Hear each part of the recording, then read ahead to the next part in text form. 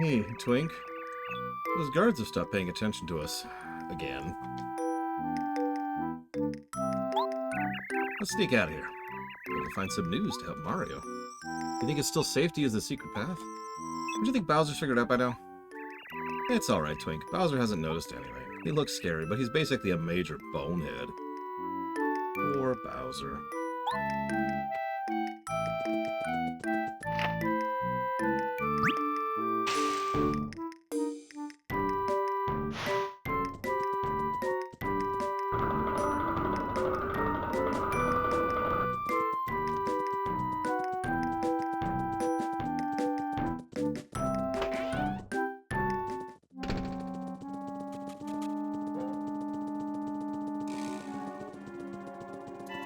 Oh, this. So some people list this as the worst Princess Peach section in the game. I'm not sure if I agree, but, well, we'll see, won't we?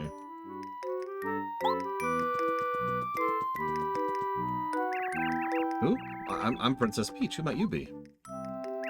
Oh, you're Princess Peach. Everyone calls me Gourmet Guy, for some reason. I guess I'd better report you to King Bowser. You aren't supposed to leave your room. But I am really hungry. Tell you what, I'll keep this a secret if you make me something really yummy. So, Princess Peach, what do you say? Will you cook me something or what? I'd love to cook for you, Mr. Gourmet Guy, but I have no ingredients and no utensils. Oh, that's no problem. There's a kitchen below us, one floor below us. It's 5-star. You can go cook there. Here, you'll need this. This key will open the door that leads downstairs. Now you can get to the kitchen. So, I'll just sit here and wait for my yummy meal. Oh yeah, there's plenty of guards, so we'll be careful.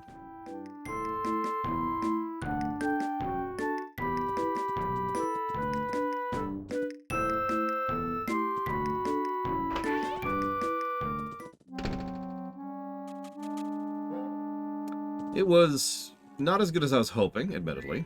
Not gonna lie. But it was surprisingly good for what it was.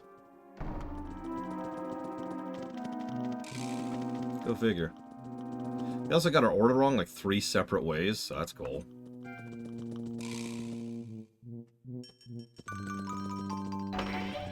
Hey, Act. And hey, Blitzful. Hello? Anyone in here?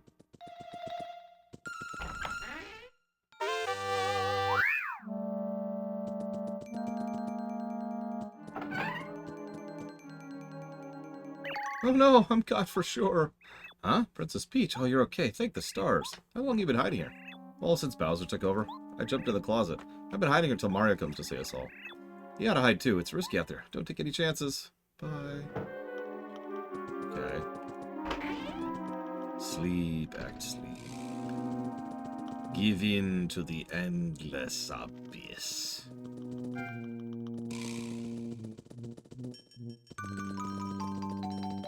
Sleep, Braygwen, sleep.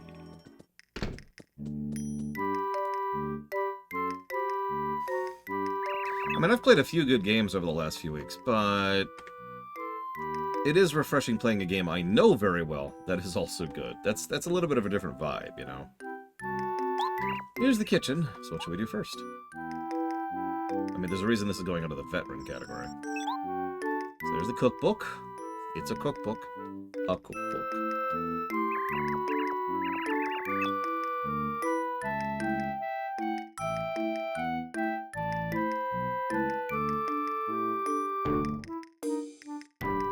Let's see.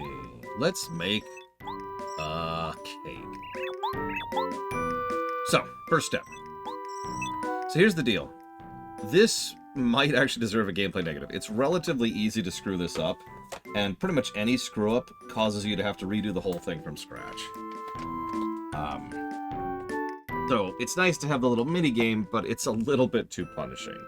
What I probably would have done is I would have changed it around so that no matter what you cook, it's something that, you know, Gourmet Guy takes, and then you can progress through the game. If you get it right, I would have given some kind of reward, instead of, you know, being mandatory to progress. So sugar and eggs in bowl.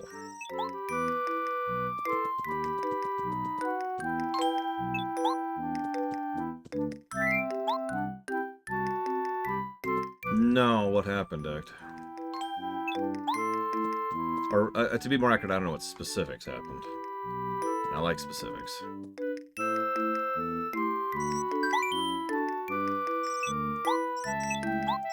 Mix and whip the ingredients. You can also add laundry detergent to this.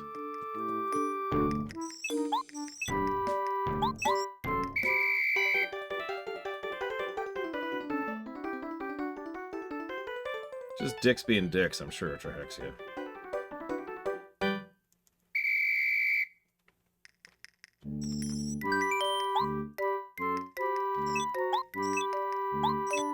Flour and butter.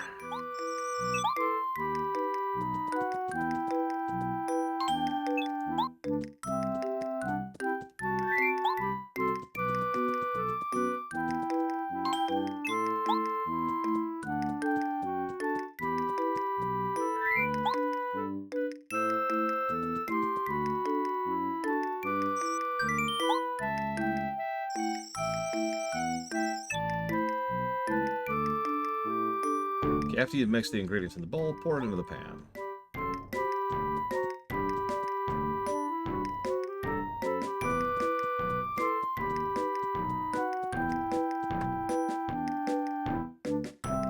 Yeah, it's just some 5-year-old being a dick, as expected. So this is the hard part. I'm actually going to save state this.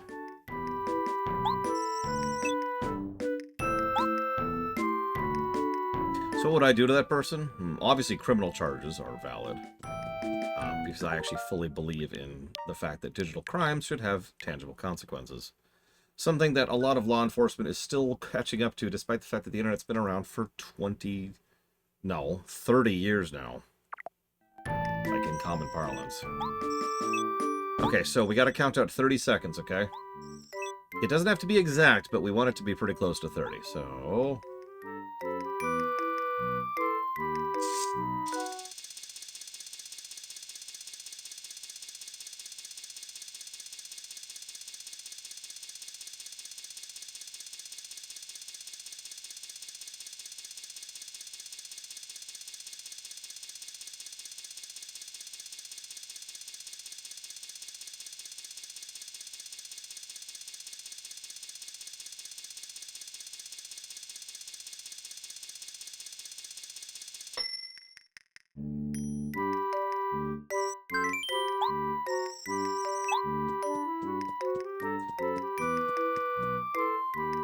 I had a timer going, if you were wondering.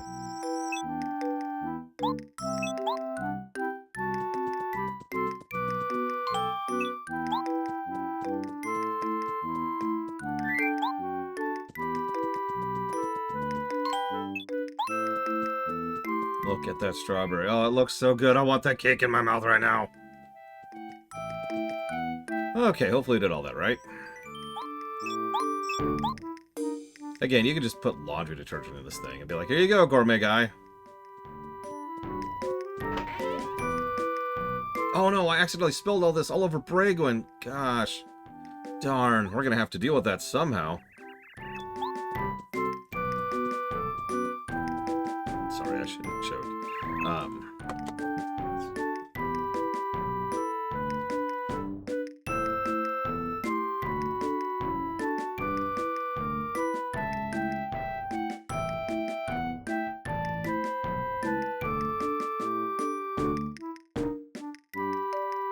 Isaac Taft. Okay, thank you. Alright, hopefully we got that right. They'll spit it out immediately if we didn't. Yep, we're good.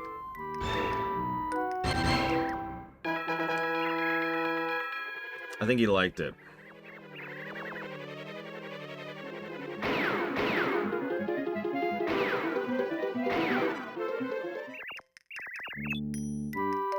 It's just, I don't know, vibe I get.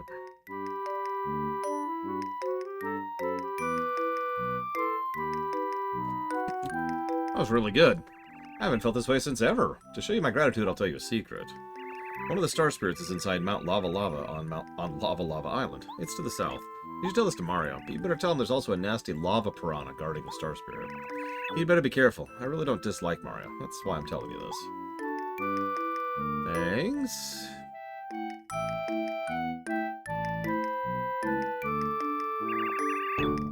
no. Bye, Twink.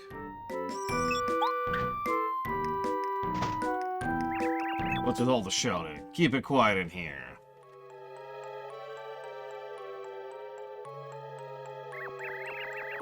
So you, Princess Peach, you've got to keep it down. You're a prisoner. And as a prisoner, you need to keep... What? What are you doing out of your room anyway? Guards, get the princess. Oh.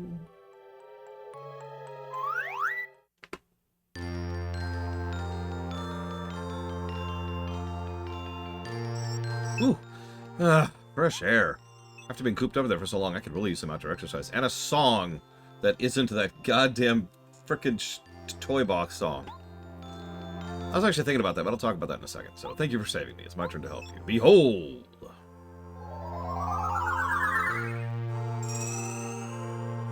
Star energy goes up to 4, and you can now use Chill Out.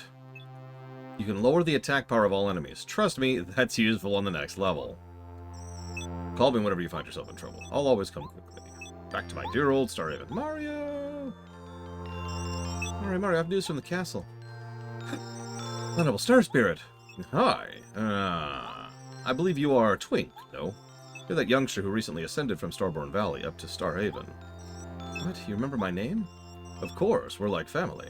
I'm so touched. Don't make such a fuss, lad. I'm sure you'll go on to do great things. Bye, Twink. Bye, Mario.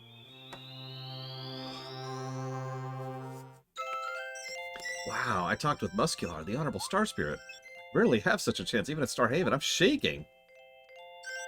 I guess you could say he has some star power. Oh, I'm sorry. I have important news from the castle. According to the information Princess Peach and I got, it seems that one of the Honorable Star Spirits is being held on Mount Lava Lava on Lava Lava Island. You wouldn't believe what the princess went through to get this information. She had to bake a cake. Bye.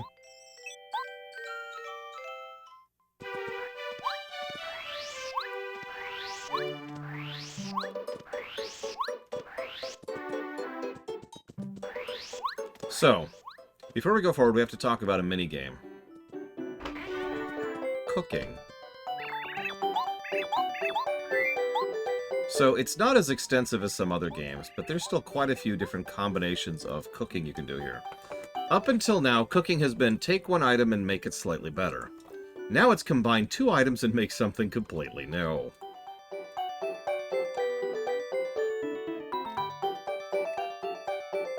So let's see here. There's all kinds of really good stuff we can make here. And unique stuff. It's the only way to get apple pies, big cookies, cake, obviously, deluxe feasts. You can make missiles, electro pops, fire flowers, and pretty much all the best healing items in the game all come from this. And again, most of them are unique to some extent or another. But now that we have access to this, there's two really big things I want to showcase. And I just got to remember here, double quick. Yes, double quick. That's a new thing now. Yes, healing cupcakes. That's not even a joke. God, could you imagine if that was a thing in real life? Here, have a cupcake, Bragwin.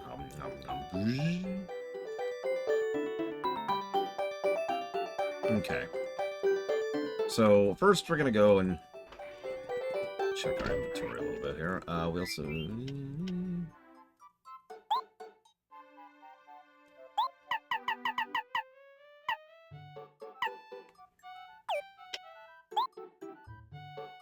We've actually got a lot of good items on us right now, which is almost a problem, because we have too many good items on us right now.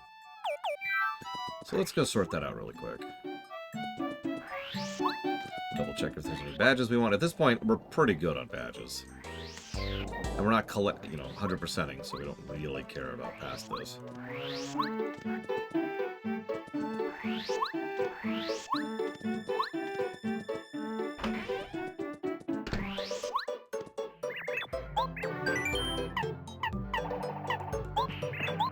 Okay, so let's bank this sheep.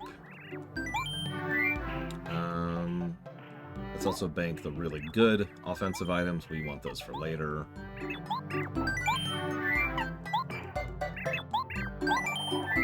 Ultra, because we don't want that for a while.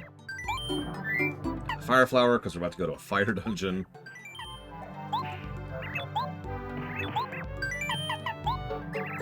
I'd like to make sure... Oh, yeah, okay, so we want our Koopa Leafs.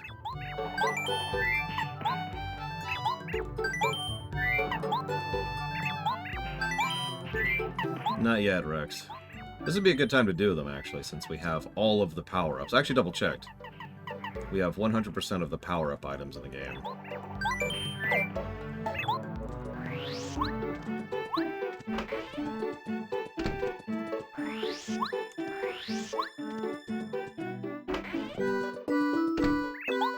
So we got your mystery note, which you can't translate because you need the dictionary. Here's the dictionary. It tells us the order in which to do the puzzle we've already done. And gives us a star shard. I'd say those are useful, but honestly, we're kind of past the point where those are useful now. I should mention, once you unlock cooking, you suddenly can do what I can only refer to as an item playthrough. Because there's badges that increase the amount of items you can use, and the amount of gold you gain after fights. And you can just kind of lean on your inventory, right? Just consumable your way to victory. It's not the most orthodox method, and I don't see a lot of people using it, but it is quite viable. I've done a full playthrough, which is essentially just item spam, and it works surprisingly well. You can also out-heal just about anything. Like, you can just stack your inventory with healing items. So I need 3, right?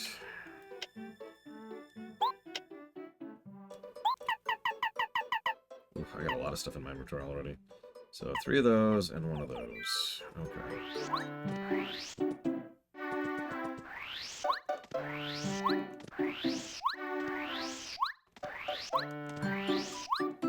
We're gonna do a little bit of cleanup really quick.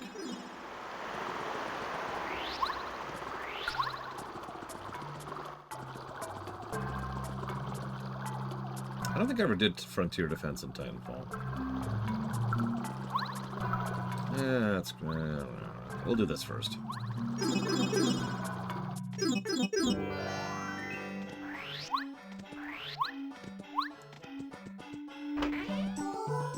Grab some dried pasta, which, remember, only costs 3 coins. Oh, yeah, I also want to show this off. So we'll grab a dried shroom, which costs 2 coins. Oh, god dang it, my inventory's already full. Really? Yeah, let's do this.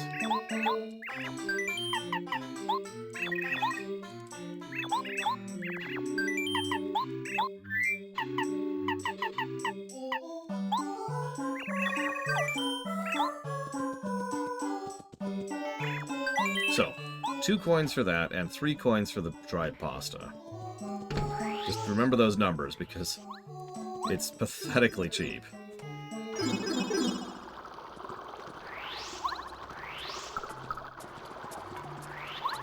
Like, I could go fight enemies at the beginning of the game and probably get that money up in a minute.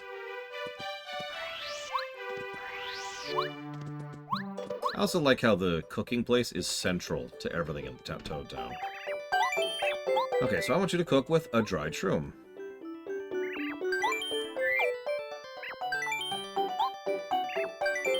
Remember what it made last time, right? A mistake, which turned it from a 1 HP heal to a 1 HP, 1 FP heal. But now it turns into a dried shroom, which is 6 HP and 2 FP.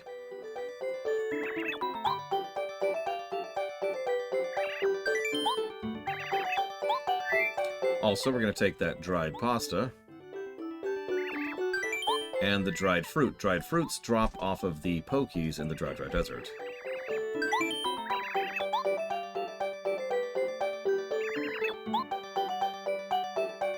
This gives us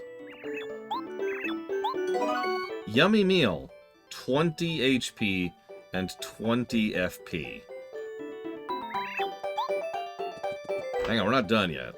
Because those are both nice, but if you're paying attention, the mushroom is just kind of... And yeah, it's nice. It's a very, very cheap, good healing item. The fried shrooms.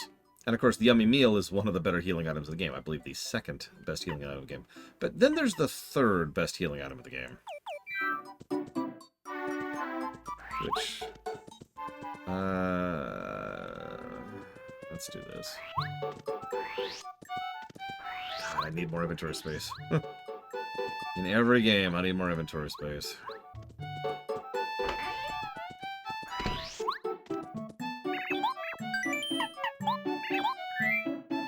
So let's go ahead and bank that extremely good healing item. And I guess we'll bank the not so good one. Well, I know what one of them is, Kitten Fan. But that one's the ridiculous one. That's the one where you combine the Jam and Jelly and the Ultra Shroom. That's just a straight up full heal. No, really.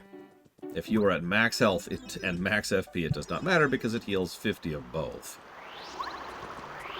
But there's not a lot of replenishable sources of those.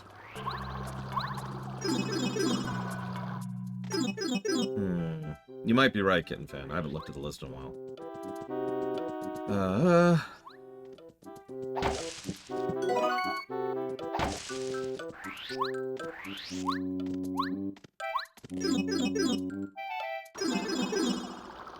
Let's see if this works.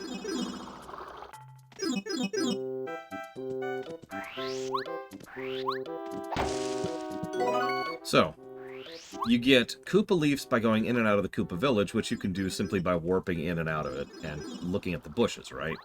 You get Goomba Nuts simply by warping in and out and hitting this tree. Both of these are free, quick, and easy. Okay? This is, in my opinion, the actual best healing item in the game. Not because it has more stats or more anything, but because it is free, quick, and easy. Come on.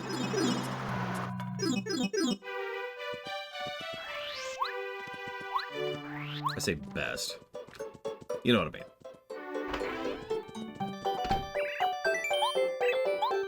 So we're going to have her cook the Goom Nut and the Koopa Leaf.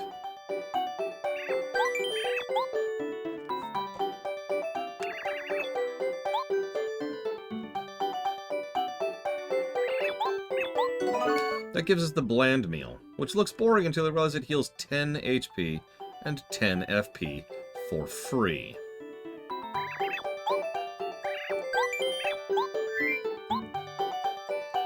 Whoops, I didn't do that.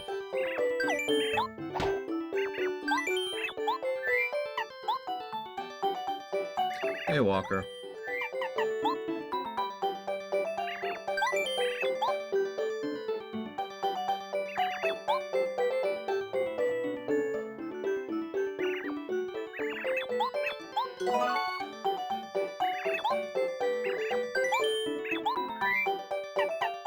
Yeah, at a certain point of health, if you actually level that high, it's honestly just better to rely on other sources of healing.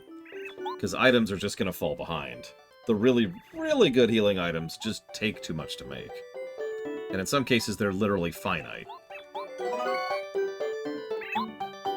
I love it. It's a bland meal, and yet it's a 10 and a 10. Jeez. Okay, so 2 life shrooms, 3 bland meals, and some snow dolls. But I also want to grab the other items back out, and then we'll go to the last level and destroy it. And by last, I mean 5th out of 8.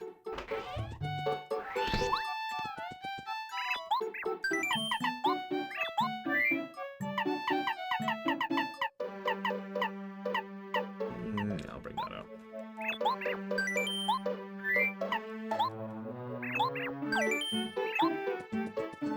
Hopefully I'll gain at least 1 level before we fight the upcoming boss, because that would actually help out a lot. Oh, speaking of which, wrong way.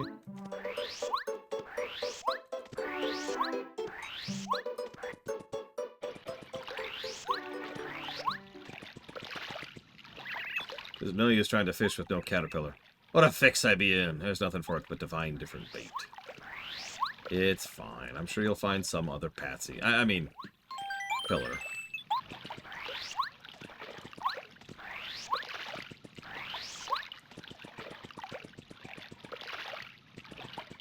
Here's Colorado. Who am I, you say? Why, my dear chap, I am none other than Colorado, the character you're probably going to be sick of in about an hour.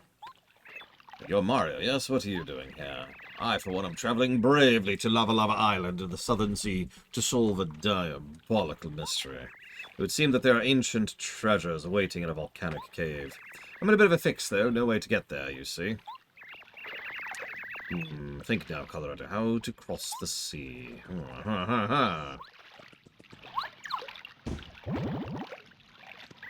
Ouch! What are you doing?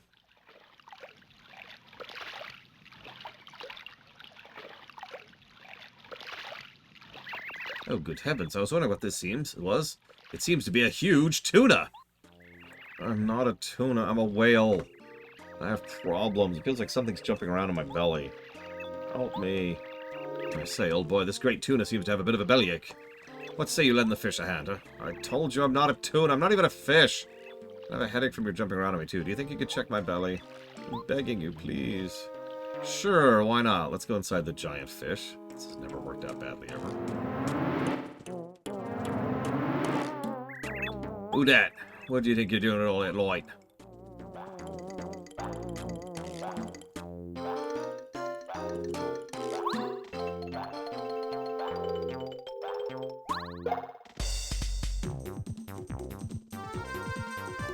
Hey, fella. You want a piece of this? You got it. I'm on his all lit out. Get ready for some pain. Okay. If you insist.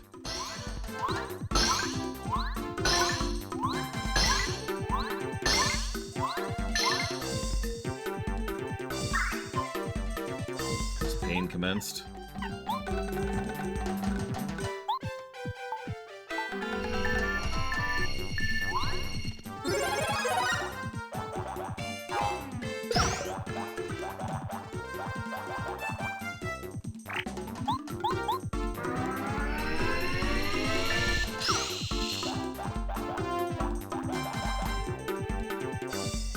Well, that sucks.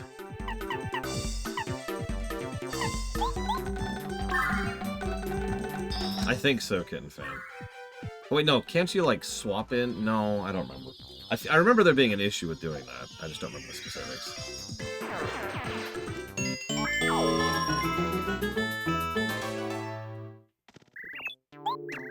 First, I think I get away from the old fishing man, then I get swallowed up by some huge fish. And this fella goes with a mustache goes upside my head. Just been falling out of frying pans in a fire since I was a grub. Talk about a lousy long life. Alright, it's me. You know the whale? Can you hear me? That stomach ache, yeah, by the way, what is going on inside of your stomach? You have bottles and crates and a freaking boat in here.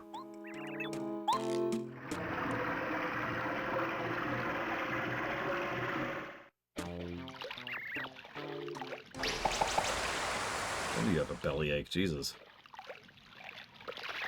Hey, it's you. Yeah, that dumb old fish that ate me up, old such. You plumb idiot. I thought it was a goner for sure. I'm awfully sorry. I was just having a nap with my mouth open. Well, I suppose I can see my way to forgiving you this time, but you just watch it.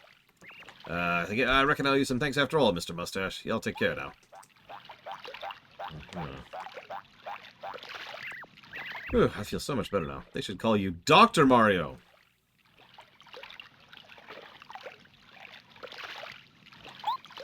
There must be some way I can express my gratitude. I've got it. I, the tuna. I, the whale. I'm quite good at swimming. To express my thanks, I'll take you anywhere you want to go. Pardon the eavesdropping, but you say anywhere? You old tuna tamer, accompany me to the shores of Lava Lava.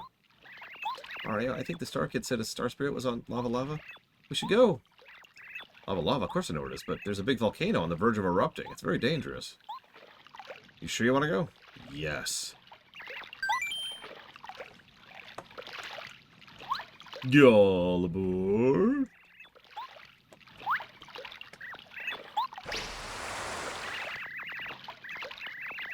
Mario, do you ever think about how strange life can be? I do.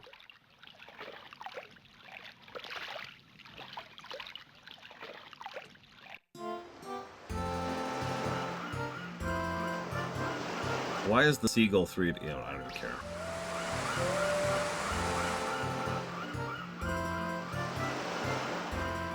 Yeah, I know there's the Waka method of getting... The Waka, excuse me, method of getting things. Chapter 5. Hot, hot times on Lava Lava Island.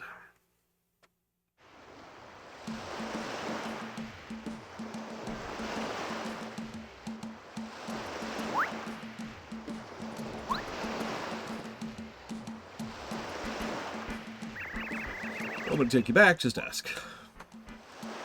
Yes, well, finally made it, huh? So this is Lava Lava Island. Smashing!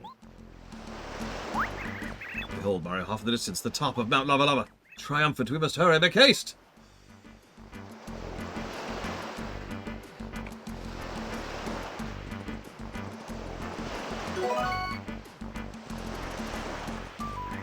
Well, that does sound terrible, Mr. Red, but it's okay, because I forgive you this time.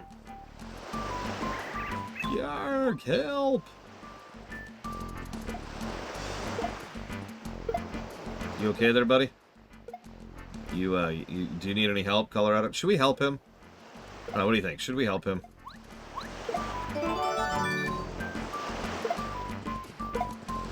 I mean, we really don't have to. But I do want to level before we get to the boss.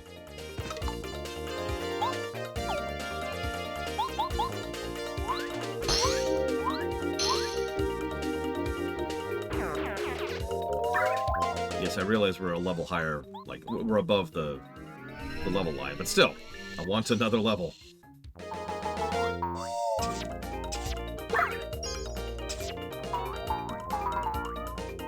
Did you have to use kissy sounds for that? Yes, I want a lava level.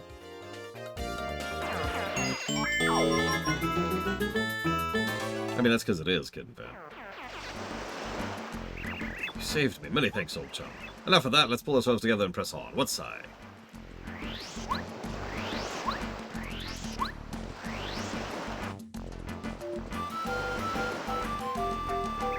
Hi, hello, howdy. This is Yoshi's Village. Lava Lava, you say? Well, the volcano's there to the east of our village, but there's no way to reach it. Besides, the village leader said it's best not to get too close. It looks like it might erupt any day now. How do you know a volcano looks like it's going to erupt? Like, is that a thing?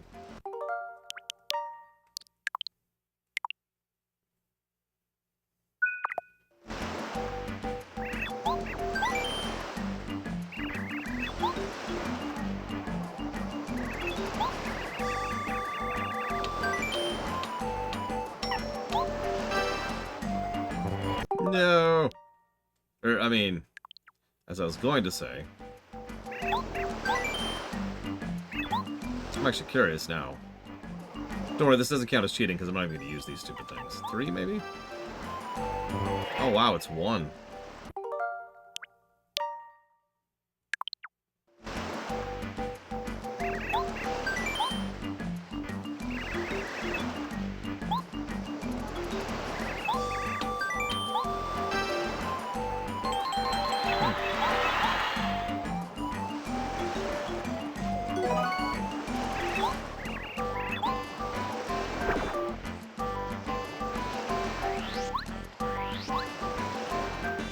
Here's the chief. Welcome to you, Mario. I am village leader of Yoshi's Village. You come seeking help. Do you want to go to Mount Lava Lava Land? Well, the entrance to the volcano is very difficult to get to. The volcano has awakened. I think it may be too dangerous for you to go there. Oh, okay. Off to the volcano, then. Bye. Oh, hey, look, a bunch of Yoshi children. We're the Fearsome Five. When we arrive, it's live at 5. We always stick together, even when we're being bad. Speaking of which, today's the day we put our secret plan into action. It's so cool.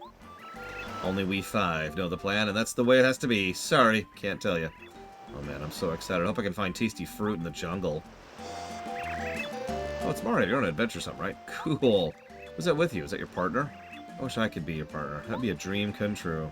The grown-ups won't let us out of the village because they say it's too dangerous. That meddling old Cheep Cheep is always watching us, and she won't let us into the jungle. We'll see about that. Us guys, the Fearsome Five, we ain't afraid of anything. We're the Fearsome Five. We play hide and seek together. We can't leave the village, though, so it's sort of boring. I want to play something bigger, more exciting. I want to see the jungle. It's dangerous. Now that'd be exciting. We're the Fearsome Five. We're all best friends, you know. We're together when we play and when we're in trouble. We're together when we play and when we get in trouble. We're always together. Of course, now we're playing hide and seek, and I'm it. I hate being it. Oh, it's Mario. Hey, Mario. Looking for adventure? If you want, I'll go with you. You won't have to worry at all. The Fearsome Five's got your back. We're not scared just because we can't go because that meddlesome Cheep Cheep. it's so rare to have visitors these days. I'd love to stop and chat, but I have my fins full. I'm watching these boys who are very, very naughty, so they don't do anything dangerous. I can't prove it yet, but I think they're planning something. They think they could fool Sushi. They'd better think again. Question.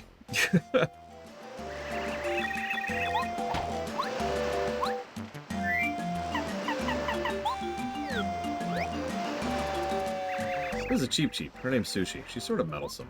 At least that's what the Yoshi kids say. According to them, she tries to control their lives. I think she's just trying to take care of them, but doesn't know how to seem to be succeeding.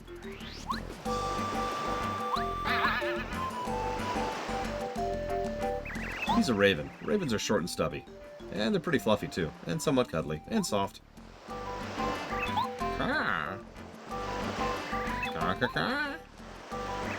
Oracle of the Stars. Mario comes to this island.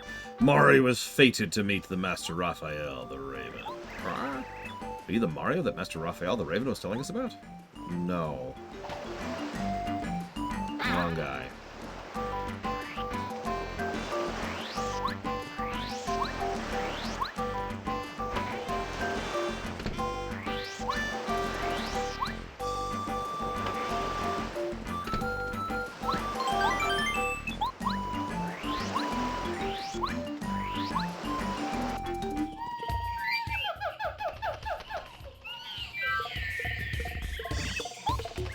Eek, help, help!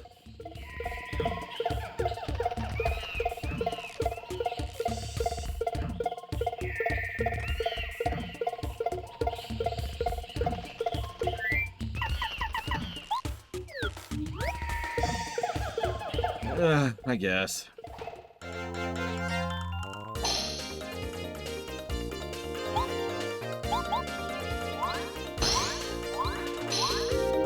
It's okay, Bragwin. He's British.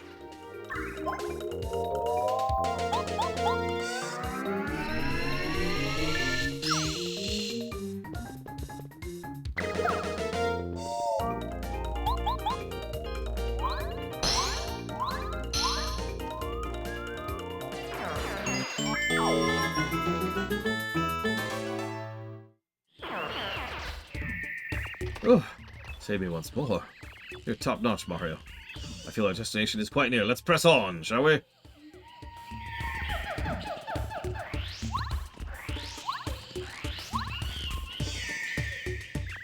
So there's the dungeon. Right there. It's like the entrance to the volcano, eh, old boy? Somewhere in that volcano are the treasures I'm looking for. I know it's the secrets of an ancient civilization. And yet I can't find a way in. Bit of a sticky wicket. But I shall not give up! A good explorer never stops gathering information. Let's go back to the village and look for clues.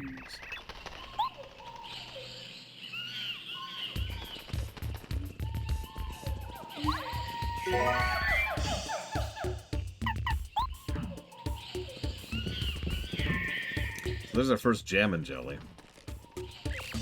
Gag! Stop! Stop it! Dude. Oh, did you think I was beset by enemies again, old boy? Just a bit of a joke. Explorers must have a sense of humor, don't you know? At any rate, let's move on. See, the difference between Colorado and Junior Trooper is... Well, Colorado gets his comeuppance. Junior Trooper doesn't.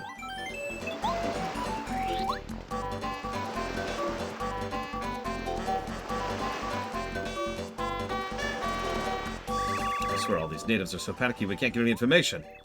I guess someone had better solve their problems. Yes, oh my god, the children are missing and they've taken off to the jungle. We don't know where the Cheep Cheese is. You're gonna save them, please, quick! Oh my god!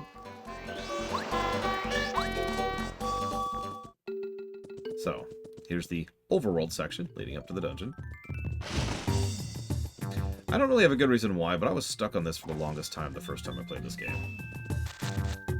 I think it's because a lot of the foliage doesn't make it super clear you can get through it, and so I just assumed you couldn't.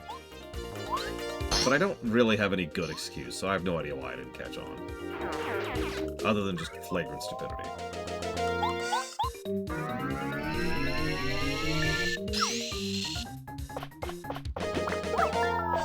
Oh yeah, I hope you like poison. You like poison, right?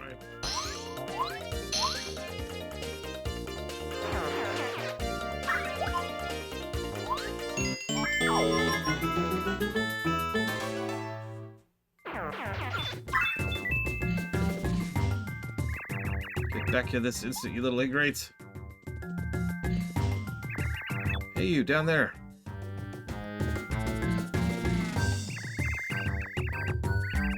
So embarrassing. I'm stuck in this tree. Can you help me out somehow? Sure. Now try harder.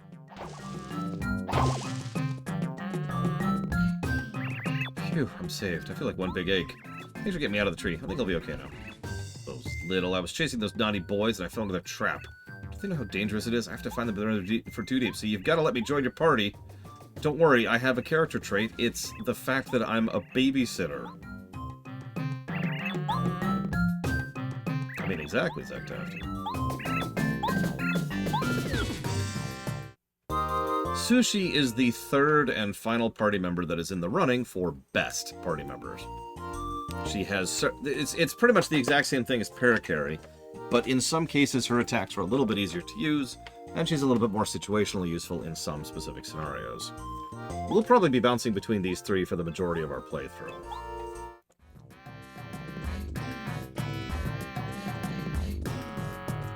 Her main utility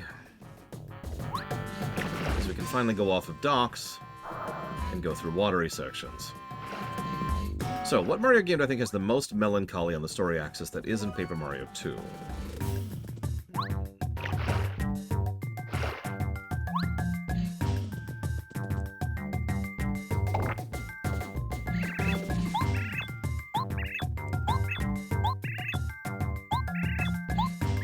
I love this, by the way. You talk to the guy and you're like, give me the seed, and he's like, no.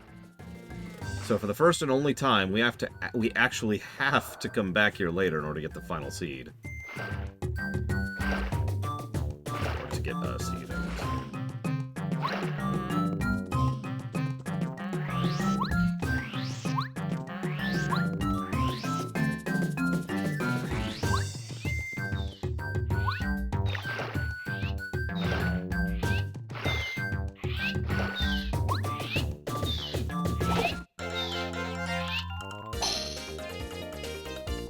So this is what she does with her basic attack.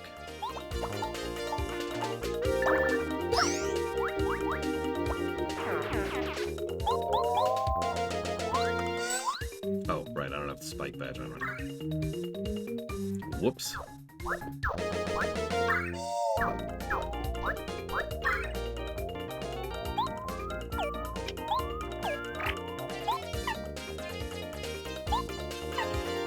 So yeah, she also has a site-specific attack, just like Parakarry does. So both of their basic attacks are very similar. I prefer Sushi for both attacks because they're a little bit easier to control than Parakarry's. A little bit faster, too.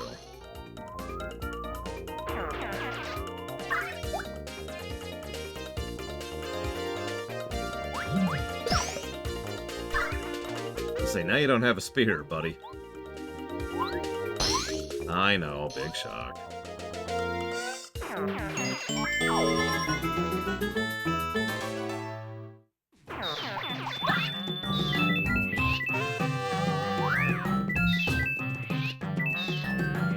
Yeah, see, I was trying to debate the usage of that word, melancholy.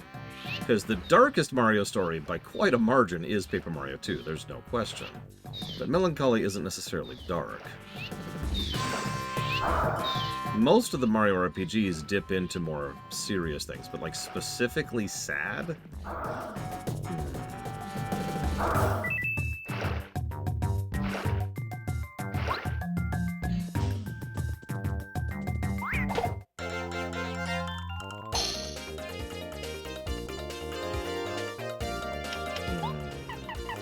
Do me a favor, delete these.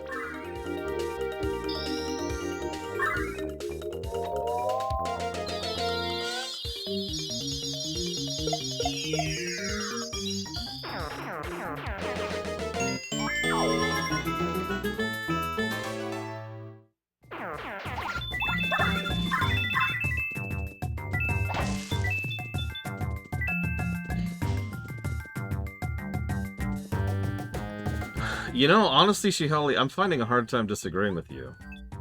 Mario and Luigi 2 is pretty, yeah. So, Parakarry's first upgrade gives him the ability to just delete an enemy randomly. Well, not randomly, but there's a chance. Her upgrade gives you a defense upgrade, similar to how Watts gives you a offense upgrade. Double checking something really quick. That's all right. That's all right.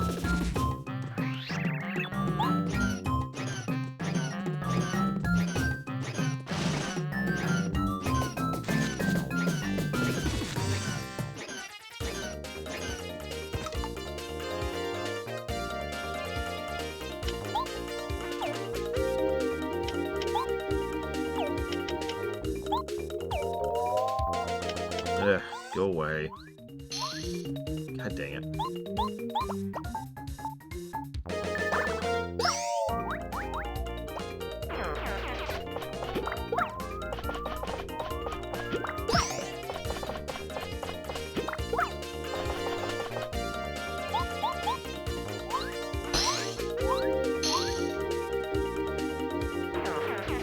You know what? Yeah, I think I'm going to go ahead and go with Partners in Time. Mario and Luigi 2. However, I'm going to add the caveat that Paper Mario 2 is, if you do the whole game, essentially. A lot of the more sad elements of Paper Mario 2 are in the background lore. The stuff you have to actually go out and seek, right? By contrast, Mario and Luigi 2, it's right up front. Like you mentioned, walking through the ruined Toad Town is a great example of it. That's MSQ, right? You can't avoid that.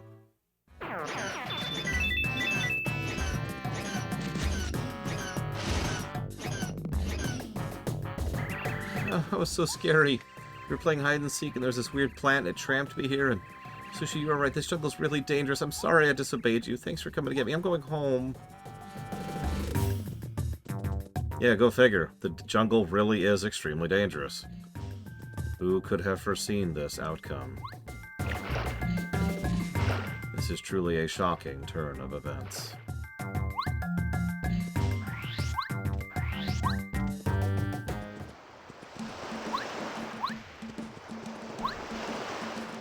Ah! Doesn't matter. There's like a shortcutty thing here, but whatever. We'll just do this.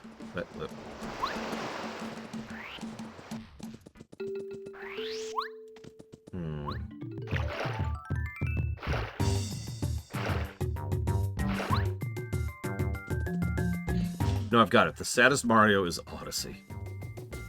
For Bowser, specifically.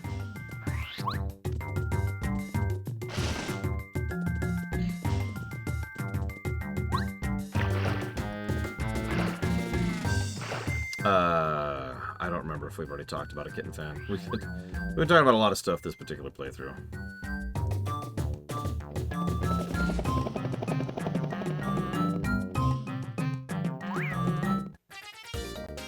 Hotel Mario. The only Mario game I've never played at all, and never will.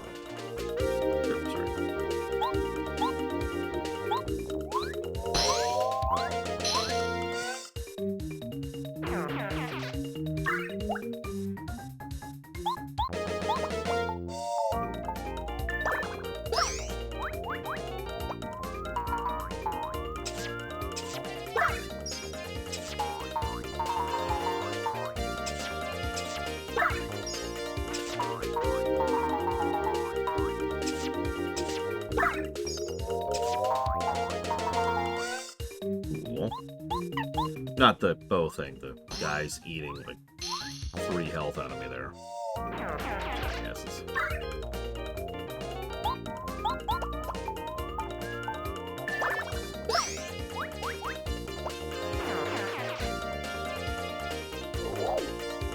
Don't duplicate. Come on, dude. In public? Really?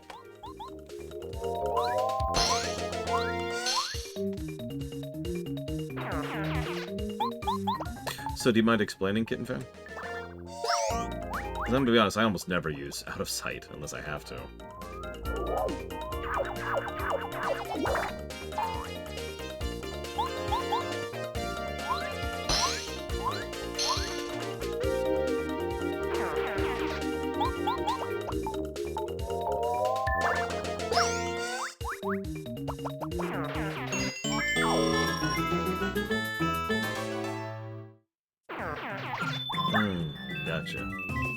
wonder if that's an oversight, because it almost feels like one.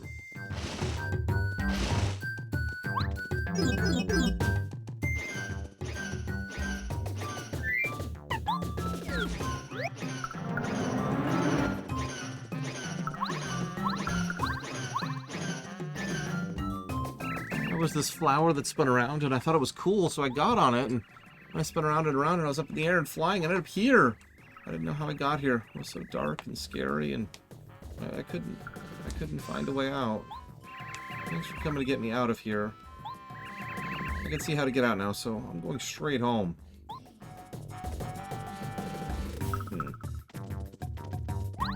That does add some interesting functionality to the bow. And yeah, I'm willing to say with decent certainty that that probably is just a bug. Well, just a bug. So if they ever do a remaster of this game, they're probably going to get rid of that. I've been told they've been doing some rejiggering of some of the specific strategies you can do in Paper Mario 2, so that wouldn't surprise me.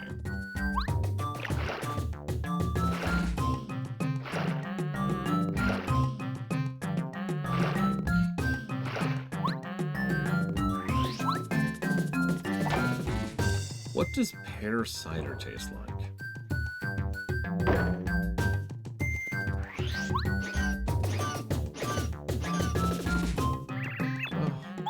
We were playing hide and seek. I had to be it, but I couldn't find anyone. I was wandering around, I got lost, and you were right. The jungle's really scary. Thanks for coming all the way to look for me. I'll be a good boy, I promise.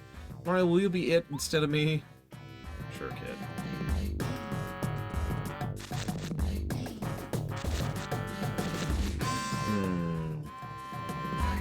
No, that's a good point, Kitten Fan.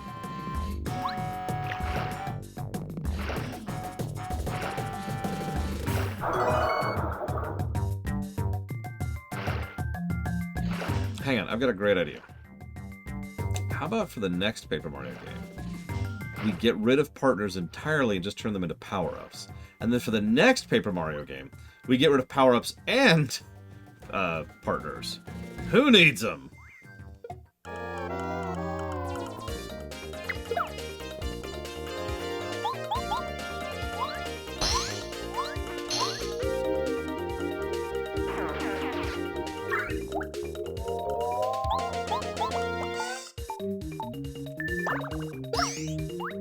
By the way, for those of you not aware of the joke I'm making, that's what actually happened. Super Paper Mario has no partners. It technically has different party members, but in a very vague sort of a way. The partners were turned into power-ups. And then in Sticker Star, there's no partners or power-ups, there's just stickers. That's all everyone likes is the stickers. I mean, paper. Color Splash is actually interesting because it's a better game than Sticker Star pretty much top to bottom. Except, it still has the problem of the sticker-based combat. In fact, in several ways, it's actually worse. That's getting into the weeds, though. Why did they do that? You know, I actually have no idea. I'm not the person to ask that. Yeah, because Nintendo is probably the honestly accurate answer to that question.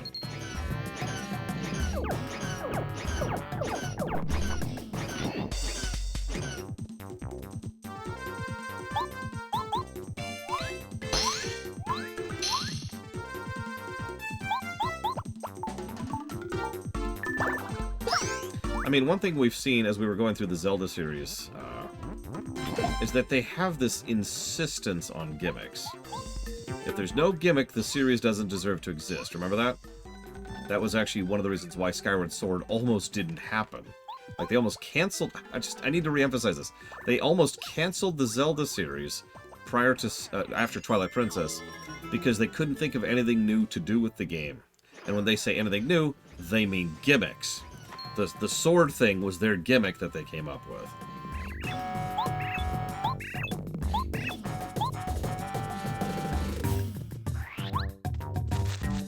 So, yeah. They were like, no, we gotta vary it up. We gotta gimmick it up. And it's worth noting, pretty much every Paper Mario game from Super onwards has been very gimmicky.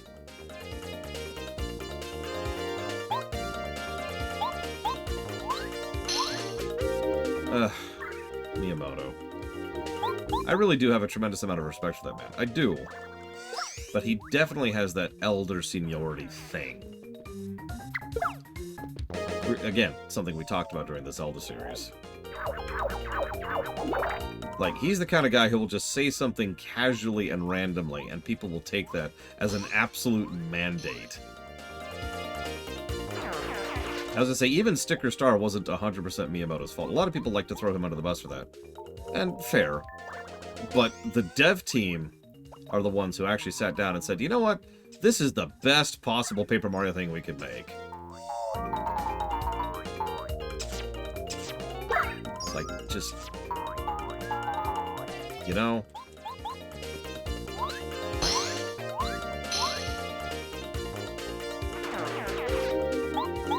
Here's my lava level, speaking of which. Oh, hang on, I thought he was dead.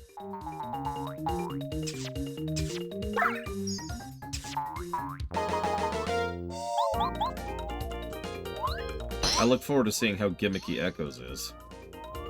Or if it's just, I don't know, a good game. True, getting fan.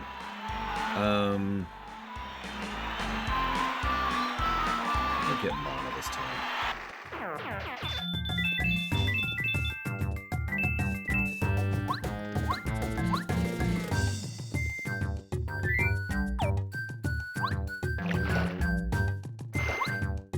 That's true. I tend to come down hard on gimmicks because gimmicks tend to ruin games. But there's that all-important tend to in that sentence.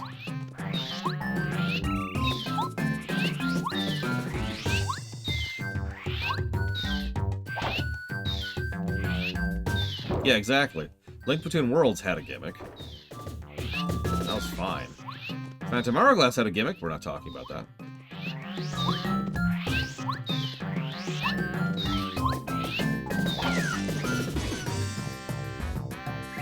Ugh, morning. Oh, it's Mario. What's the matter with you? Oh, you're looking for me? Oh, sushi, too. We were playing hide and seek, and I got real sleepy. I figured I'd take a nap here. There's nothing to be worried about. The jungle's not so bad. I started getting a little lonely, though, so maybe I head back home. No, we don't talk about Phantom Hourglass in this house. All joking aside, what's actually fascinating, even for me, and you know, I've already given my detailed opinions on Phantom Hourglass. I don't know why I did that. The catch there is that the drawing gimmick actually worked pretty well sometimes. I know it sounds strange, but I stand by how much being able to draw on the map actually added to the gameplay. In addition to just being nice to be able to take notes on the fly in the game, a lot of specific things were, specific puzzles, excuse me, were designed around, hey, here's the solution, and you were supposed to, like, sketch it out so you could see it later. I kind of liked that. Yeah, there's a thing in the middle of these points on the map. Draw. I liked that. Controlling Link with the stylus, that's not as good. Combat with the stylus, that's the real problem. If it was just moving around and there was, like, an attack button, that would have been fine. But no. It's all stylus. All the time. And then I killed myself. The end.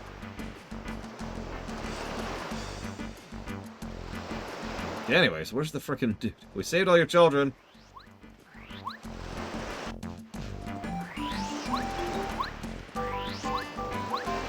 There he is.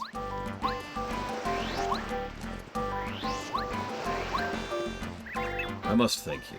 You have saved the children of the village, and I feel no expression of our gratitude could be enough. You truly are a hero. We deeply appreciate your valor. Least I can do is this. So, follow me. I thought it was here, somewhere around here. There it is. A Jade Raven. Whenever events beyond our control occur on this island, we ask for the help of Raphael the Raven, the island's master. If anyone can help you reach the volcano, it's definitely Raphael the Raven. He lives in the depths of this island. If you place the Jade Raven to the statue of Raphael, the way into the depths of the jungle will appear. I haven't been to see Raphael since I was a young Yoshi. I remember it was incredibly difficult to find him because of the trees and shrubs, so I'm sure you'll find the path. Wait just 1 minute, you must have one heck of a story behind you, Mario. Why in the world would you want to go to Mount Lava Lava Land? It's very hot and very dangerous. If you aren't extremely careful and lucky, you'll be roasted golden brown. You don't care. You guys are going there anyway. I am not approving of this. Huh? Oh, you're going to because you want to save the princess from bad guys? What a touching story. Romantic stories like that just touch a soft spot in this heart of mine. That does it. I have now joined your party permanently. Enjoy that, because that's pretty much the last dialogue you're ever getting from her. She's apparently a romantic and a babysitter. There's her personality. Look, I didn't write this. Don't look at me.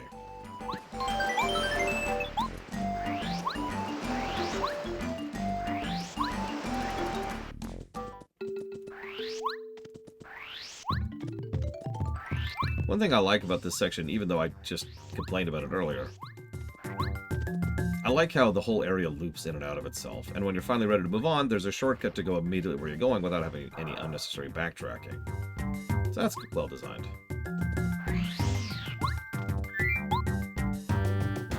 Scooch, please.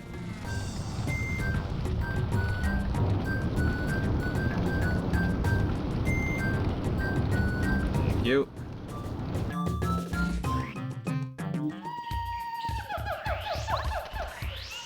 What, Brady? You don't want to voice Sushi?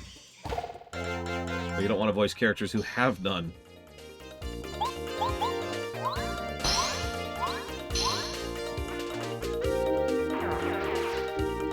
Yeah, no, there's just way, way, way more character in the second game. Like, across the board, it's kind of strange.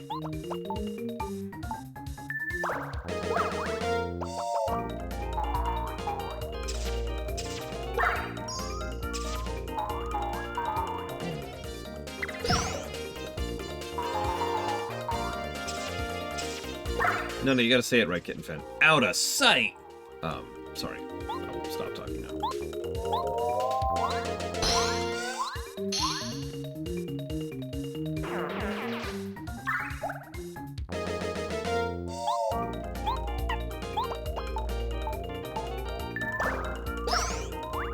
I mean, it makes sense considering the circumstances. They had a fairly decent amount of this game developed before they ever actually sat down and started codifying what they were making. It was always expected that Square was going to step in and fill in the blanks, and then, you know, that fell through. What's really funny, obviously Square and Nintendo had a bit of a falling out, but by every account I was able to read, Square was still willing to work on this game, if not for one crucial problem. Now, this is going to sound strange considering the timeline, but it's true. They were working on FF7 when they were asked.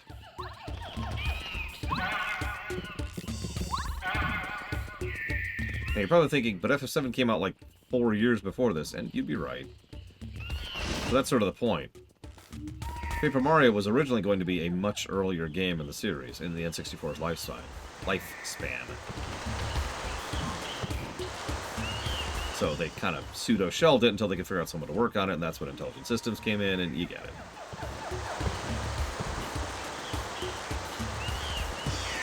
Listen, you're not allowed to have fun in WoW, Mr. Red. I think you know the rules. I'm going to have to consign you to playing 12 hours of EverQuest now.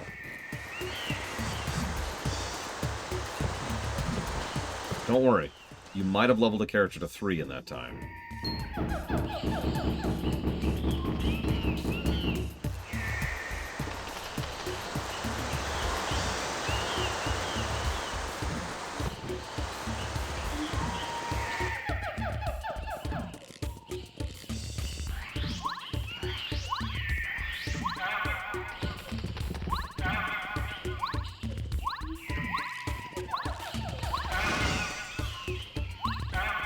No, Lotro at least has some quality in it. You have to play something that's almost completely irredeemable.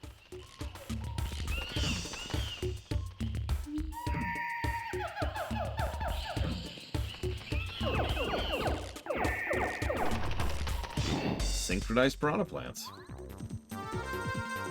And a white Magikoopa.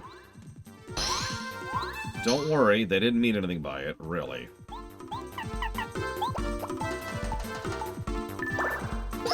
I mean, I said this earlier, Walker. For all intents and purposes, once we reach WoW, we have caught up on the queue.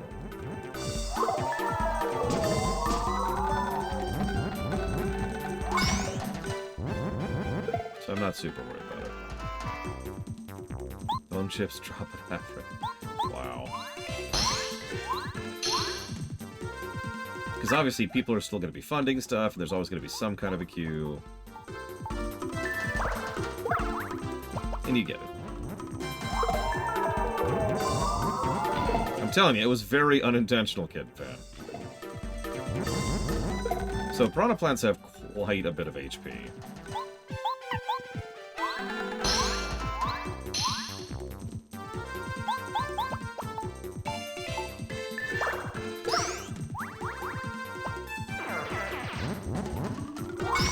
And their basic attack has a chance to do the frickin' poison thing.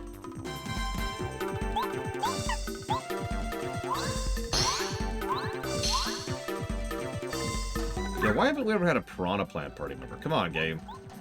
Work with us here.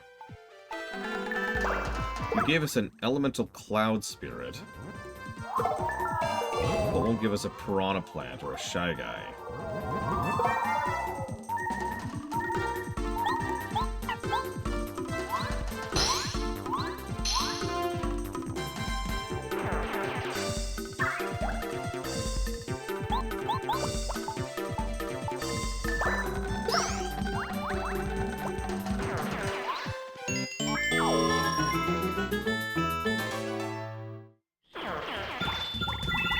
So that hurt a little bit.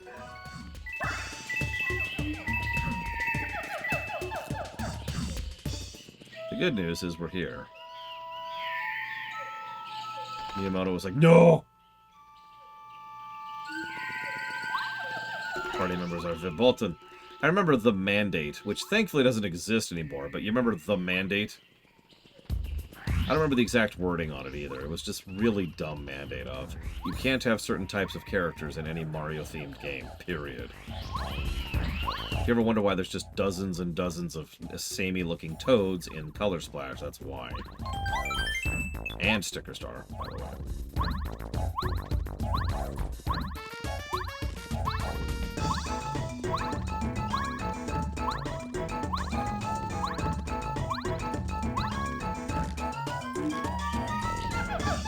I'm trying to remember the wording on the mandate because it was really strange. It was like no repetitions of unique characters from previous games or such and such or what you think.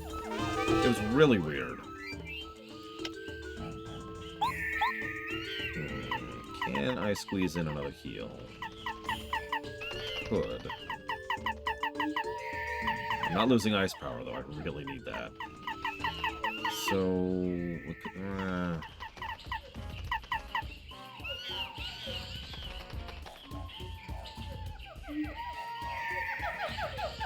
I guess I'm just going to live without that. I do not have room for it. We're probably in the badge setup we're going to use for most of the rest of the game. Minus the ice power. Yeah, it was like, can't add new characters and can't touch on the Mario. I don't remember. It was something dumb. I should mention that mandate is now gone. Odyssey proved that, along with Wonder. Hopefully Brothership will be, you know, a good success too. I've seen a lot of hype about it, so that's nice. Oh, welcome. Sorry, I'm so surprised, but I can't remember the last time someone came up here. Sure has been a while. What? Oh yes, affirmative. I'm the master of this island. Call sign, Raphael the Raven. If you have any problems, just let me know. Go ahead, out with it. Ah, you're Mario. I see, roger that. You can't find a way to reach the volcano, is that it? Yeah, it's a problem. Not for me, though. I'll help. To be honest with you, I knew you'd ask something like that. I got a message from the stars, so I knew you were coming. I got something exceptional to give you on the way that ought to help you out, though. But that's for later. Right now, let's take care of the volcano problem, okay? What he said. I don't know how they're flying. Don't ask.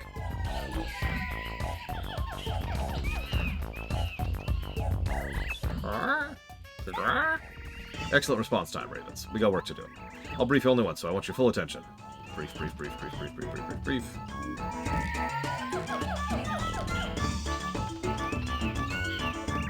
And it must be done just as quickly as possible. Got it? I should hope so. Let's move, Ravens. Follow me.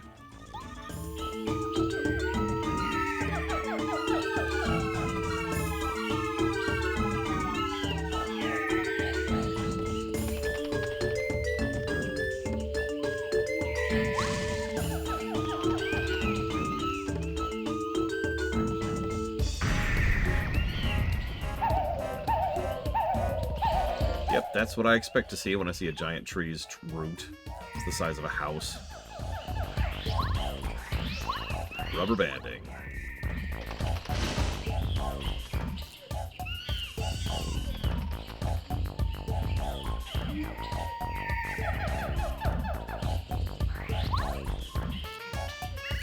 Alright, everyone ready? Get to work.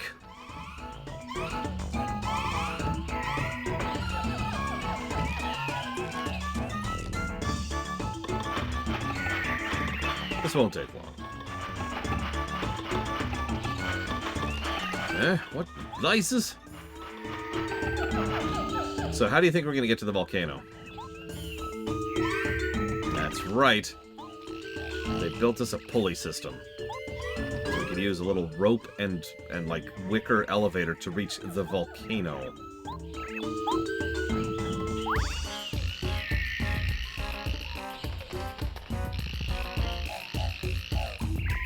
Koopa, what a maverick, charging the volcano. He's bold, I'll give him that. Bold and certifiably nuts. But enough about that, I want to give you that important item. Here, take it. The Ultra Stone! Now we can upgrade our party members a second time. Finally. Chapter 5 of 8.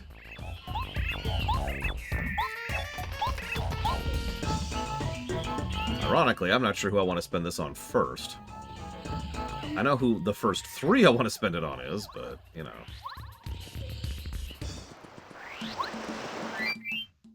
That's what I thought.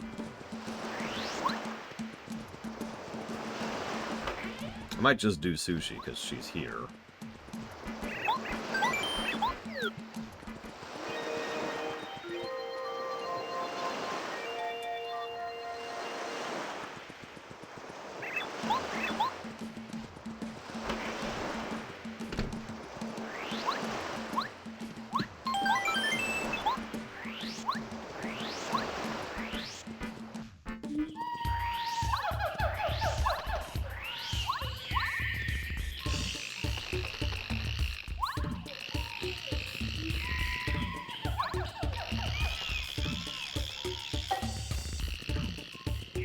So, the actual dungeon.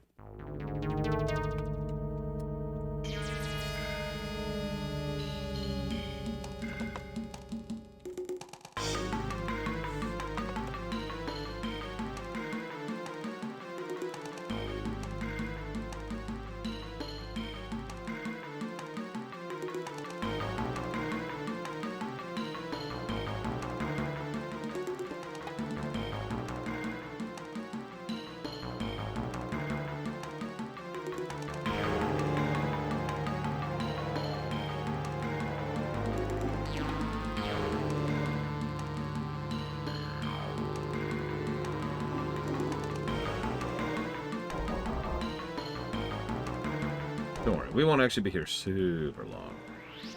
We gotta help out Colorado, after all. Identified as Mario. Alert, report to boss. Alert, alert.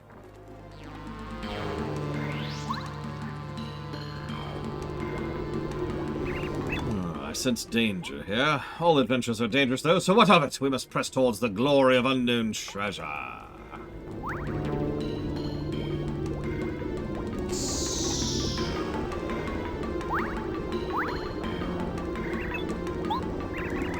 Wrong with this rock? It sank right into the lava.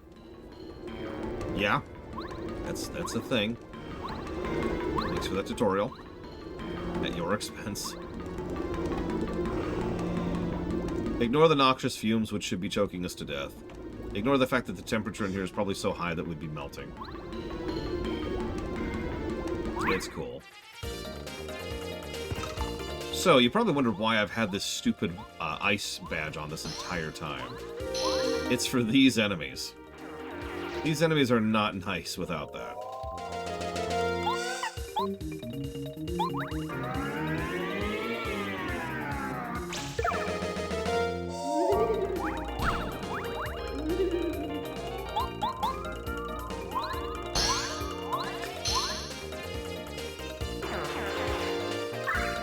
Sadly, it means that Mario's going to be kind of soloing a lot of this dungeon. Yeah,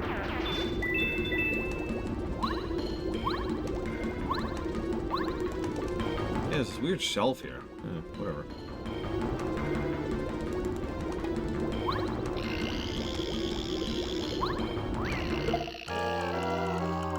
So here's the much worse beetles. Much worse beetles. Oh, of course, Lo.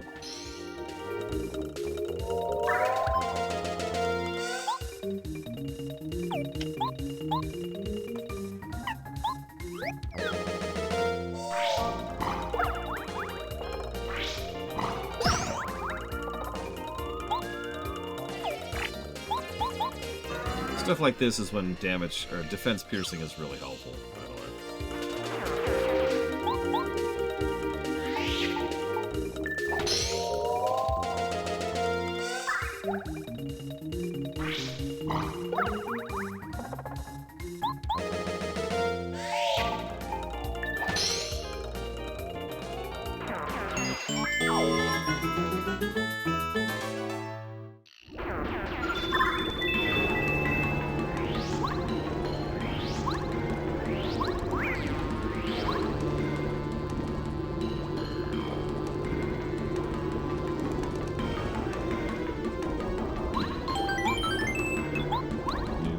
Block that we can't progress past.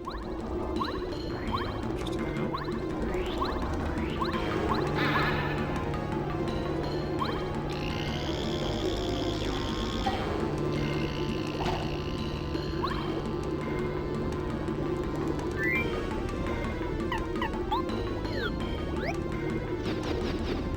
Can't even pay attention more.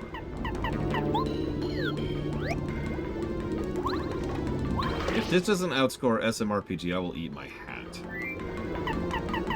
I know I put that up as a question in the poll for this game, but honestly, this game crushes SMRPG for me.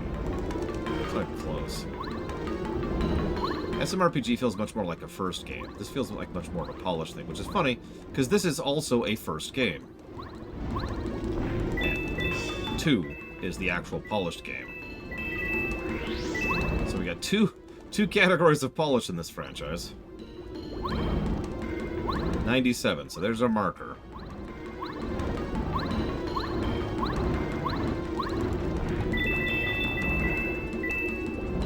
I just need money, okay? I just need a little more money. If you just had a little more faith, Mr. Red.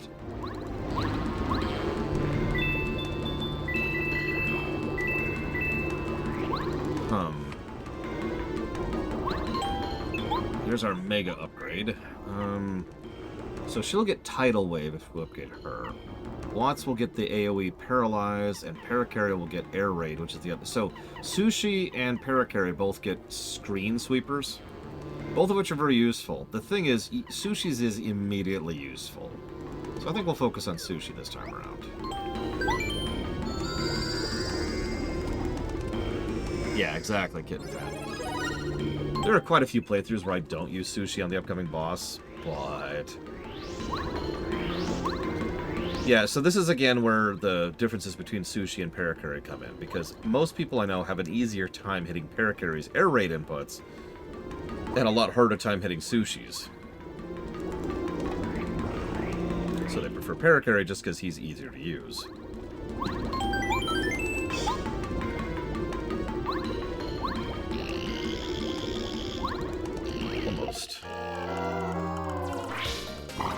I do want that badge that's up there, so we'll work on that.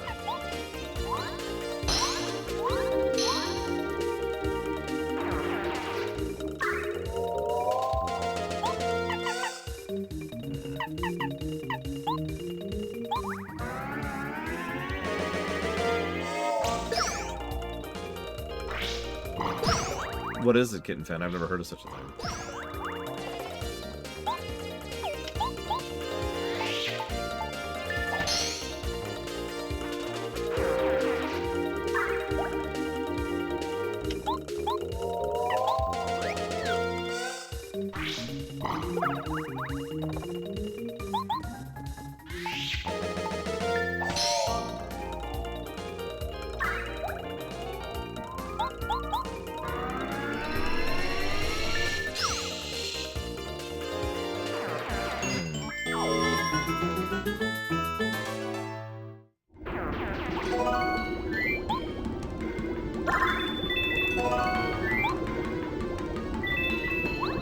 Away from the loot.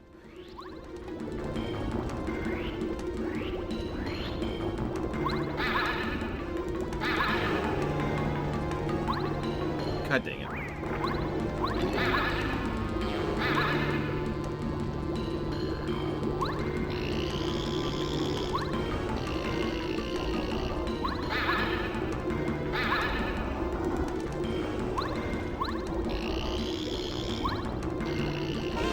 So this makes the damage we take from fire go down by 1.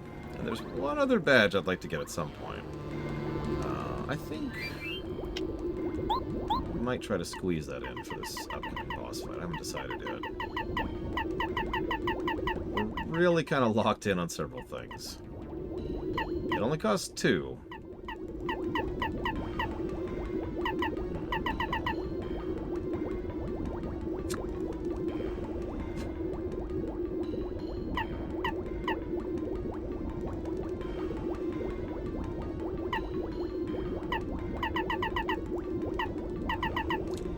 I'll think about it. Oh, I hate that Brigwin. Although in my case, it's usually my nieces who are like, hey, grab. And I'm like, no! And then I have to clean my glasses for like 5 minutes.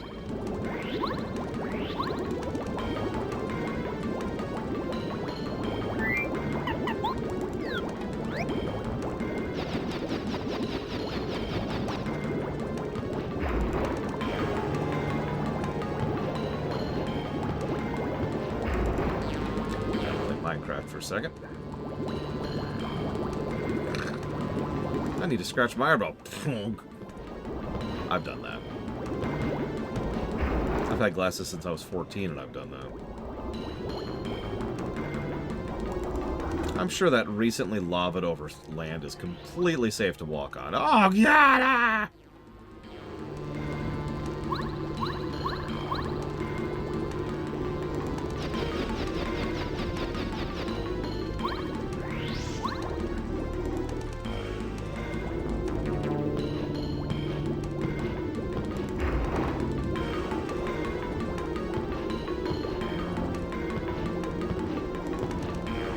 I feel like one of the other things I would add to the Bowser faction specifically is they're one of the only factions that can harvest good resources in lava tiles.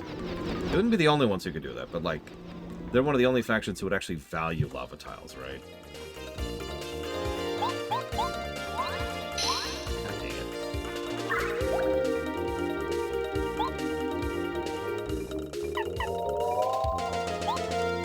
Well, I've never shown this attack off, so let's show what this does.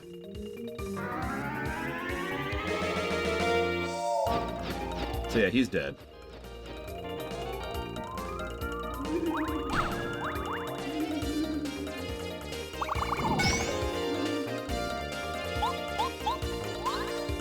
Yeah, you don't get any experience for it, but it does just delete an enemy from the field. I prefer the defensibility on Sushi, so again, Sushi is better.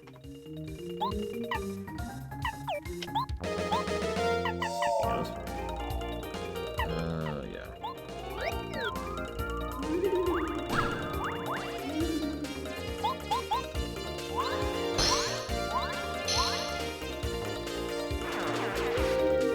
I do miss having a traditional healer in the party. If there's one and only thing I like about Super Mario RPG over these games, it's Peach and her heals. Her crazy, crazy heals. Hammer upgrade.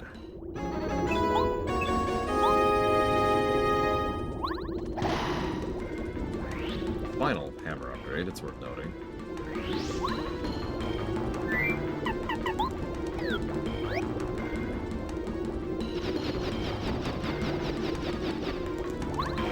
Oh my god. No, you're right though, Shihali. That makes total sense. Evolving the meta before your very eyes.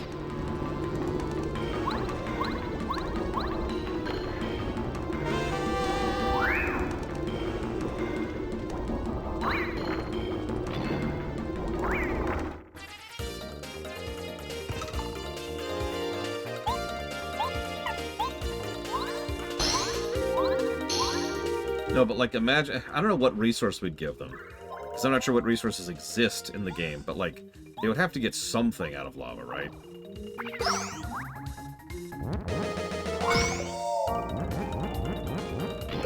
Something that most other races just couldn't get out of lava at all.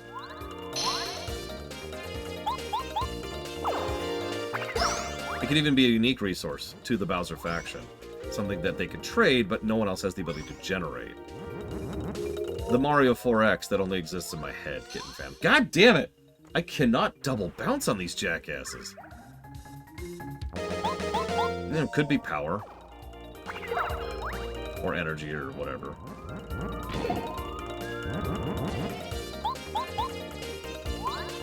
Well, I'm thinking like, because in like Civilization 5, for example, desert tiles is a good example of a tile that's completely useless unless you happen to have the technology or be one of the factions that specifically pulls money out of desert tiles, right? Same vibe, right? This is useless to me, unless I'm the right faction.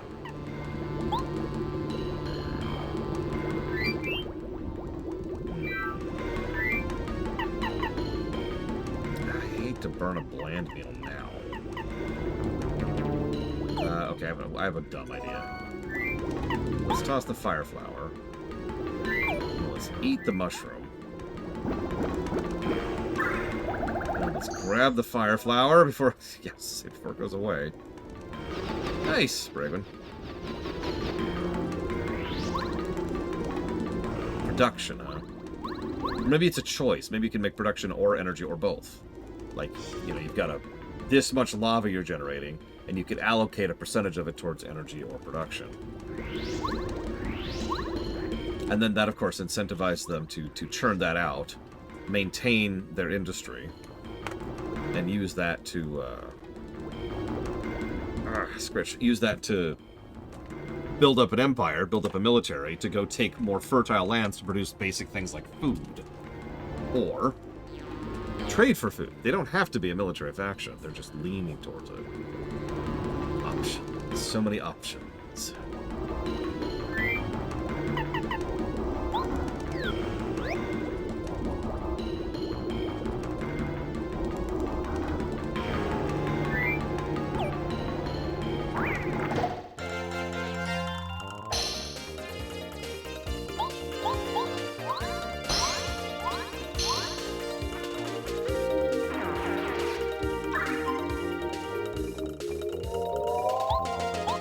In this case, I think being picky is probably the right call, Braven.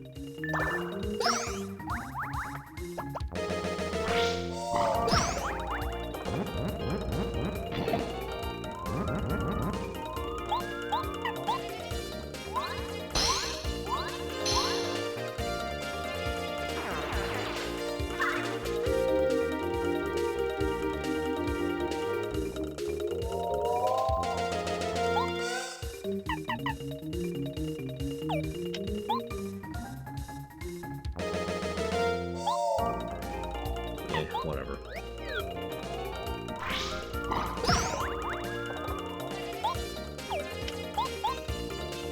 You know, I just realized I haven't done this exact build in several playthroughs at this point. This will be one of the first times I'll have the FP to really take advantage of Tidal Wave on the upcoming boss fight. And the FP healing items, for that matter.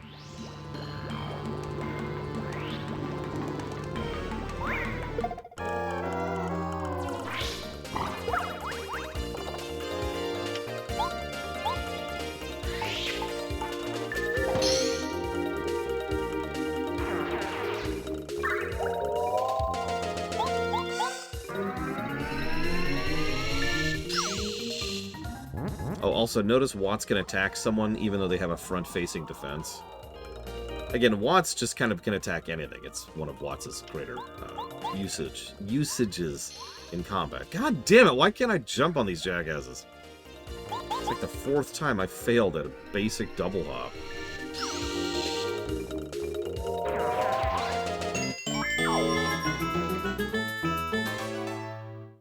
So let's see. Lava can give defense, but only to, like, his unique... Maybe only to, like, his capital city. So lava can give defense to his capital city. Provides a additional resource which can be used for production or energy. I actually have several Trihexia, but I have no badge points to spare right now.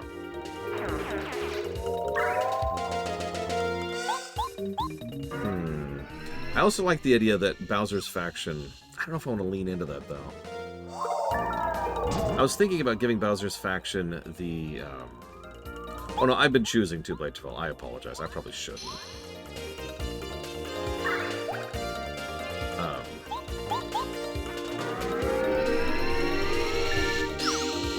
Words. I can't decide. So I like the idea that Bowser's faction gains a morale boost, putting them up to, let's call it normal morale for their troops, whenever they successfully claim a territory, right? And that drains, you know, forever, essentially, until they take another territory. The only thing I don't like about that is that pretty much mandates the faction that needs to keep moving, you know? Needs to keep conquering. My finely honed intuition tells me great discoveries lie just beyond here. But there's this mysterious block in the way. Curses, what to do? Ah, excellent. Yeah, exactly, a Locust faction, and I don't feel like pigeonholing Bowser into that. If I was going to do that, I'd do it for something like the Shroobs, or the X-Nauts, or, you know, something a little bit more awful and horrible. In Colorado, what are you doing? Okay, he's dead. So, you know how Colorado's kind of irritating? My favorite thing about that is he spends this entire dungeon just getting the crap beaten out of him.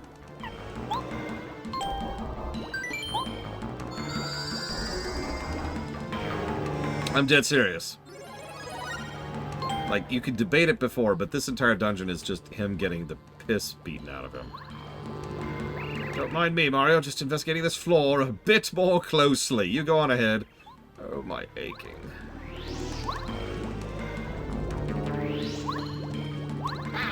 But yeah, I'm kind of being greedy, Blade Taval. I kind of want that extra level.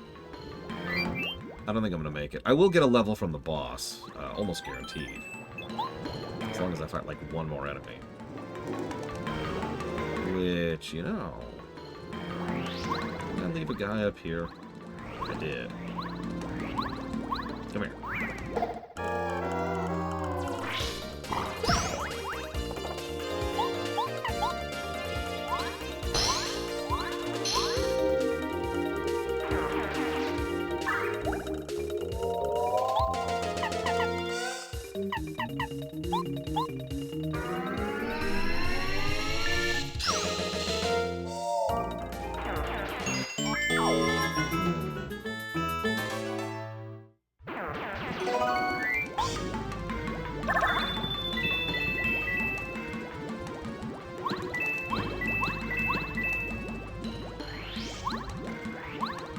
Looks like we're not quite gonna level. Unless there's an enemy I don't remember.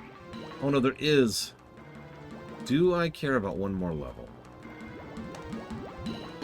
Yes, I do. We're actually gonna sweep the entire dungeon.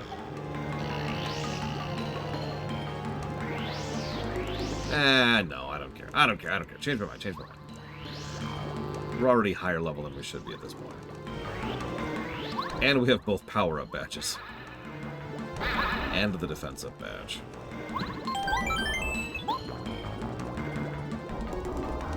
And 2/3 of our party maxed out. Or our main party maxed out. Help! Help! Help! Help! Help!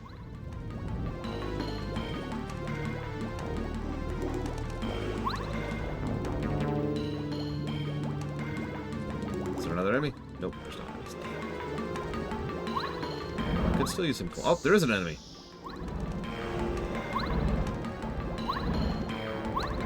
Everybody wants to be my enemy for some reason. I don't know. It's weird.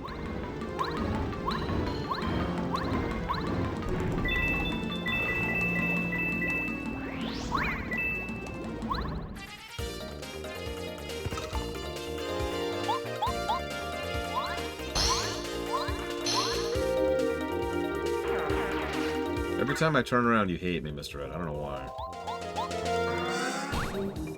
Oh, wow. That actually did damage. Holy crap.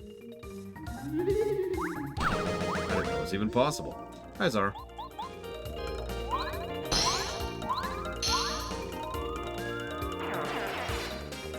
There. Now we will level when we fight the boss.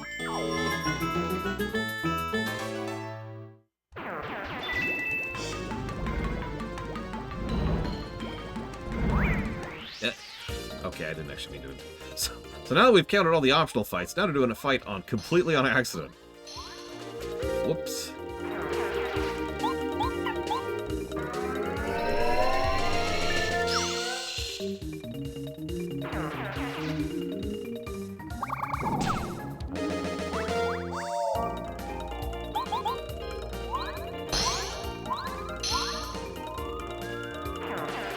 The good news is I don't even know how to do that, Kitten Fan.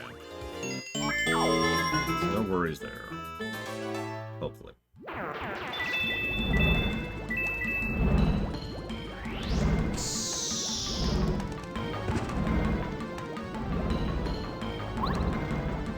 That is depressingly easy to do, Kitten Fan. I just want you to know that. But I guess you know that. You might not. You might not. Allow me to elucidate. That's pathetic. Anyways. You might not. You might not have known that, Kitten Fan.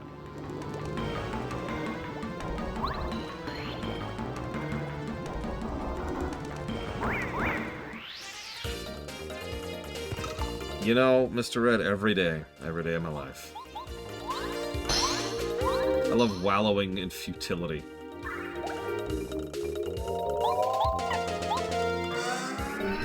Not wallowing. No. This is wallowing. It's even worse. The whole time you're going, wow, wow, wow, wow. At this point, I'm at a level before the boss.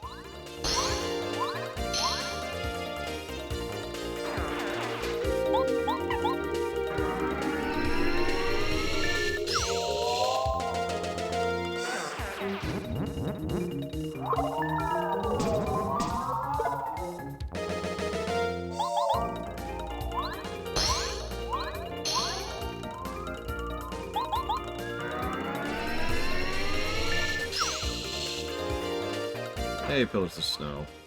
You're never gonna make it! Yeah, at this point, I think I might just go for the level before the boss, because, honestly, I did not need to do that. Whatever.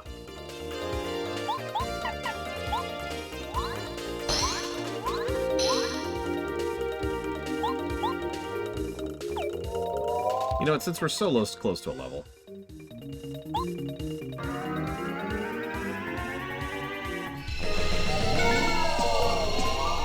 That's what that attack does.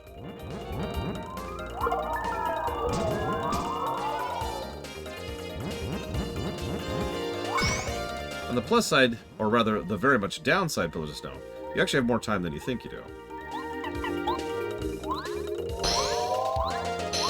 Because I still haven't finished leveling my characters yet. I have not had time. Hell, I'm gonna cut off early tonight because I gotta help move more heavy stuff again. Oh, I haven't refilled the buff yet, Kitten Fan. That's why it hasn't triggered. It wore off in the toy box.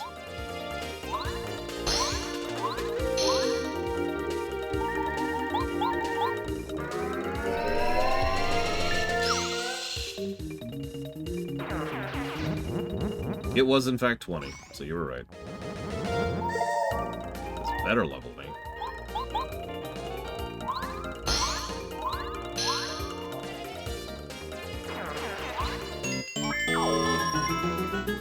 Just over the line.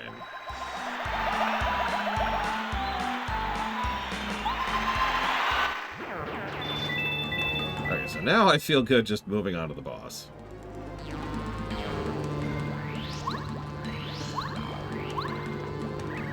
Mario, wait.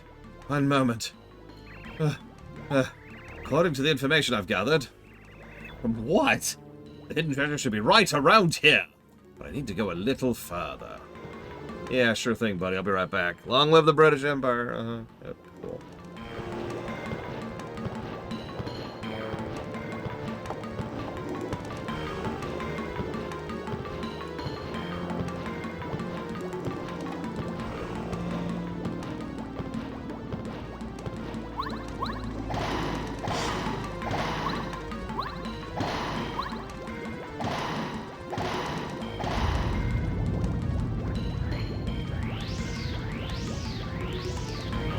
You got it, Mr. Red.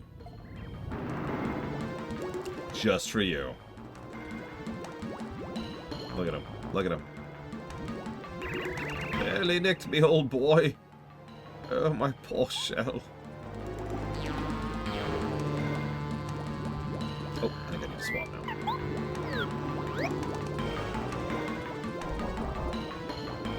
I'm so very close. My treasure hunting senses are simply going mad right now. My intuition tells me it's over here! Well, he would know.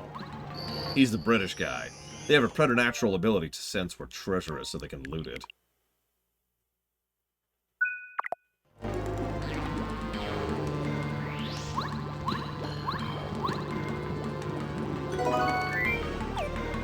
Oh, that's a waste. Huh? Seems to be nothing. Even my finely honed intuition can be wrong on occasion. I shall not give up. Let's head back the other way. Perhaps the treasure is a bit deeper into the volcano.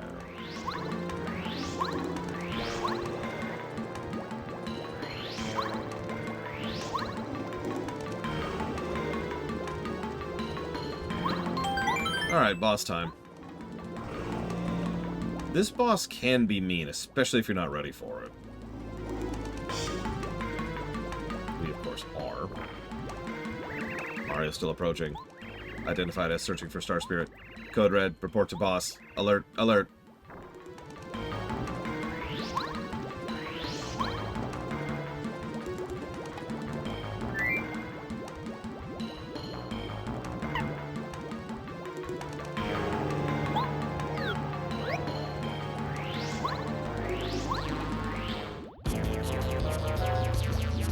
Here's a boss. He may look familiar because he's straight out of Yoshi's Island, just like everything on this island is. You'll notice there's a lot of Yoshi's Island references on Lava Lava Land. Bliak, yak, yak, yak! You made it, Mario. He's just jamming. Bad guys, you guys, bad guys come to steal Star Spirit. Bad guys who come steal Star Spirit get hurt. We won't let it happen, no. We trap Star Spirit, we get Volcano, Volcano ours, good deal. We make things hot for you. We beat you, Mario!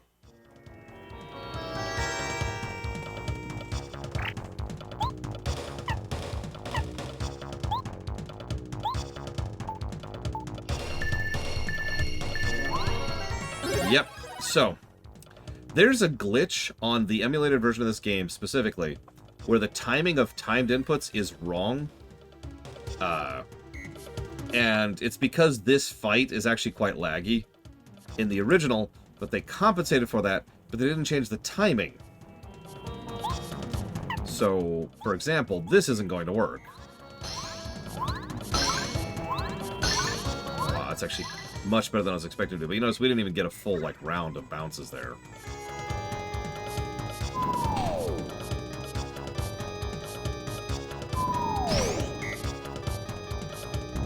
You can see the lag. I mean, look at it. See, that was 8 damage in 1 round. My god. Yep, that's just where we're at. Alright, I need you to swap for Sushi now.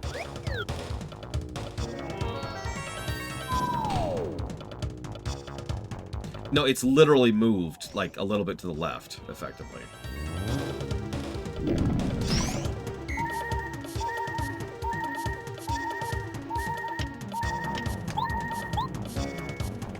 I'm gonna go for it.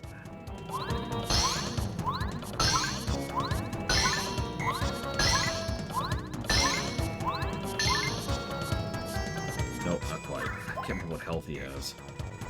So he can actually kill us this round, I should mention.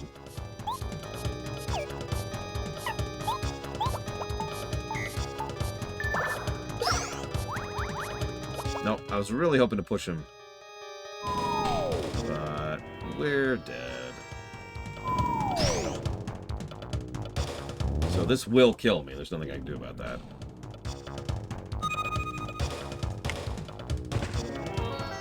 Which is why we came in with these.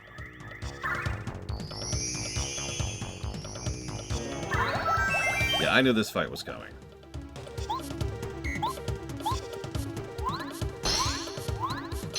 Come on. There we go. Okay, we're good, we're good.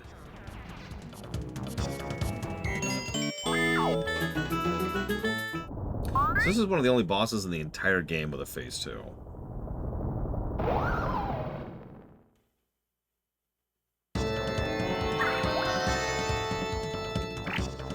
Now, you probably were wondering this whole time why we weren't using Tidal Wave.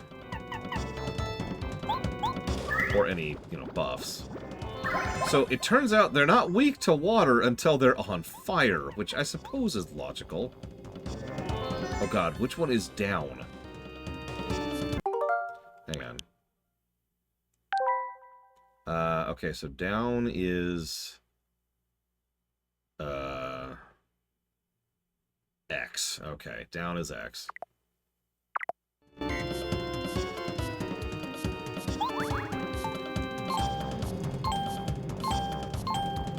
Oh, jeez, that was terrible. But they're still weak to water, and it does that to them. Colorado's got this! Yeah! No!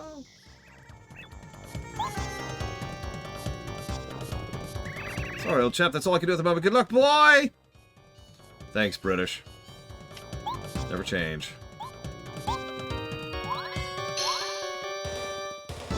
So, I'm actually a little bit worried about this fight.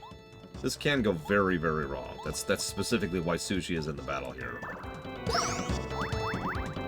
It's also why I raised my FP in the previous encounter, or the previous level, excuse me.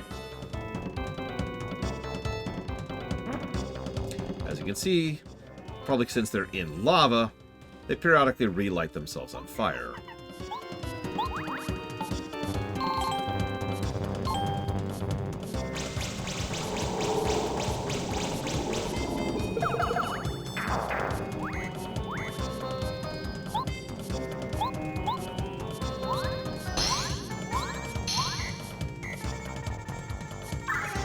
That actually was cycle mashing, although I only got it to work once, since I have no idea what I'm doing.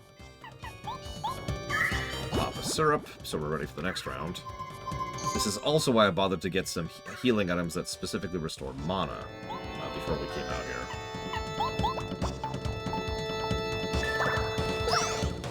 To be clear, this is a hell of a difficulty cliff. This is definitely a, if you're ready for it, it's still rough. If you're not, it's a wall. This might actually qualify for a negative boss fight. Because this is Seymour, right?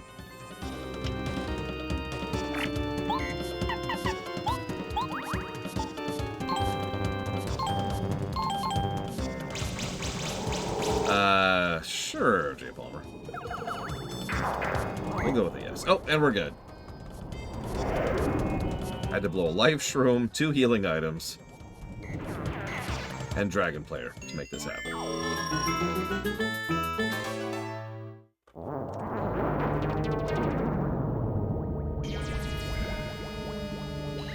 Well, that's that then. There's nothing between us and some treasure. Let's go. Yep.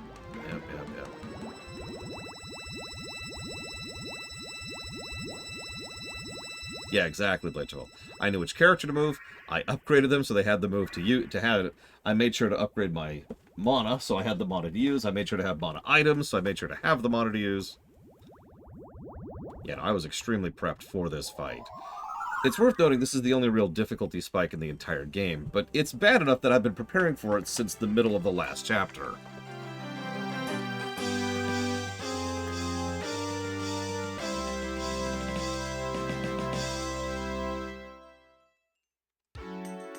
Venturing deep into the steaming Steaming. Oh my god, that's a spelling error. Steaming. Steaming. Mount Lava Lava. Mario and friends plucked the lava piranha and rescued the 5th Spirit Star, Mist Star, from a fiery fate. But the treasure Colorado is looking for is yet to be found. Where could it be? What's that? Something strange is going on around here. Yeah, we're not actually at the end of the chapter yet. Spoilers. Negative to typos. I try actually not to give negatives for typos unless it's really bad. Which, generally speaking, we don't play games that are going to have it that bad.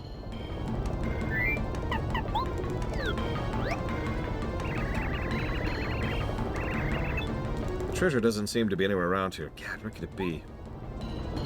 Yeah, the worst part is backtracking out of the volcano is a colossal chore. And that's what you'd have to do to go prep for things. It's a starfish?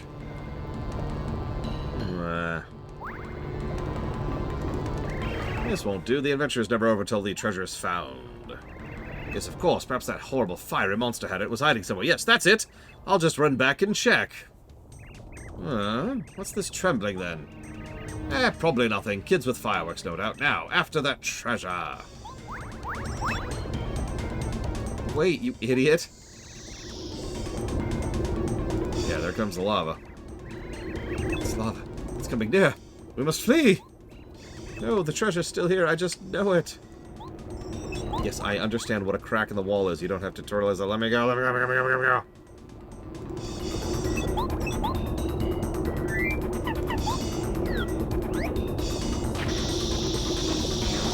I don't remember, J. Palmer. Do you remember which game it was?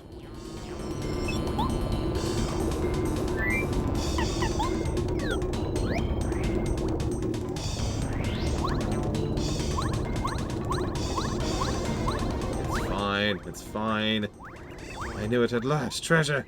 So close. Can't resist. By the stars. I'll risk my life for that treasure. He really is British.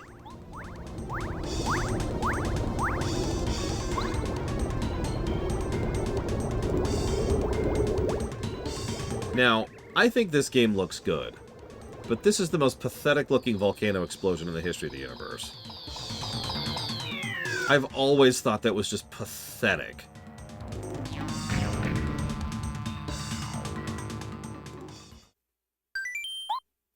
Meanwhile... So next is... What is next? Oh, no.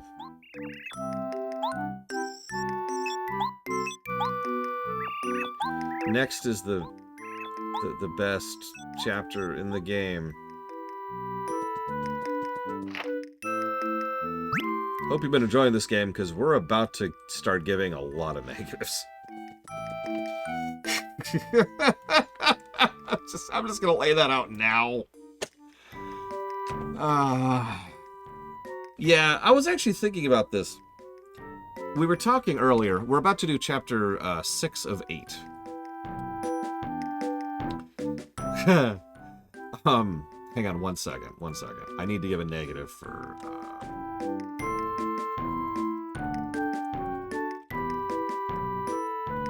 the lava piranha. It really is just a difficulty spike from hell.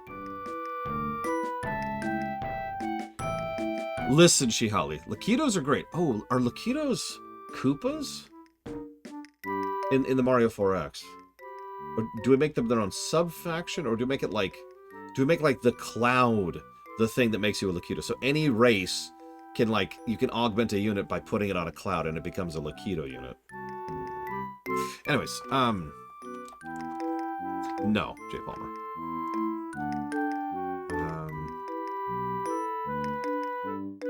One moment, please.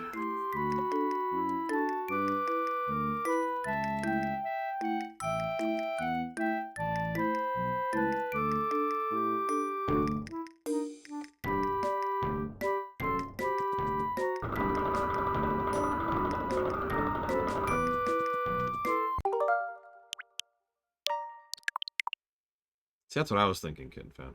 Anyway, so I was thinking about earlier we were talking about, what's going to be the best of the N64 games. And we've actually reviewed quite a decent chunk of what I would consider to be the good N64 games at this point.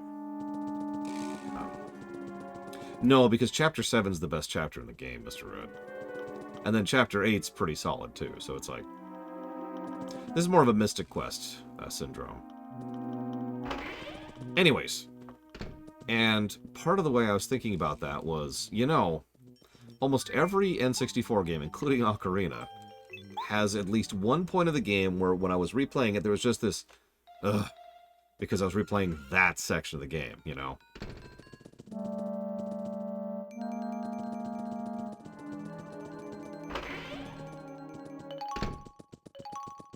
So, the reason I bring that up, I feel like the only N64 game that doesn't have a moment for me personally is Star Fox 64. Now, I'm not saying that's the best, but it does kind of make me wonder if that one would end up scoring the best because of that factor alone.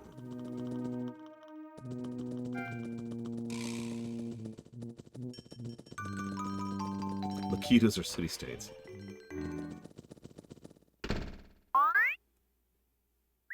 It is very short, but, there's no bad stage in Star Fox 64 for me.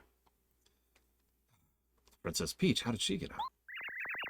Bowser's really going to flip his wig if we don't take her back to his room. Now, hang on just a second. Get a grip on yourself, okay? No need to panic. She can't get out of the castle anyway. Besides, what do you think about asking her to participate in our little game? She'd be ideal, and we need a third person. Oh, yeah, you might be onto something. Okay, let's do it. Princess Peach, have you been listening? Come this way. We won't tell King Bowser about your escape if you help us with this little game we're playing. We'll set up right over here.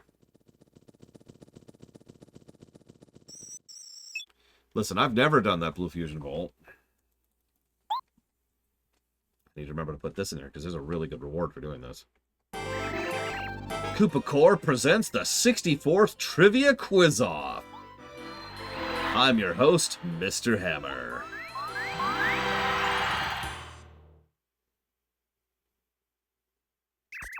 Let's get right to it. Hey, I'm going to ask you 10 questions. The contestant who gets the most right is the winner.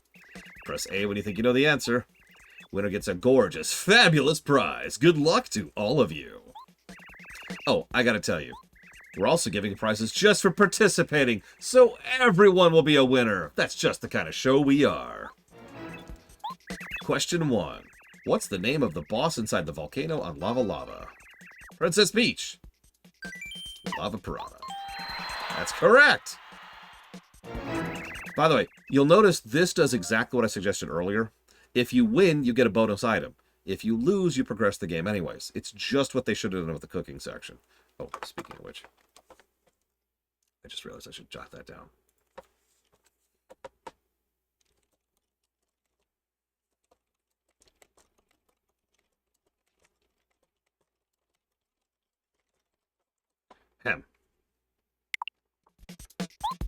Question 2. Where did Master Hufflepuff imprison the Star Spirit? Alright, Spiky Tom. In Flower Fields. Okay, next. Question 3. What is the name of the scary round monster living in Dry Dry Ruins? The Chomps. That's correct! You've still got a chance to make a comeback. Question 4. How would you get to Flower Fields? Alright, Spiky Tom! Passing through the Flower Gate. Okay, can I also just say this is actually a really creative way to do this? I just want to jump on this really quick. A lot of games would just have a side section, a Princess Peach section like this, where they'd go and they'd be like, okay, so we go in and we read the diary or whatever, and it says, oh, here's the next item. And then you go tell Mario where the next item is. And then you do that again and again and again. But if you've been paying attention, every single one of these, we've done something different to get the information about where to go next. And they're creative about it. Like, we baked the cake, we snuck out and investigated the guy. Bowser attacked us directly and told us about it. We read Bowser's diary. This is probably my personal favorite, actually going through and doing this trivia game, where the correct answers to some of the questions are the information we need to know on where to go next. And I was about to point this out. Jay Palmer asks, can you actually answer the question for them? No. There is no point in which, if you're paying attention, you can see there's no frames in between the question being asked and them answering the question for you. So you cannot answer those questions. Question 5. What's the name of the person who King Bowser really loves? Kammy Koopa. That's correct. Careful now. Question 6. What thing is most deeply related to flower fields? All right, Spiky Tom. Flowers. That's correct. This next question's an easy one, folks. Question 7. What's the name of the most admirable, invincible, just downright cool guy around? Princess Peach. Bowser. That's correct. Think carefully now. Question 8. What's the name of the ghosts who live in and around Forever Forest? Princess Peach. The Boos. Use your memory on this one. Question 9. What's the name of the area just to the south of the post office in Toad Town? That is the Flower Garden. Now for the final question. Stay calm, everyone. Question 10. Where's Princess Peach's castle right now? Farthest Shiver City. On groundwater?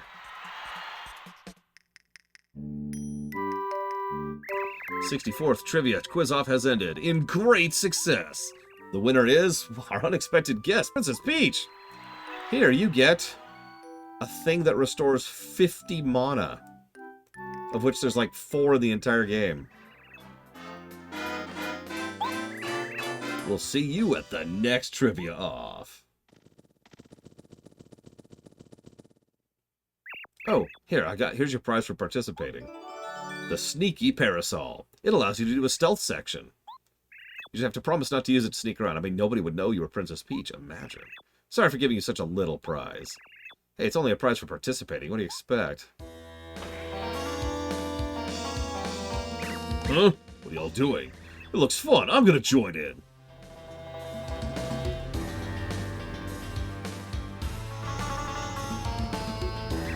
What? You already finished? Oh, of all the rotten luck. Yeah, Peach, what's she doing here? She sneaked out again. Ugh. You, take Princess Peach back to her room, now. Yes, sir. Sorry, Princess Peach. Bye, Deeper Red. Or hi. I don't know why I said bye.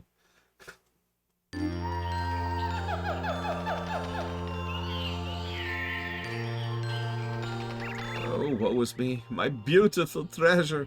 I did nearly die and survived this horrible experience, but the treasure! Listen to you. No treasure in the world's worth more valuable than your life. Be thankful you escaped. You don't understand. I'm British. I think it'll work out okay. The eruption has subsided and Lava Lava Island will just be the same as it used to be. But, sigh. Dear Mario, you saved 5 of his star spirits now. Just a few more to go. My name is Miss Star. Let me grant you power that will help you along.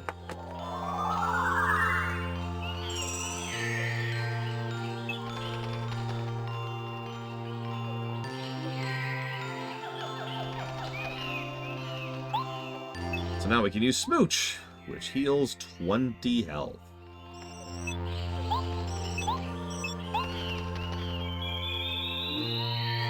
That's actually the biggest heal we have access to right now. Saved and yelled at by some sort of blooming great starfish. Alas. Alright, Mr. Red, you're British. Do you think we should raise his spirits? Do you think we should lift his soul? Do you think we should murder him? I mean, the opposite of murder him.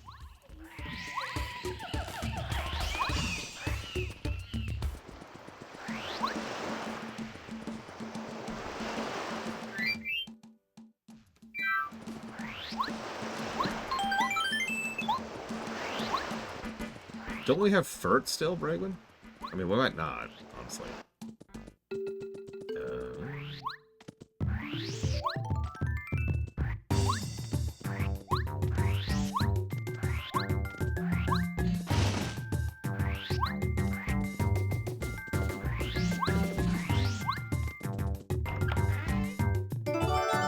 What I find funny is this treasure chest.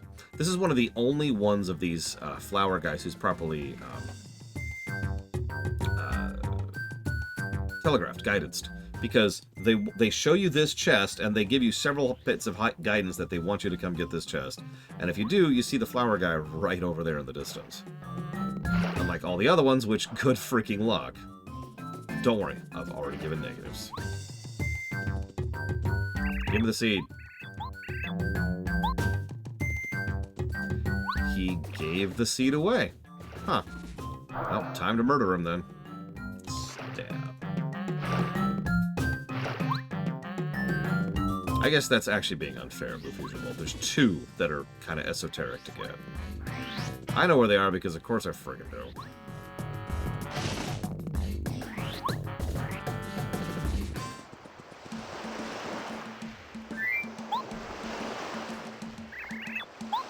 I suppose it's of no consequence. You're giving me the treasure! You're so glorious, marvelous. You're simply the cat's meow. Cheers. No kidding, Rex. I suppose it's only proper I give this to you as thanks. The magical seed, and that's all 4 of them. A bulb gave it to me while I was exploring. I'm sure it's quite valuable, but I'm not interested in it at all. That sounds British, too. Here's something extremely valuable. I have no interest in it. I mean, that's just Mr. Red with every good game ever made. Okay, we're done, let's get out of here. We still have a boss fight to do, and you know what time it is. Speaking of which, let's switch to Watts for this.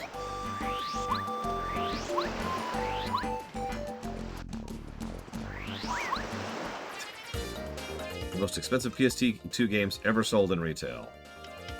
The Bloody Adventures of Gore and Porno. XXXX edition. Ah! I have no idea.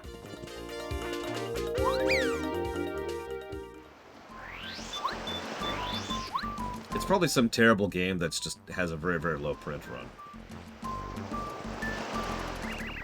Okay, let's head back.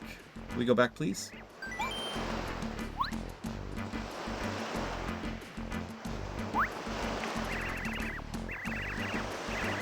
Adieu, Lava Island. Perchance someday I shall return to your shores. So there's Junior Trooper. You didn't tell me the 2 levels, by the way, Blowhawks, that you didn't like in Star Fox.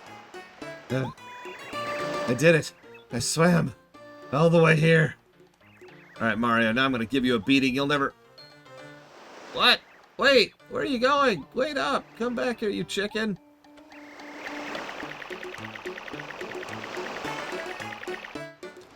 This will be funny, but we still have to fight him. It kind of diminishes the humor a little bit, you know. No, Jay Palmer.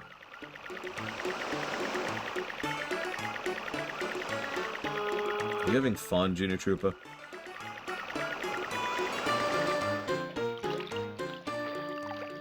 That would be nice, Rex. I've never even heard of that game, Trexie, which doesn't surprise me.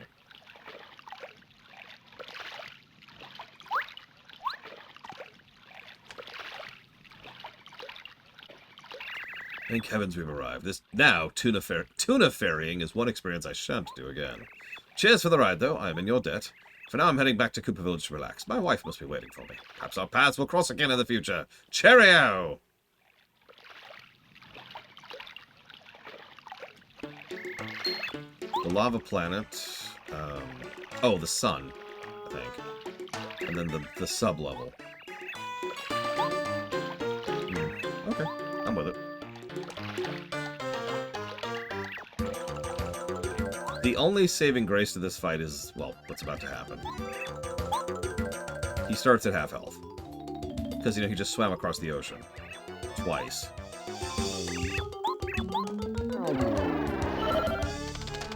So now he's flying and spiked. I don't have Spike Shield on.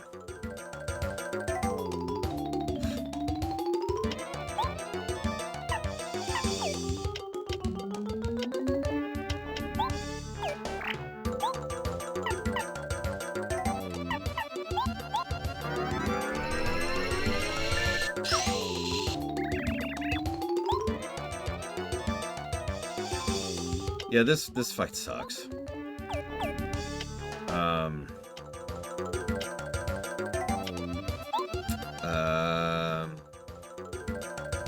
That should do it. The only good news is we can heal right after this. I'm going to be honest, I did not know it triggers the moment you come back with or without, doing the island. That's awful. And this fight comes out of This is everything wrong with the Piranha fight, but even worse. Because he's a flyer with a spike on him. And by itself, that makes him really irritating to fight. If you're prepped for it, you're fine.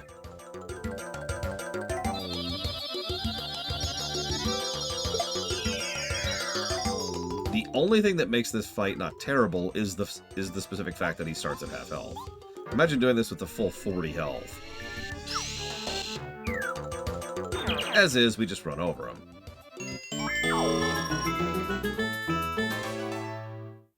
But yeah, no. Think about it. I have wings. I should have just flown to the island. Yep, you're very stupid.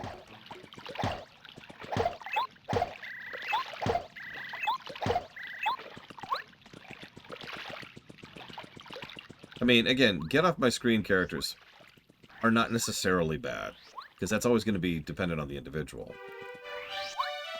But it also doesn't necessarily mean they're, badly written, badly portrayed, badly whatever. Mario, please take good care of my brother. Come on, we're in a hurry. Seriously, you're so obnoxious sometimes. Quiet! Mario, you're looking just fine, aren't you? You be careful not to be burdened on Mario's adventure. Hey, no way I'm a burden. I help out all the time. I mean, he usually does. I'm just not doing it this particular playthrough. Stop it, Mom. You're embarrassing me. I'm not a kid anymore. Oh, don't be silly. I'm not saying anything embarrassing at all. I just love you. Can't a mother be proud of her children? Mom, you treat me like a kid. Yeah, Goombario's getting scolded. Mom, Goombario's being mean.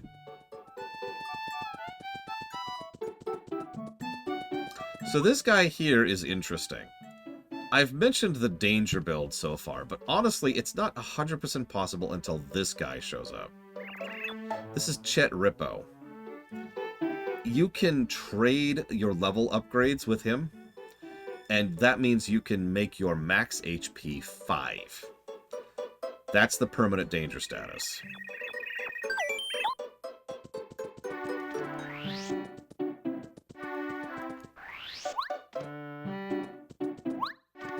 Okay, so...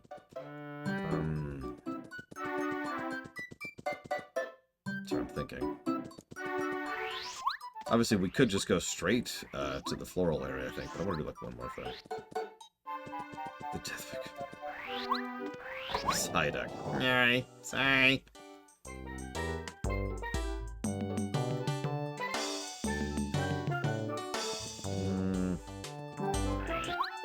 I've got better things to spend my coins on now.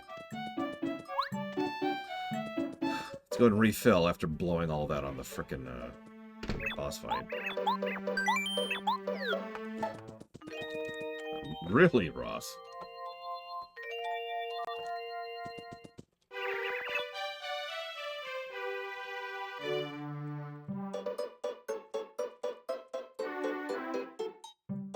Really, Ross?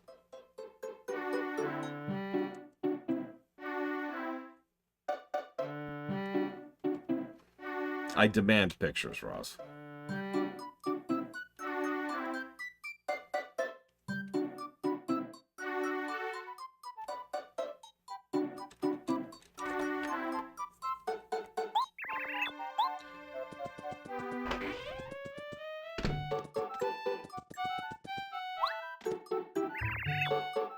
Ah, yes, Kent C. Koopa.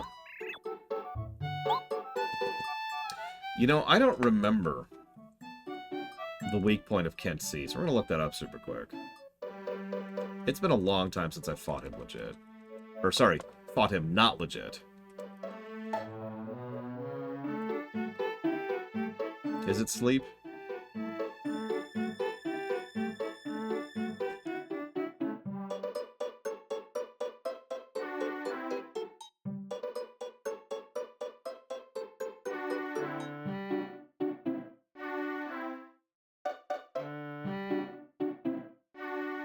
Okay, well.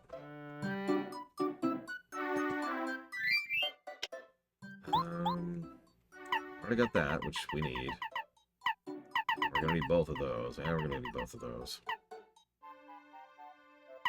We no longer need ice power. We can finally take that crap off.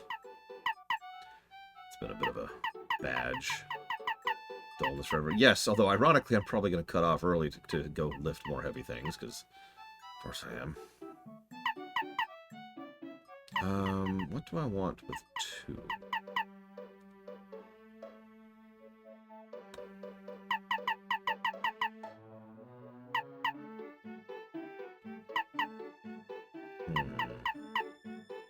I suppose we'll do the generic spike shield.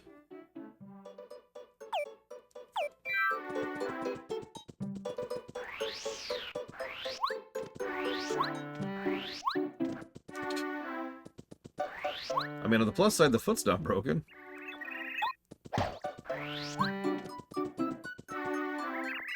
You are like the sun to me, gazing down upon me with the warmth and loveliness, heating up my heart. Without you, I would wither up and be no more. Oh, your flowery praise. This sun shall never set upon you, my love. I love this too.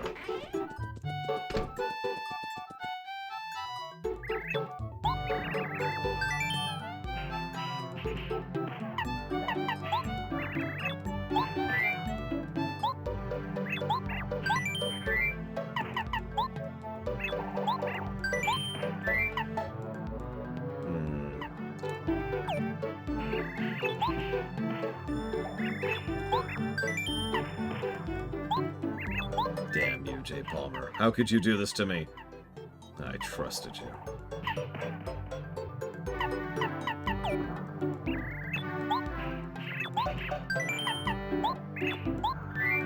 Yeah, there's actually a few ways to do this, but we're going to go do this the old-fashioned way. Just buy another one here. 3 should be plenty.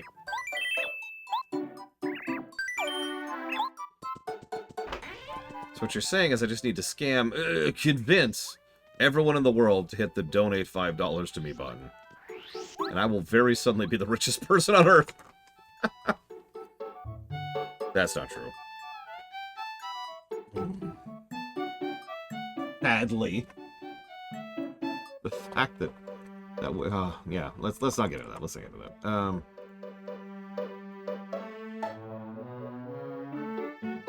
Let's look at this donation from J. Palmer, which is going towards boards. Really, Laura?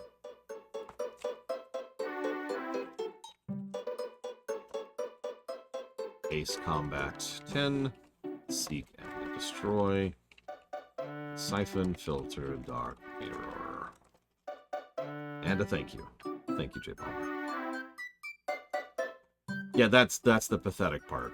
Deeper, that's why I corrected myself there. Alright, let's see this picture really quick.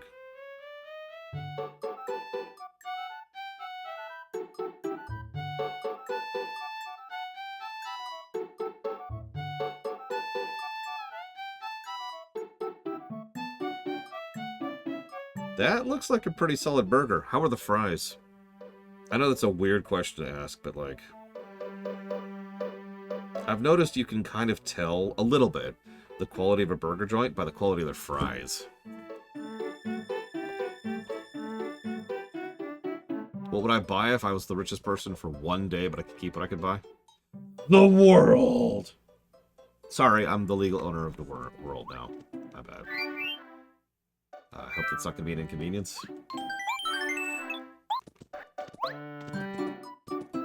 Nice. Hey, you in the hat, white. It's fine, isn't it? My name's Kid C. Koopa. Please remember it, okay? If you need to use this road, you'll need to pay me 100 coins. I'm gonna fight you. You wanna fight? You're nuts. Look at me, I'll cream you. Because to be frank, I'm very, very, very strong. Yeah, so this is our third optional fight we've had in the game so far. Still not at the super optional territory.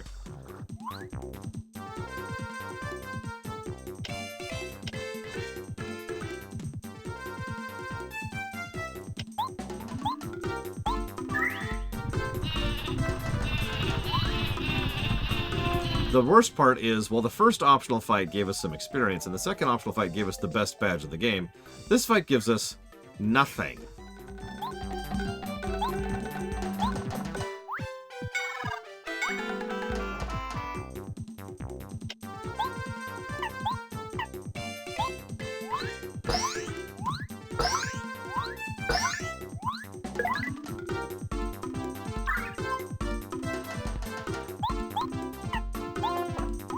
I mean, he gives you money experience, but who cares?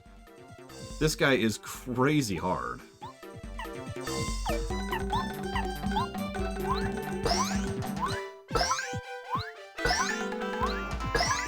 Alright, just for you, Dream Whisperer. I will waste a turn tattling. Just for you. This is Kenshi Koopa. He seems pretty greedy for such a large Koopa. Max HP 70. Attack power 10. Defense power 6. He sometimes does a stamp attack with his shell. That is an attack power of 3, which also damages party members. As with all Koopas, your chances will greatly improve if you can flip him, but you have to hit him twice and he'll get back up immediately if you don't sleep him. Isn't he just not the hugest Koopa ever? He used to live in Koopa Village, apparently. But yeah, this guy is just... This fight is insane to do without the gimmick I'm doing right now. In order to make it a lot easier and more manageable. And yeah, I would have made this guy like Mr. Moneybags, whatever his stupid name is, over in the Yakuza series. Hard optional fight that gives a crap ton of money.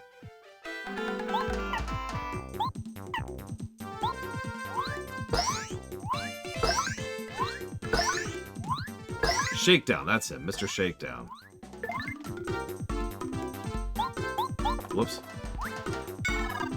I believe they're actually equal-sized, Toho, if you look at their sprites side by side.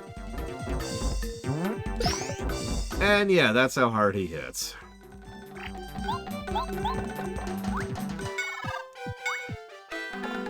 Whoops, I didn't actually mean to do that. Well, whatever.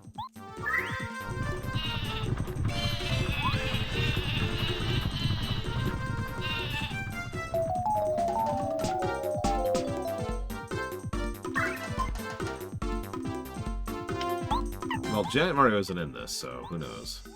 The Giant Bowser! Whoa, whoa, whoa, whoa. We'll talk about him next game.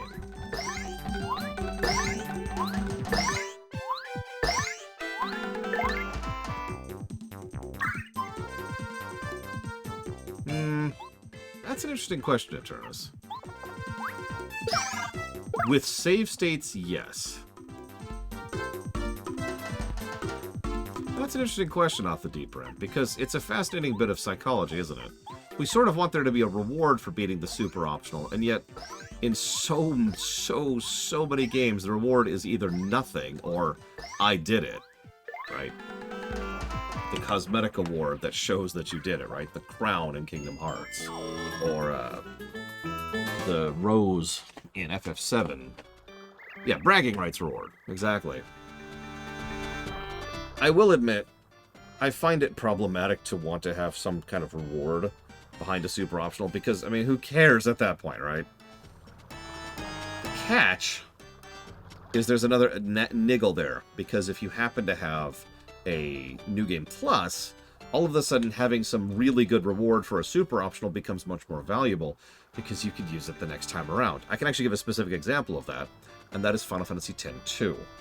If you do the entire terrible Via Infinito and fight the super optional, you get the best accessory in the game, which you can carry forward into New Game Plus. I've only ever done that once. I will probably only ever do that once. But at the same time, I don't really regret having done that, because it was extremely worthwhile. It must be really strong. I mean, beating up a guy my size? I guess I have to give up. See you later.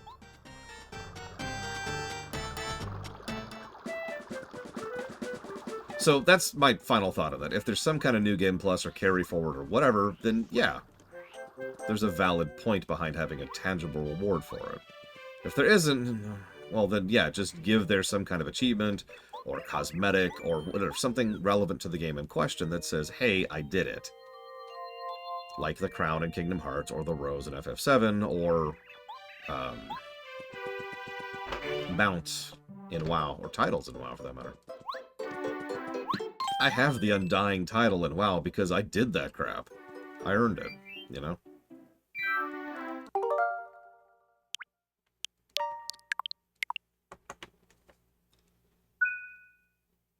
I think that's my thoughts on that. Best name for a restaurant. I give up. What is it? Vietnam. Oh my god. Agreed. Off the deeper end. New Game Plus is just it's the only argument I could hear for not doing New Game Plus is because it does take design and development time. You can't just tack it on and say done. Actual work has to be put into it. But there's a reason New Game Plus is an almost universal plus to gameplay, right? It is so rarely a bad thing.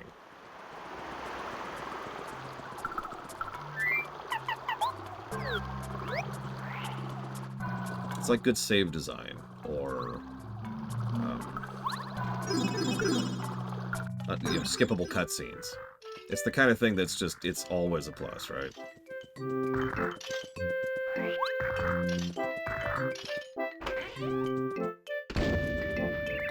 Bombette, Bombette, it's all he ever says, it's so annoying. Oh, Bombette, shut up, she probably dumped you because you never stopped talking. Oh, you shut up, my love for Bombette is deep like the Southern Sea. Not even being dumped constantly won't discourage me.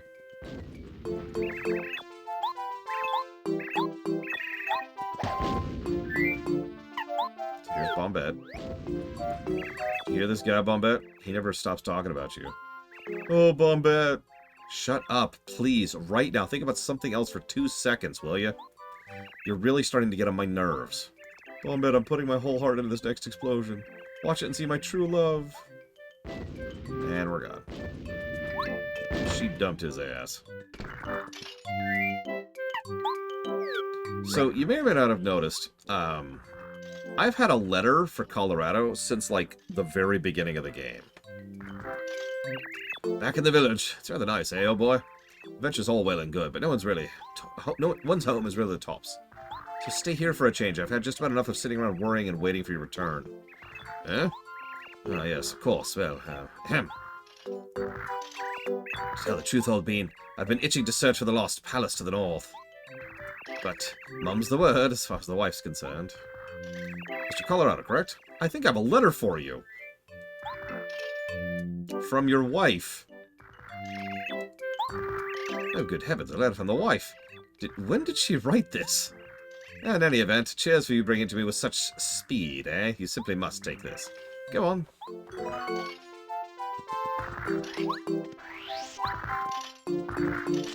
Over here. Yeah, I don't think I can think of a situation where I've given a negative for fast travel. Because fast travel is pretty universally good. Star pieces are an optional currency to buy the best badges in the game. At this point, I kind of don't care. Because I kind of am done on badges for the rest of the game.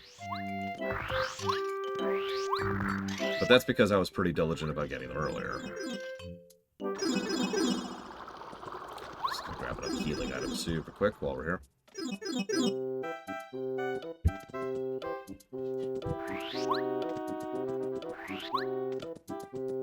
You know what? I think Starfield's fast travel did get a negative. I remember that, because I remember being shocked at something that's almost universally positive. Isn't. What was bad about it? Would you believe it's one of those things I can't even really summarize properly? Like, I would have to actually sit down and run you through it. It would actually be easier for me to just, you know, show you what it was like. Yes, Starfield did get a negative to New Game Plus. Funnily enough. I actually haven't reviewed FF15 on the modern system, Eternus, so I'm not sure. Yep, the bland meal. It's actually a really good healing item, which is why I bother to continue making it. The best fast travel system I've ever reviewed? You know, honestly, it's probably Breath of the Wild, Tears of the Kingdom. Because As much as that feels weird, it kind of is, you know? That's a really, really, really good fast travel system. It pretty much hits all the check marks. Okay, so... Oh, I haven't even shown this off yet. Sorry, there's a map in this game. Do you know that? It's pretty much just cosmetic. Let's see, there's the island we just came from. Over here's the dry area. There's Forever Forest and the Gulch and the mansion it leads to. Over here's the Koopa Rose Village. Up here is the Shooting Star Summit. Over here's the Goomba area we've already been. We're about to go up here. This is our next destination. After there, we're going to go to the Frozen spot. And then finally, we're going to go up here and then to the last dungeon.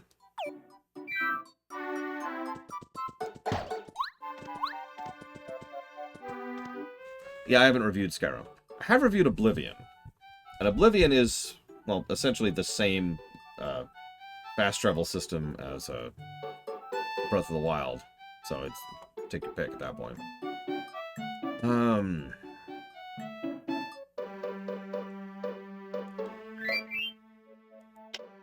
Yeah, it's like I said, it's essentially a cosmetic map, which is why I'm not even reviewing it from a gameplay perspective, because why bother, right? It's not what it's there for. Right! I knew there was something else I wanted to do. I'm just sitting here like, there's something I want to do before I go to Flower Fields.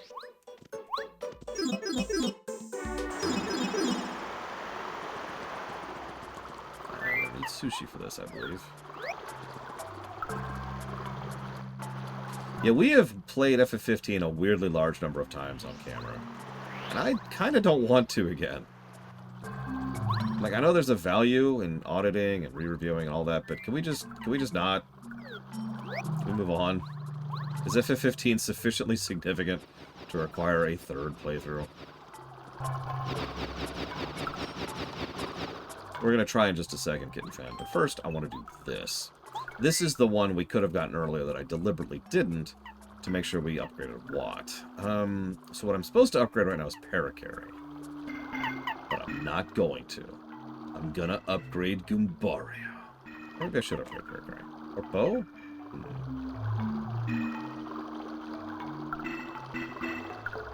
No, Blow Off Alex, why? Why do I need to be tortured so? I'm actually kind of torn here.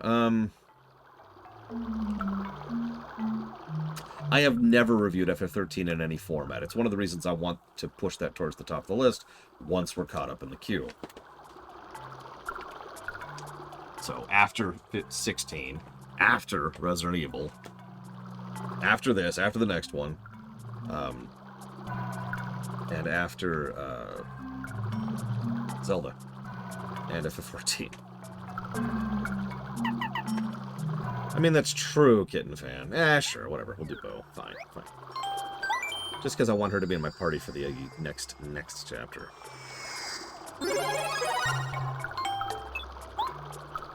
Although that should be useful against the next boss, now that I think about it. Well, right now, War Within is not funded, Jay Palmer. So as of this exact moment in time, the answer would be no. It is a high certainty War Within will be funded during the WoW run.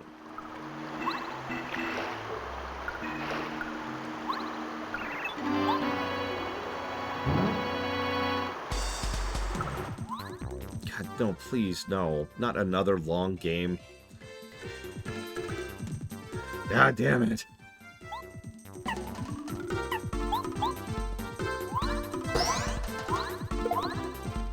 What's really funny is I've been accused of being both too positive and too negative about FF15 over the years.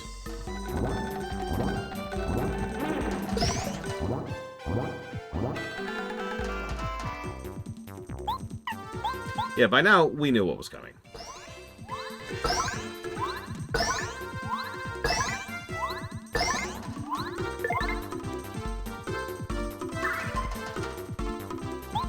So this is Fansmack.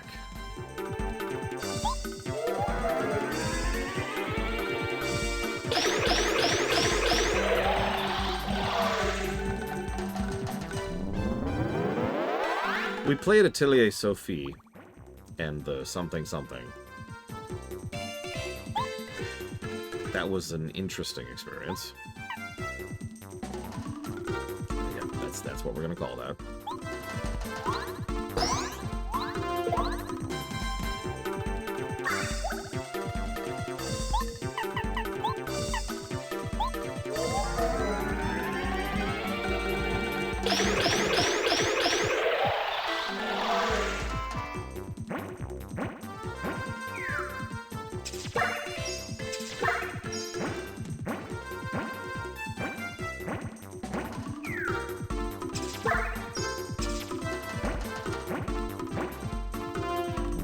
Yes, Jay Palmer. Probably any game that's too long would just kind of get an automatic veto, because screw that noise. Yeah, let's go ahead and pop this.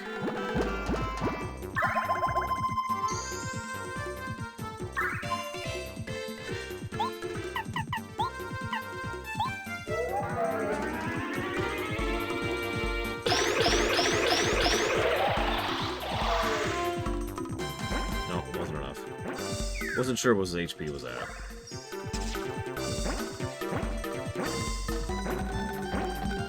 It's okay, mobile games are automatically vetoed. But I'm dead serious. If by some miracle... Ow! If by some miracle we actually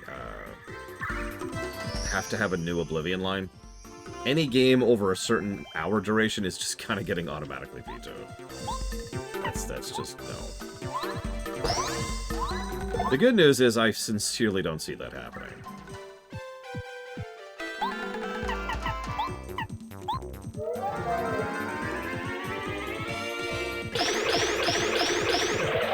Yeah, Tears of the Kingdom audit. No.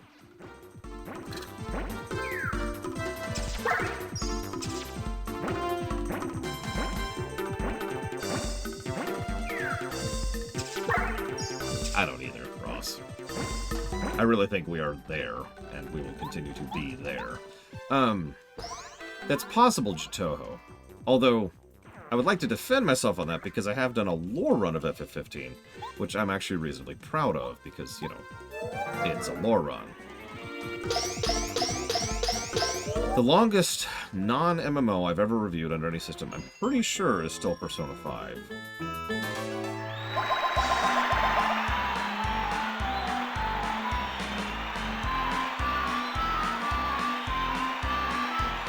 You know what? I can accept that, Blue Wolf Alex. No, I'm kind of being facetious. It's not going to happen. It's like saying, well, if the sun explodes, I'm going to have to eat it. Like, it's not going to happen.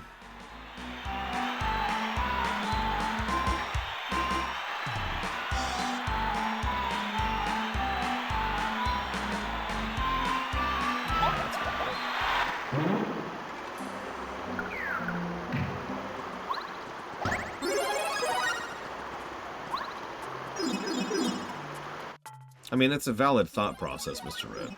It's also part of the reason why the old reviews are still there on the website. Buried under the archives page, but they're still there. The spreadsheet is still there, it's still sortable, and all the actual reviews are still findable. So, game? Could you not, game?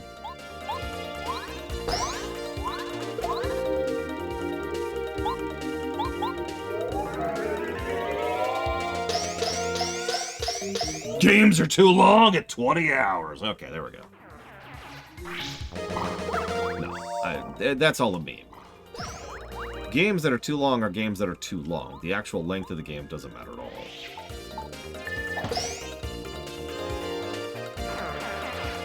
Yeah, StarCraft 2 was not too long of a game. We spent a while on that one. I also had no issues with Pokemon Sword and Shield. I doubt I'll have issues with Pokemon Violet.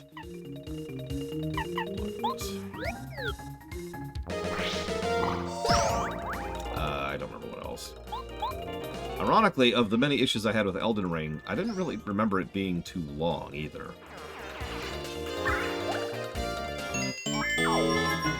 And that's actually one of our longest, too.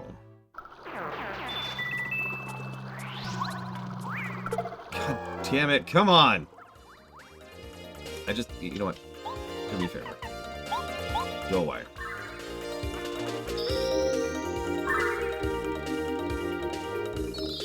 Skyrim will probably be pretty chonky. Because obviously we're 100%ing, or rather, we're PFRing.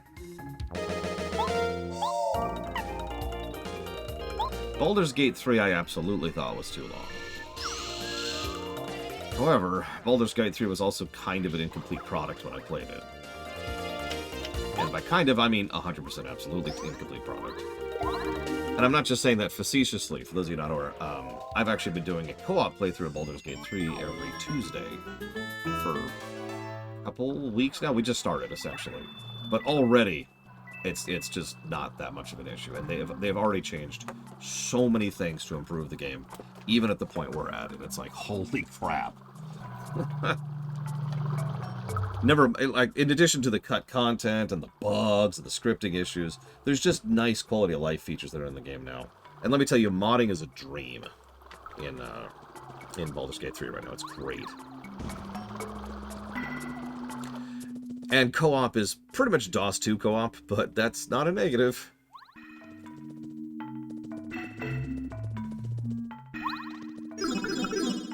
Yep, and it'll get re-reviewed some year long, long from now. Cyberpunk was a little bit too long. So, to explain that a little bit, the biggest problem with Cyberpunk's length was the beginning of the game. Not to spoil, but there's a part of the game where you do, like, the initial few missions, and then the game's like, here, go do stuff. And if you go do stuff, you poor, pathetic fool, don't go do stuff. Leave the hinterlands.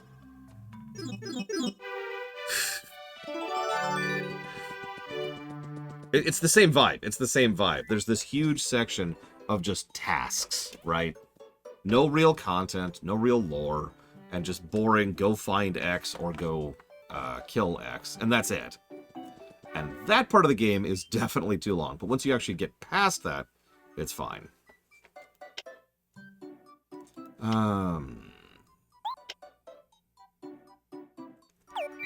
don't know. Well, I mean, obviously, WoW, but Baldur's Gate 3... Oh, you mean, what am I playing as? Warlock at the moment. Snipe Lock, specifically. So I can't do that. I don't think I can reach the shoes right now, can I? I'm almost positive I can't. It's exactly what it sounds like. It's all Eldritch Blast and long-ranged attacks all the time.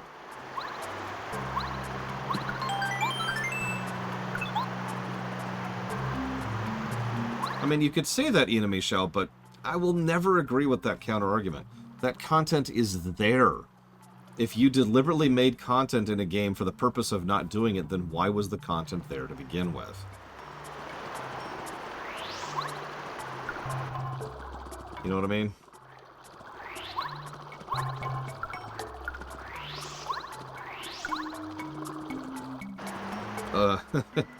It's funny you say that, Bladeval, because only one of our party hasn't played Baldur's Gate 3 before. And, yeah, I think you're right, Kitten. And that person is the person who's supposed to be the face. They have a charisma of 8.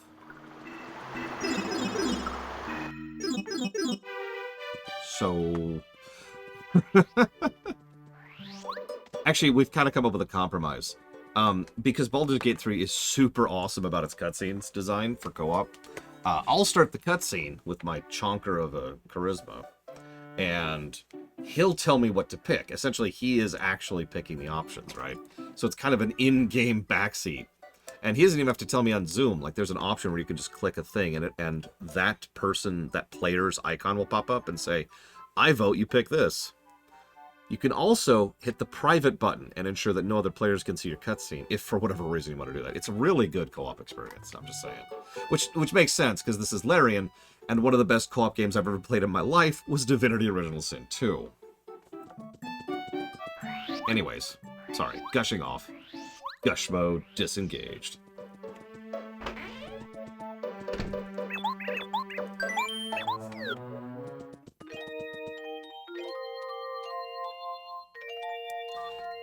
If I was playing Baldur's Gate 3 for the first time, what class would I choose?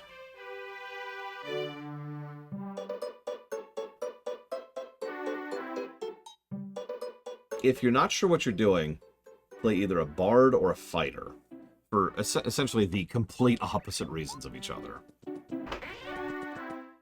Fighter is seemingly simple, but actually has some decent depth to it, and is always useful in every circumstance. There's no such thing as a situational fighter, right?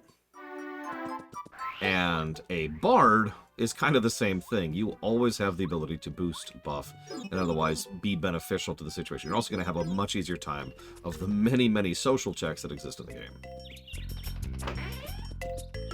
So either be the front line or be the buffer who's also the talker. Both of those will work quite well. Weird, there's no Luigi here. Where could he be? Oh my god! So here's Luigi's diary. We're not going to read his diary, of course. Of course. Is a fighter good at diplomacy? If you raise your charisma score. Which, admittedly, I usually do. Listen, Ross. There we go. Okay, Ooh, neck. Did I think that DOS 2 was too long? No. And someone else asked a question I wanted to answer. I think it was the longest game I've played that I didn't feel was too long. Now, my obvious answer to that is going to be StarCraft 2. But hang on a second. See you around, Jay Palmer. Get some good rest. So, let's see. Tears of the Kingdom is 127 hours, and was too long. BG3, 104. Too long.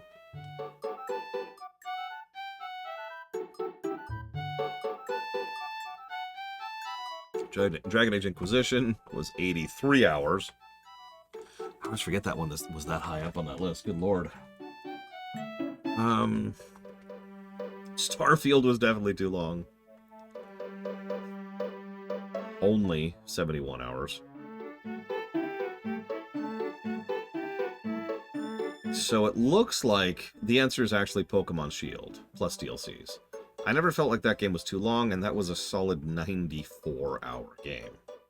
However, that feels kind of like cheating, and a lot of that playtime was spent off camera, because, for those of you who remember, when we were streaming Pokemon Shield, a lot of us were all playing Pokemon Shield, so there's a lot of trading going on, and a lot of doing the dynamic battles, and all that kind of stuff, right? So that was all cool. So the actual answer after that would probably be StarCraft 2 at 63. After that, I do think Dragon Age Origins is a bit too long because of the DLC. I think that Hitman eventually gets that point. It takes a while. Total Warhammer is too long. So that brings us down to Oblivion, DOS 2, and Dragon Quest Builders 2, all of which are at the 60-hour mark. So that would probably be my answer to whoever asked that.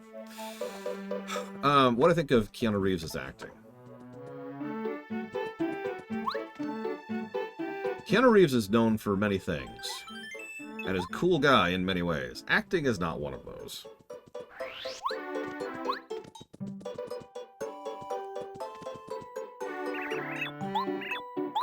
Flower fields are in trouble. Oh my god, we've got to find these seeds. Here they are. We happen to have all of them already. Oh geez, that bad, Ross?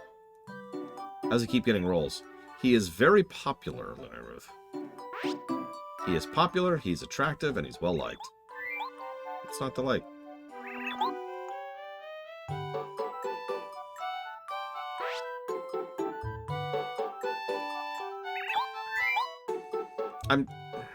He's also very easy to work with, that's true.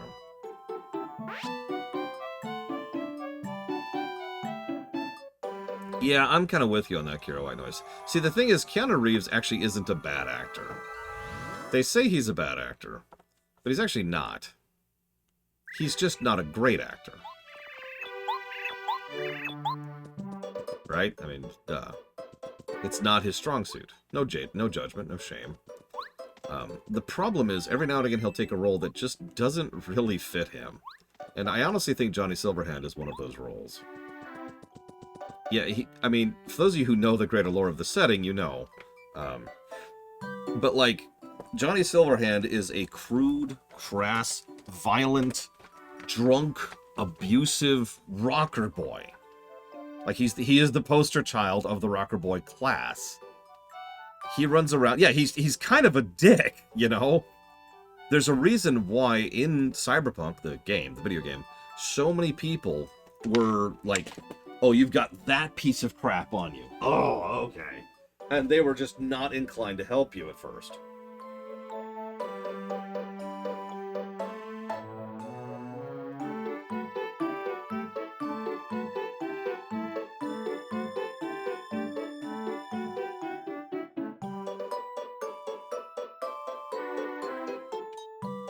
Just checking to make sure the AC's on.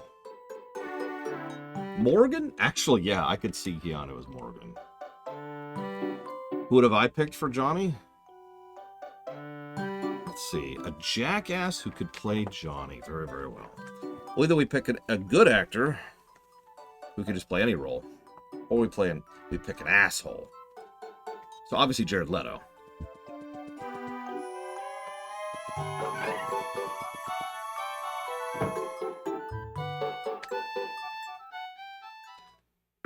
So welcome to Chapter 6. I don't want to preface this, but this is probably the worst chapter in the game. Here's the thing. Structurally, it's completely different. I'm going to talk about this now, because you know how I hated the music in the toy box? Well, we're about to have a song that's almost worse. Yes, Ludwig. So, it probably would have made him less enjoyable, too.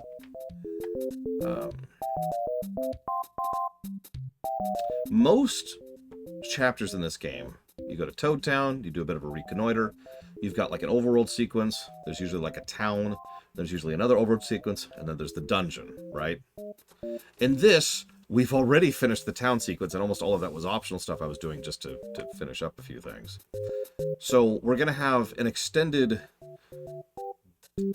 heavy amount of backtracking overworld dungeon, because there is no actual dungeon in here. There's just the overworld section, and doing it multiple times in a row, because you constantly have to backtrack over it, especially if you don't know what you're doing.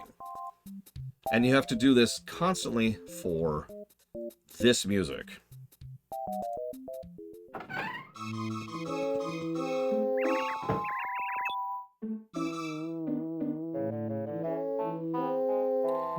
Now, this isn't terrible music, but it's the song that plays for this chapter. You're going to hear it for like 80% of this chapter, maybe 90%.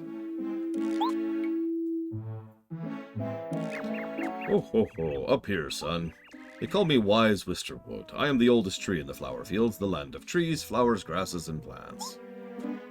And you must be Mario. I've heard a lot about you, son. You're trying to your best to save the Star Spirits and the rest of the world, aren't you? Very noble. If that is true, your arrival means a Star Spirit is here in our land.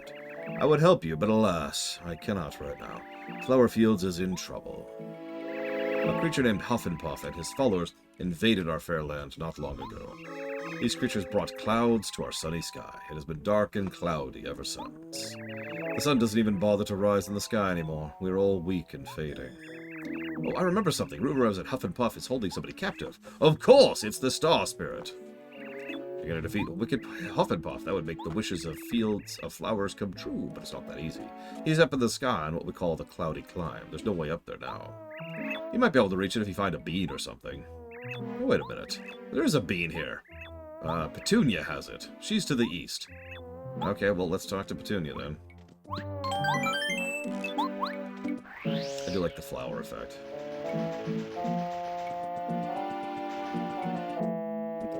Hi, random. It's actually worse if you think about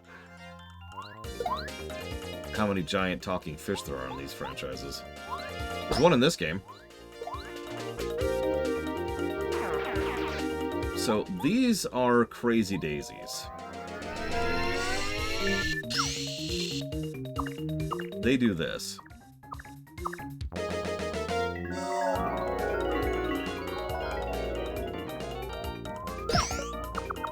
Now, I happen to know where to block that, but where the hell are you supposed to know when to block that attack? You'll also notice they're what I like to call irritating enemies. Because they're not there to irritate the character, they're there to irritate the player. For those of you who remember Yin and Yang over in Final Fantasy VII, same exact thing. Yeah, I should probably mention, by the way, the Crazy Daisies hit for like 8. Also, bees. which also hit like a truck, by the way. Well, you see, Mr. Ed, the reason why is because...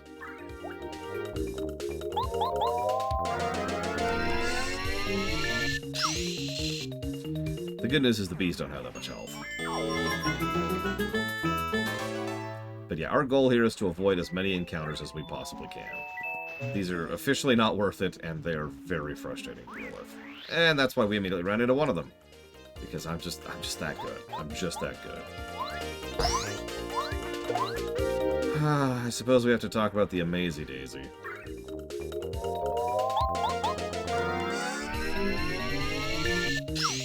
So, there's a super optional trash fight here called the Amazy Daisy. I actually don't remember the Amazy Daisy's stats and setup in this game as well as I do in the next one. They're mean, is the summary. If you get into an encounter with one, you might actually die.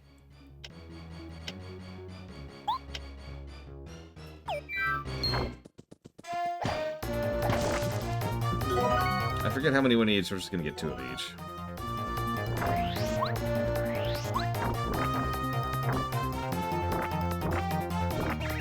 Do you have a second? Listen to my sad tale.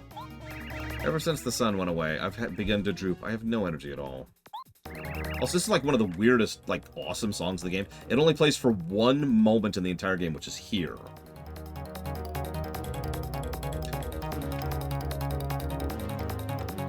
Without the sun, it just seems like the whole world is sad. Now these Monty moles dig into the ground and bite my roots. Woe is me. My beautiful seed collection will become a Monty mole banquet if this keeps up. Please, sir, you look strong and capable. Get rid of those Monty moles for me. In case you're wondering, the Monty moles I'm talking about are... this guy. This jerk. And this troublemaker.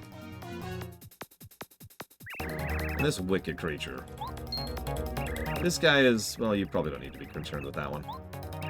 Please don't fail me.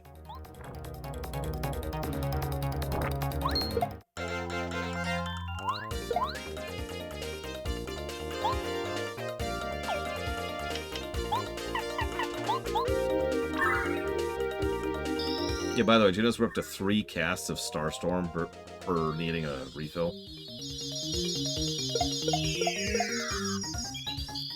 Do you also notice these guys have tons and tons of health?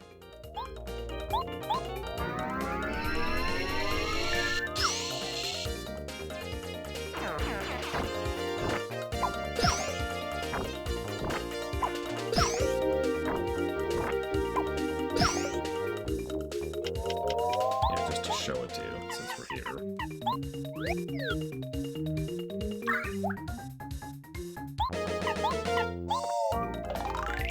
This is Monty Mole. You remember Monty Moles from Mount Rugged, don't you? Max HP 12. They may look intimidating, but not very strong. I'm sorry, what?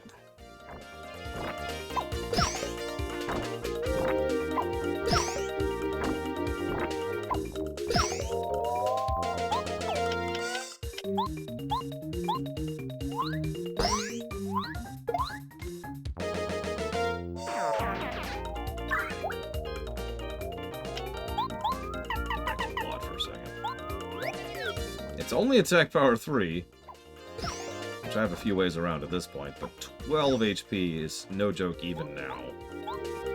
As is evidenced by how long this is taking me to push through these. After using a Starstorm.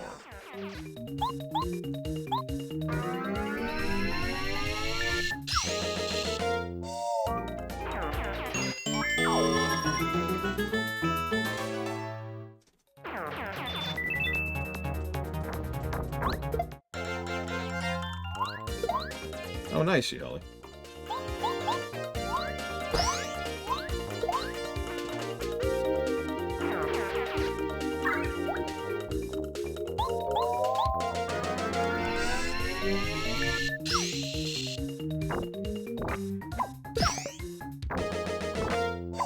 Oh god, if these things had defense...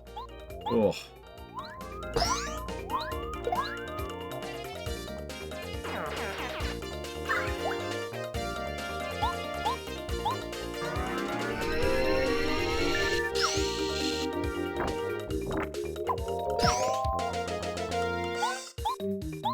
mean, that makes sense, She-Hulk, considering how much development shifted on the Paper Marios after 2.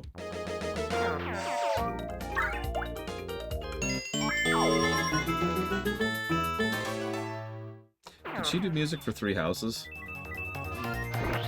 Because, I mean, that's a banger soundtrack right there.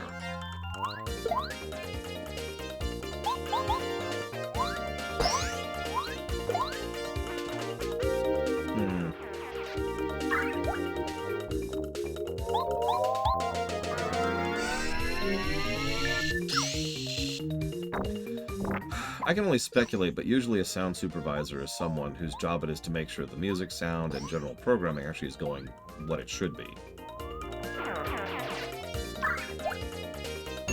Having said that, what I just described is a little bit more like a sound director than a sound supervisor, so maybe it's just like a legacy title or something where it's like, here, you've been with us for a while, have a cushy job. That happens a lot in Japanese companies.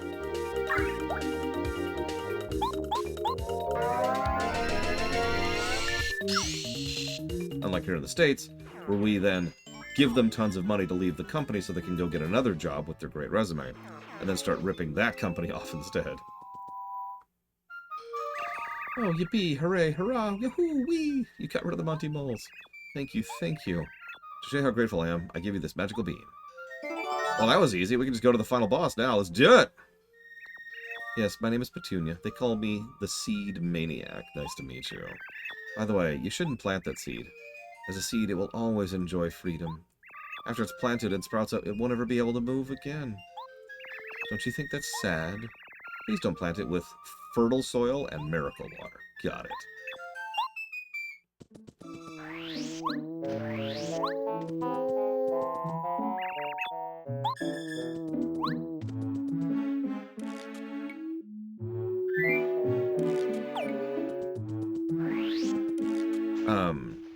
Honestly, I'm kind of with you, Pelagos, now. This is going to sound weird, but I'd rather reward people for years of service with a cushy job than rip money out of multiple companies by cycling around people who are actively sabotaging said companies. Oh, and also, they're not very good at their jobs. You could argue that both methods are wrong, and that's certainly a thing that can be debated. God, I hate the enemies in this section of the game so much. Go away.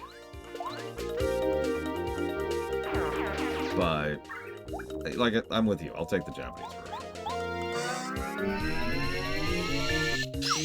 If Bragwin worked for me as a screenwriter for, like, 10 years, and she was just not filling up for doing the full-time job anymore, I would have no problem being like, here you go.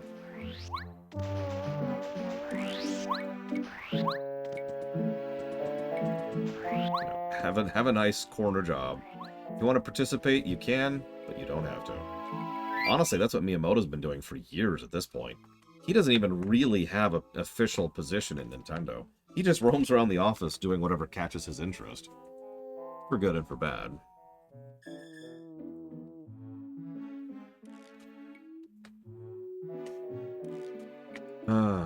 Do I have chill out?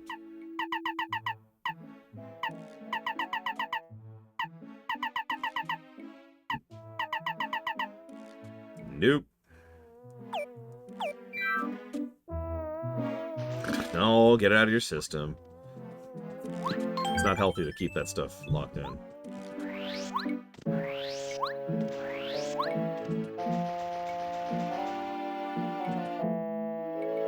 Hey, Mr. Big Shot, you looking for something? One thing that Posy's got is soil. Yep, just soil. Doesn't have anything beautiful.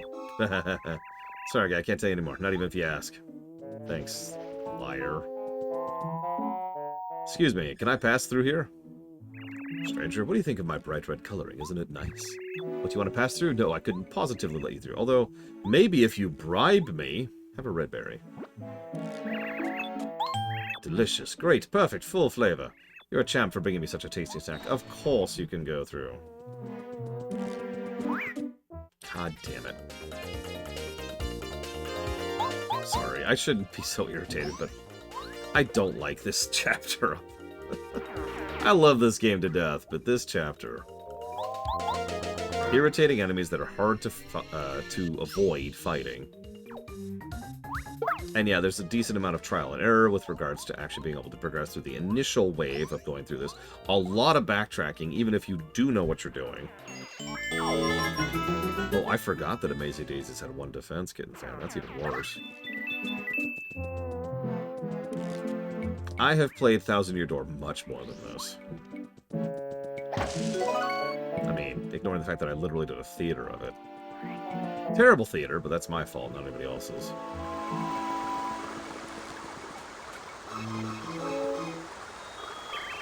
Look at this crystal tree. Have you ever seen anything so beautiful in all the world? Oh, sorry, my name's Posey. What's wrong with my mouth? It's my nose. How rude. Anyways, this fertile soil made my nose grow so long. I happen to like it. Your nose is pretty, too. I could stand to be a little bit longer, so why don't you take some fertile soil with you? I've actually put real thought into doing a new Paper Mario 2 theater with the remaster. Hi, Valerian. Part of the downside is I don't have access to all the same actors anymore, but I do have access to several.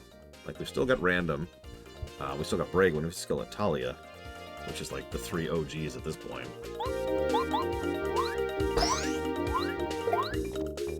And me, although the goal would, as usual, for me to be doing as few roles as possible.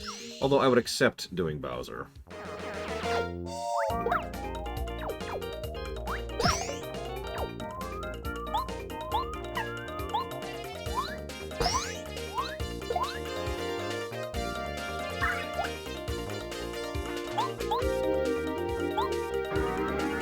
FF9 Theater is one of those extremely rare things I'm actually proud of having accomplished. It was 4 years of my life. A lot of input from, like, 90 actors? Something like that.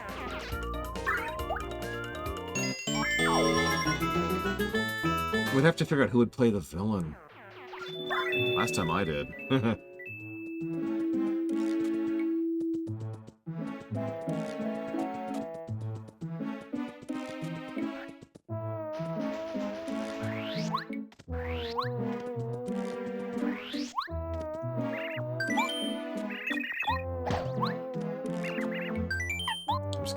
Really quick, because this stuff sucks, and you have to go back to town to heal. Why is this unnecessary step here?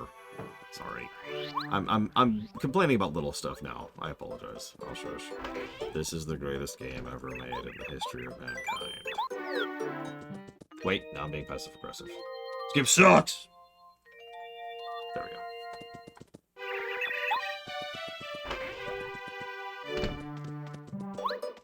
Also true. They could have just dropped a heal block here and it would have been fine.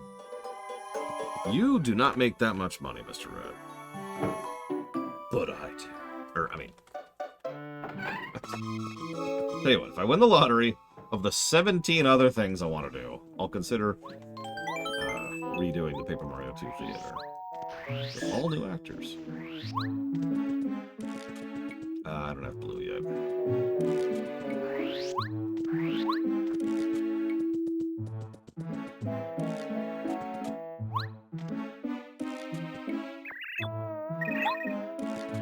I don't have bubble yet either.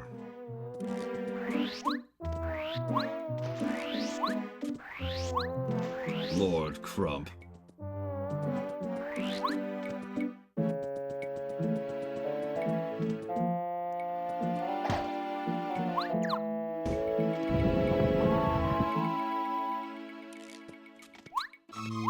Reasonable rates, Blue of Alex. No, I'm joking. I mean, I'd be down.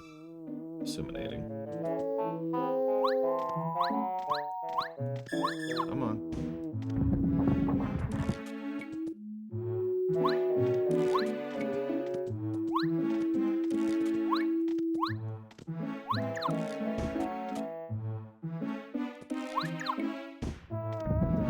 Did I literally not do this yet?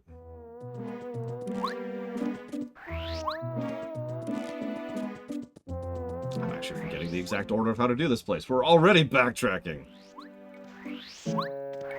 Chapter 6. Oh, here we go. Yellow.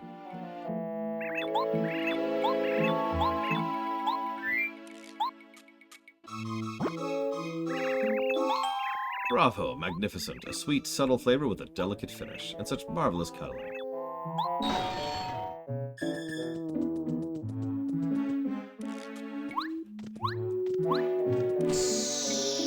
And you go all the way back.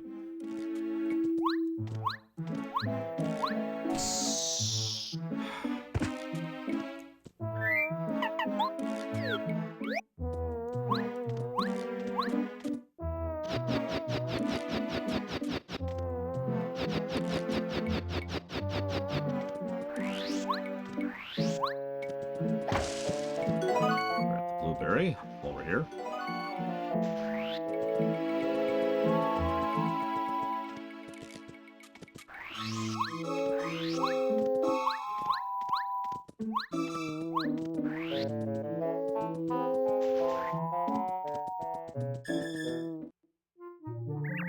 How horrible. The spring went dry.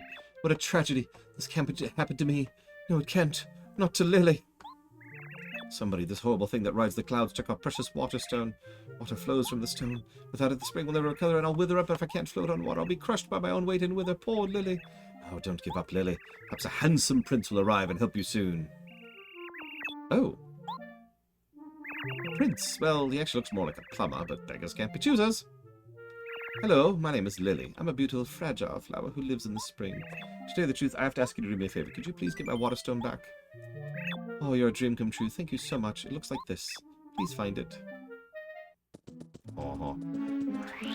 You know, I remembered I needed more than one of the berries, but not which color, Blue Fusion Fold.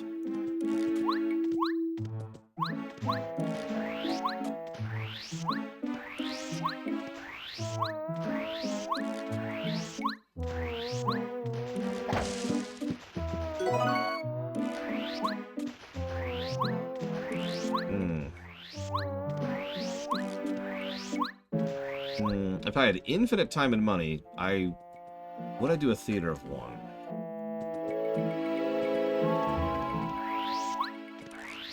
That's actually an interesting question. Because even with infinite time and money, anything I choose to do is something else I choose not to do. And there's a lot of stuff we could do theaters for if we did start reopening theaters.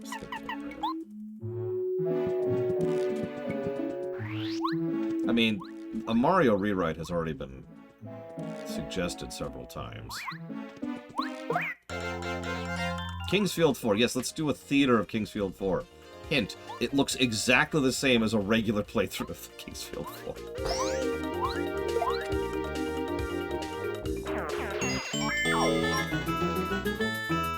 I can confirm that editing those takes a minute.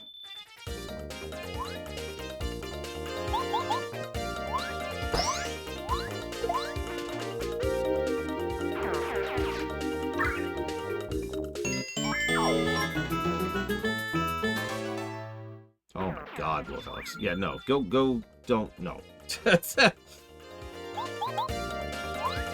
No, let's do a theater of Sticker Star. I'll voice Bowser. He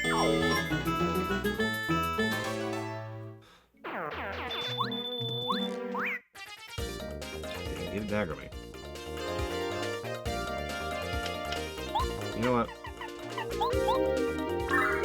Yep, time to do an audit run of Kingsfield 4. But this time with no cheats. Oh. Bowser does not have any lines in Sticker Star. Not one.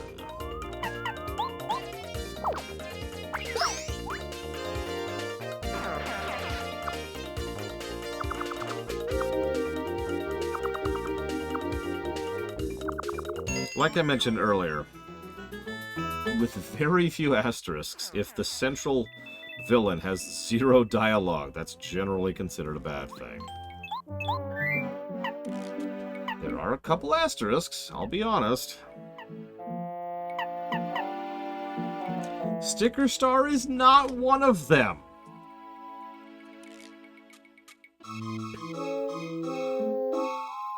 Like, for those of you not aware, Bowser has been one of the most consistently good characters in the entire franchise. No, Sauron has lines. Build me an army worthy of Mordor.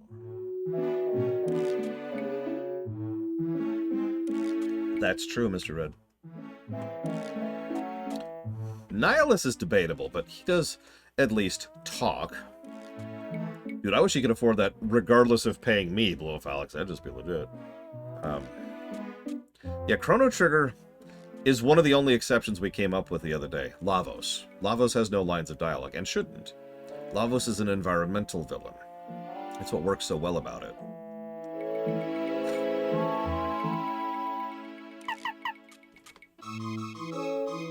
That's good crap, Mario.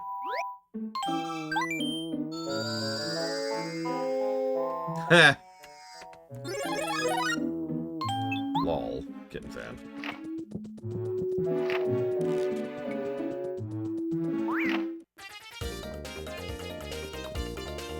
See, the funny thing is, even if we somehow argue that Lavos' scream is a line, that still puts Lavos ahead of Bowser and Sticker Star. By infinity%. So it's just more pathetic and sad. Sin? Sin's kind of a weird exception.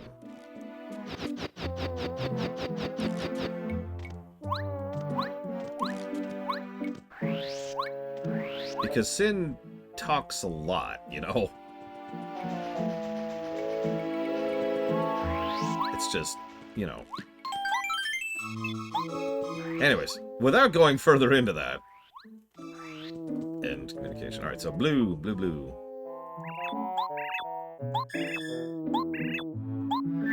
Have a blueberry.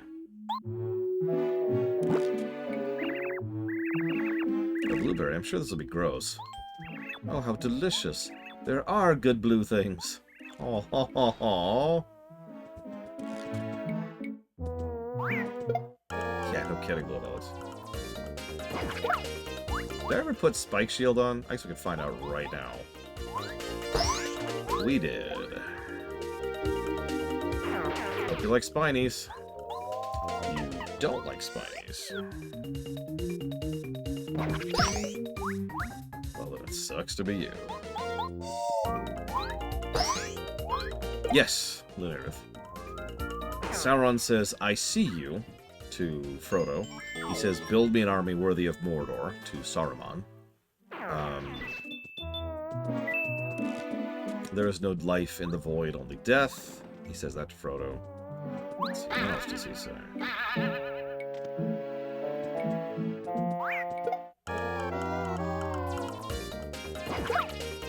hate this freaking bubble so much. He says Elisar, which has its own bit of significance to Aragorn. Darth Maul actually did talk in Episode 1. Even just in Episode 1. Never mind the excellent characterization he gets later on. As we showed off just like a month or two ago.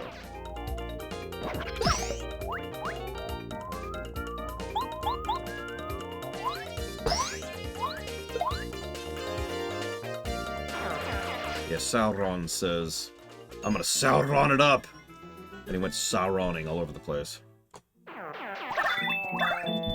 But no, I'm not trying to pull it technically. The point I'm trying to reach is that even Sauron, which is a primarily environmental villain, still has a few lines of dialogue. Unlike, say, you know, Bowser, who has 0 and is not an environmental villain. Where'd you drop it, idiot? Huff and Puff will have our clouds if we don't find it. Oh man, I'm so clumsy. That stone gave out an endless supply of water. How we can't increase the power of the machine? It's gotta be around here somewhere. It's just gotta be. What? Is that Mario? Look, man, it's Mario. Let's look for the stone later. Let's go rough this dude up. Are you sure? I'm not sure. I'm not, you know, in the right mental state. Ah, forget it. I'll fight it anyways. Here it comes, Mario. I like the idea of these guys being like a sky city-state kind of a thing that you can't directly conquer, but you can interact with in like a lot of other ways. You know, trade or technology. Or maybe, like, get them on your side for a specific thing, or get them to deny trade to an enemy. Yeah, there's a lot of things we can do with that. I like that idea. Well, first, Sauron gets the ring back. Then, he dominates all life on Middle-earth. Any questions?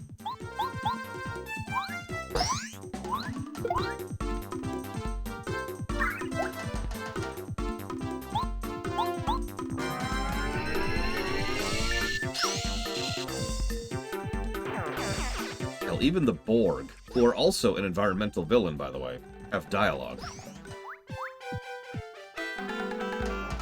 You know what? Even Sombra in MLP Season 3, before he was a character, had a line of dialogue.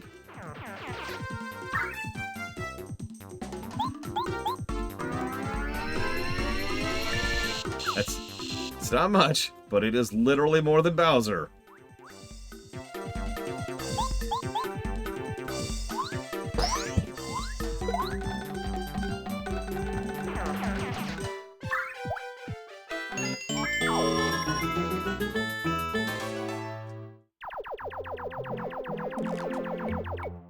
So then we've got the maze.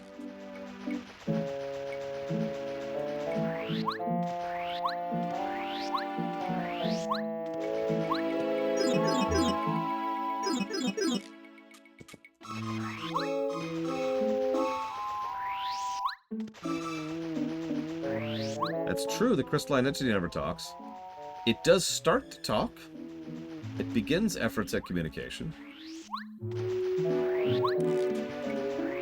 And then a person murders it. Now, whether they were right to do so or not, that's a little bit more debatable. That's true, General Onyx still has more dialogue than Bowser. That is really pathetic.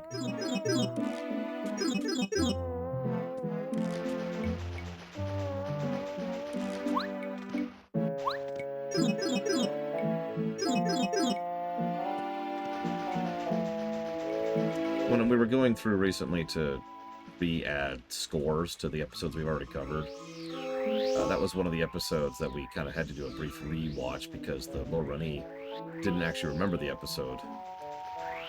And the one thing they did remember was how incredibly good a job the actress did of portraying incredibly creepy.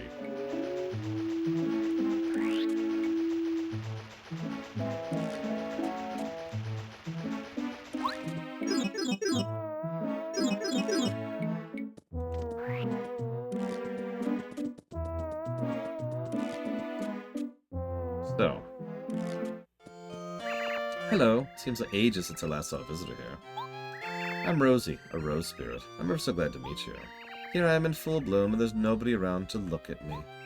Please admire me all you like. Breathtaking, aren't I? Aren't I just incredible? I'm that beautiful, you're so honest and charming, and underneath that scruffy mustache, I bet you're handsome. I like you, and because I like you, I'll show you this. This stone, isn't it beautiful? I found it just the other day. Some strange creatures on the clouds dropped it. I couldn't resist its gorgeous glitter, so I made it mine. I could look at it all day. True, little Alex. That's going to be my FF13. My equivalent for your FF13 run. Sticker Star! What's funny is it probably won't even break the bottom in terms of review. It's just, I hate that game. You're saying Lily's in trouble without this stone. How very sad. Oh well, it can't be helped. The stone is mine now, you see. You mean Lily will wither up without this stone? How sad, really, how very pitiful. As hard as it is to believe that Lily sometimes acts like she's prettier than I am. She's dumb, but she's not evil, and if she's gone, there'll be no flowers to set off my beauty. Let's see, tell you what, if you bring me something more beautiful, then I'll think about trading it. And now we do mandatory backtracking.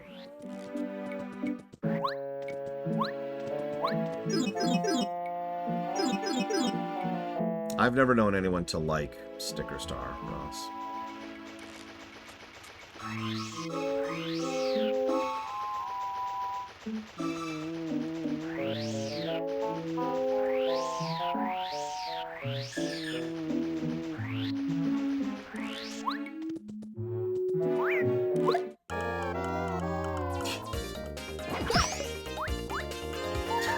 I like how both of you referenced the same person the same second there. Yeah.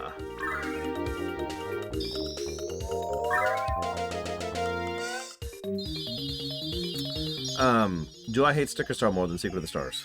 Yes. Secret of the Stars is a game that we had a lot of fun with because it was hilariously bad. Sticker Star pissed me off.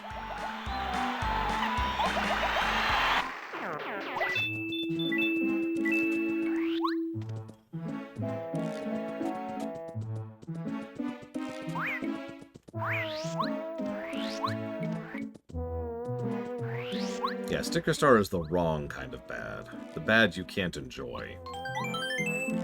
Secret of the Stars is almost assuredly an objectively worse game.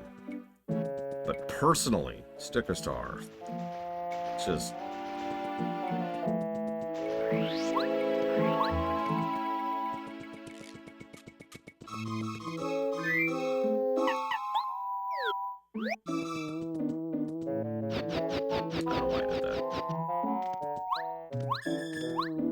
I did that.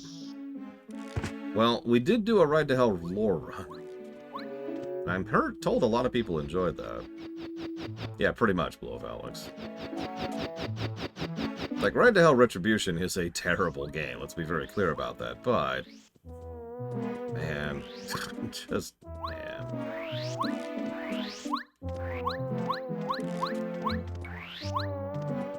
The one game I hate most in the world is Diablo Immortal. Damn it.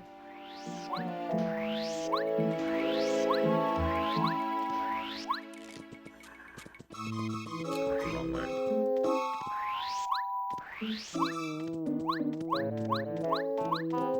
I'm honestly not sure there's a game that I hate more than Diablo Immortal. Like, if I would have to put real thought into that.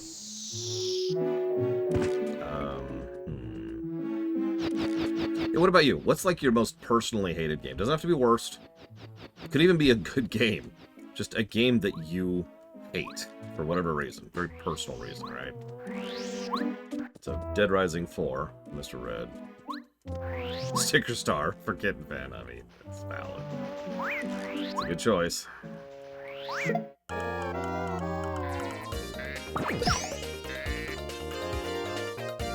Yeah, I've already watched the ending, Loke. I was not impressed.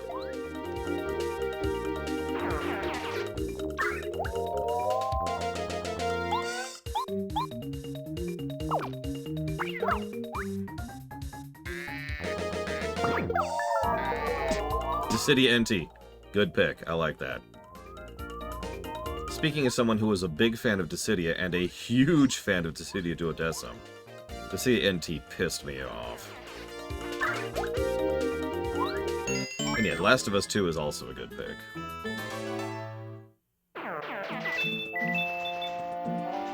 Again, not necessarily a bad game. In fact, I'm pretty sure that reviewed not positively when we went through it.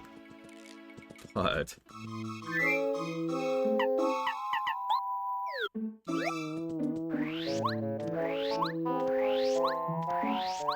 let's see what else. Ninja Turtles on the NES. Valid option.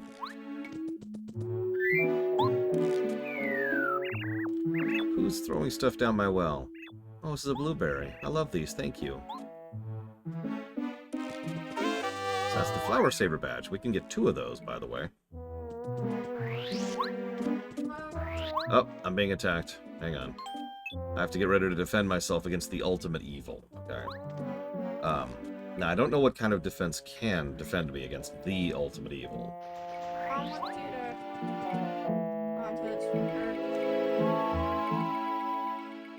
Okay. No, I have to pay the chocolate tax. Hang on, hang on. What are you doing? Other than trying to fall over into the fan. Here, hang on. Small piece, and then I'll give you a big piece. Don't Kirby the chocolate. I'm gonna be honest, Kitten Fan, I've actually... No, don't Meta Knight it either. That just means chopping it up with your sword. And then speaking with a Spanish accent for some reason. I'm not sure about the Spanish accent part, but you just have to figure that out. But no, in all honesty, Kitten Fan, I don't 100% remember where I'm at in this stupid trading sequence. I should mention, if you're paying attention, that there's no guidance. It's just, you know, run around trying to figure out this correct place to go to get the correct item to progress. Oh my god, the bees! There is guidance. Stab! Alright, now there's no guidance.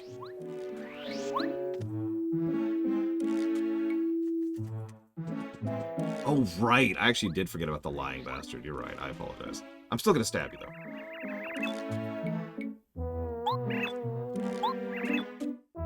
Posey. Yep, no, yep, you were right. You're right. Yep. Ah! Okay. I hate this level. Okay. You know another thing this level does wrong? The enemies respawn. This is the only game, or the only level in the game where the enemies just straight up respawn. Almost immediately, too. Like, as soon as you leave the zone they're in, they respawn. Nobody else does this. None of the other dungeons in the game do this.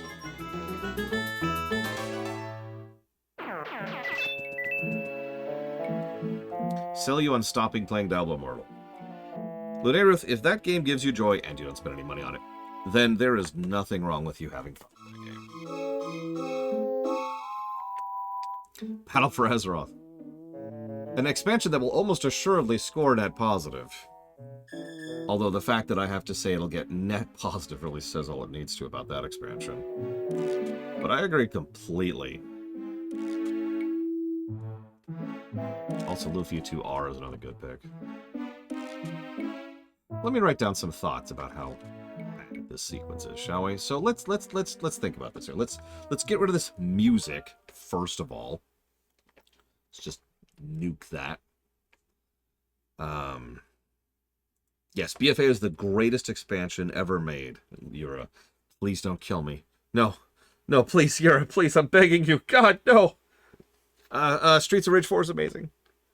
Please don't hurt me anymore. All right, so we've got...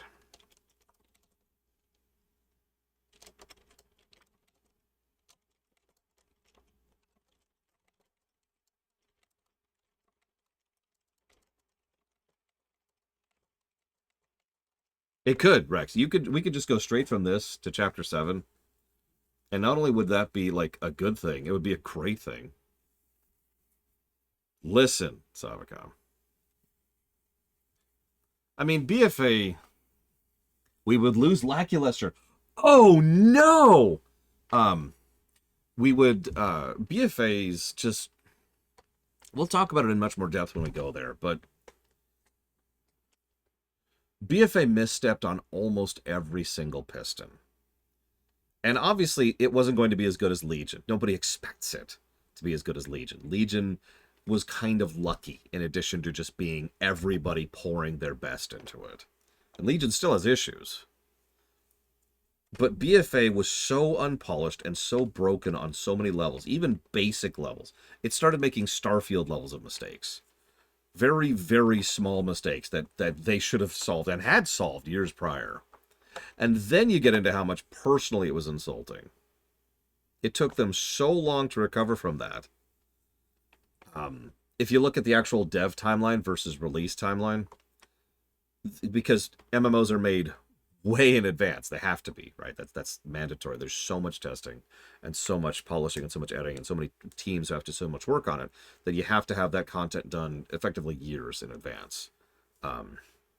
So BFA was for the most part like done and ready to go by Legion, which is one of the reasons why it sucks so much, because most of the terrible people at Blizzard, the people don't work there anymore, were working on BFA. And then they were like, ugh, and there was this whole era of them just trying to course correct on that. But they didn't actually hit the point where the feedback from how awful BFA was and the shakeups of all the crap that was going on at Blizzard at the time, none of that finished until late Shadowlands, development-wise. So if you notice, Shadowlands is pretty meh, like it's like the most generic middle of the road of the expansions. And until the patch content, which is just racing to get through the plot beats as quickly as possible and get them over with and conclude them. Not necessarily satisfactorily, but most of the actually good cutscenes in Shadowlands are in the patch content. The only patch content, by the way, because they had a very trimmed patch cycle in Shadowlands. And then Dragonflight. Yeah, no, exactly, Five. They knew what had happened. But they knew, like we knew that they'd screwed up in BFA, but they didn't know until mid-Shadowlands, because that's how development works, right? So, by the time the game started catching up with reality, we were already halfway into the next expansion. I had the same problem, Judo Joker. They screwed up my order like 3 separate times. All right, so, awful enemy design. Respawning enemies for no goddamn reason. Backtracking. Bad guidance.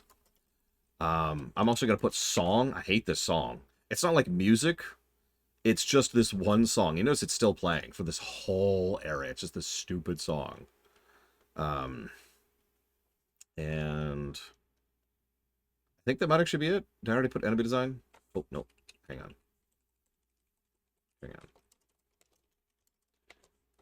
Enemy design, encounter rate, backtracking, guidance, song. All right, let's go.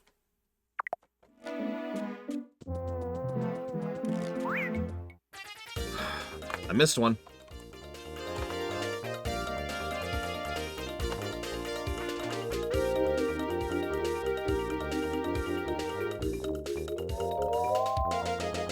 Okay, we're done. Moving on. Okay, so, where was I? Oh yeah, BFA sucks. And everyone who likes Warcraft sucks. Wait.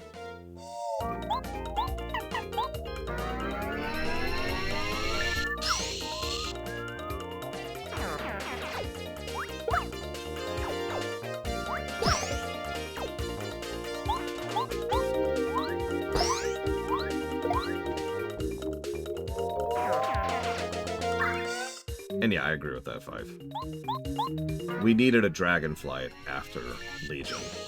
What they did is they made the Dragon Ball mistake. They tried to one-up themselves after Legion, and that was a terrible idea that anyone could have seen from a century ago.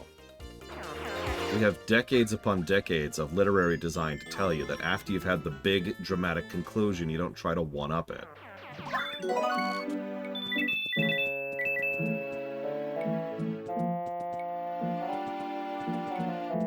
I hate this dungeon so much.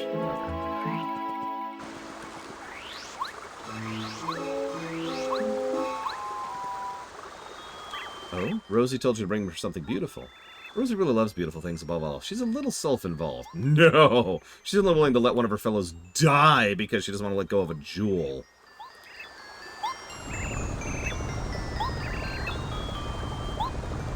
Clunk. Phew. Oops, that was a bit unladylike. Tee-hee-hee. Rosie should be more than satisfied with that berry. Warcraft beat 'em up. Alright, here's a random question for you, just for fun. Hang on. If you... I think I've asked this question before, but I just feel like asking again. If you could randomly, magically, make a good game of any genre you want set in Warcraft, which would you go for?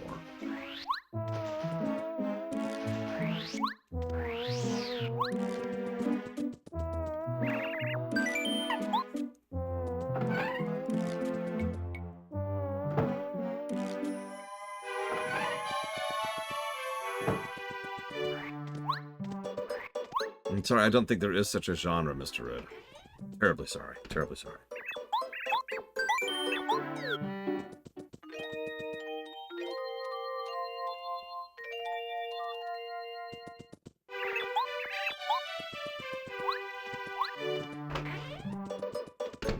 Did they keep any character introduced from Shadowlands 5? Oh no, they kept one.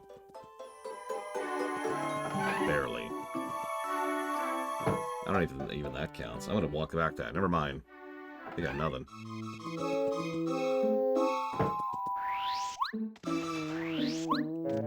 And now quiet. Back through this. Notice that even if we know exactly what we're doing, which admittedly I didn't, but you know, even if I had, we would have had to go through this entire dungeon. This entire branch. Get it? Because it's a flower. And then go back. And then go back. Okay, so go down to A, go back to the base. Go down to B, go back to the base. Go down to A, go back to the base. Go down to B, go back to the base. That's literally what we're doing here. No hyperbole, no nothing. That is actually what we're doing. Star Wars Battlefield? Or Lord of the Rings Conquest? I don't remember what those are. Help me out here, Spartan. Here you go, have the crystal berry. Oh, how pretty, I love it. That's much nicer than this ugly old stone. You better hurry back and give it to Lily. Make sure she knows she was saved because of me, because I'm Donald Trump. I mean, I'm a terrible narcissist. Who's the most beautiful flower in all of Flower Fields? It's me, of course. Let's see, a full-on Yakuza style game. For Warcraft, yes. I'm very in favor of that. Warcraft Metroidvania. I've actually thought about a Warcraft platformer before, and I've kind of wondered how that would take expression. Because a lot of what I would come up with in my head is actually just an ARPG with platforming. Not that that's necessarily a bad thing, but it's not really a platformer at that point. God, I don't remember which branch she's down. Let's create a suspense point here, just because, so I don't have to do this again. Why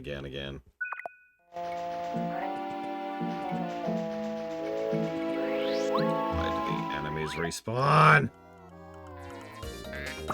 Hey, Blade Toll, you remember we were talking about how the encounters could be too much? This is the one dungeon in the game where the encounters are too much. Yeah, I was thinking something like the Sotans or the later Castlevania games.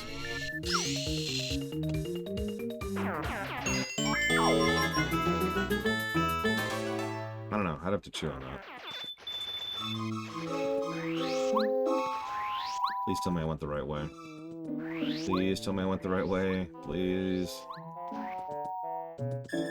I went the wrong way. God damn it. Damn.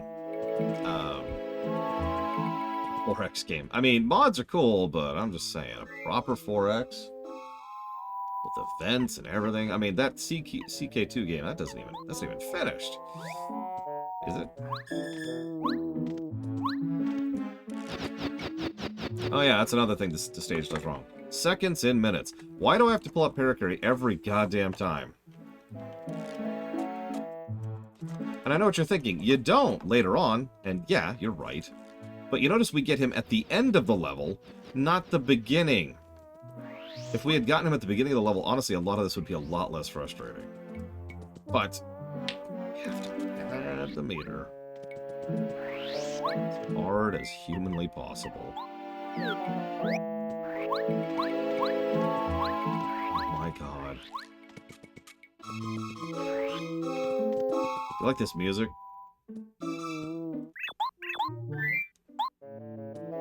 No kidding, Rex. We've kind of figured out Parakarry by this point. Let's see. Warcraft Metroidvania. Guys? Guys?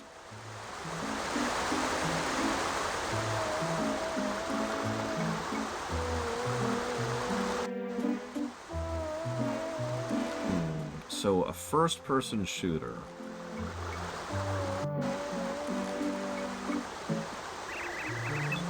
Oh, Sweetwater. This is paradise. Thank you so very much. Here you go. Have some water. It's the most nourishing water around. It's nourished with lily extract. So now we need to get the sun up into the sky.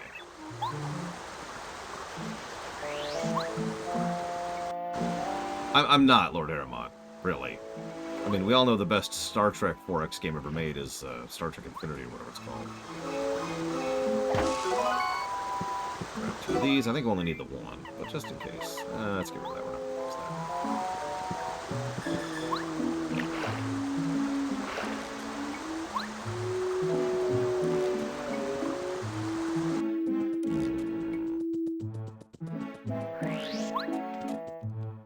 Hey, I guess what we have to do again, if we did everything right.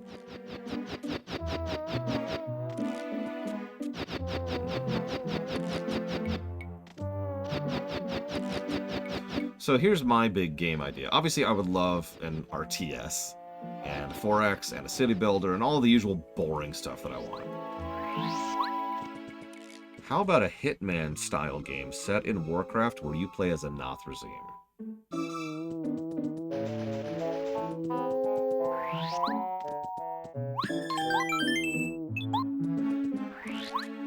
Yeah, think about it.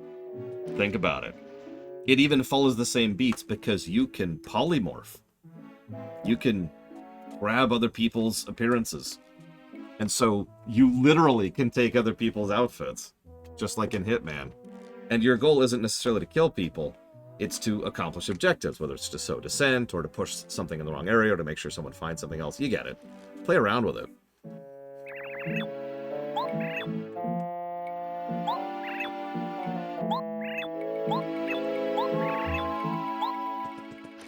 liar. Yeah, exactly. Screw with people.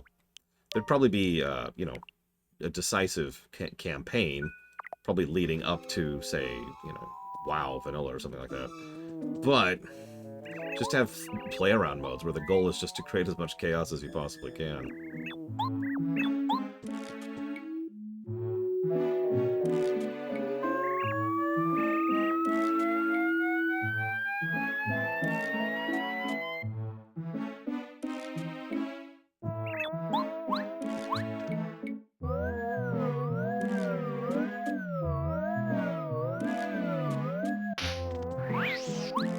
I was just about to say, it's almost impossible to avoid that bee.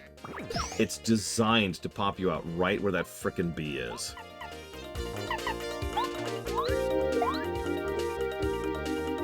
Oh, that sounds cool, Lord Aramon.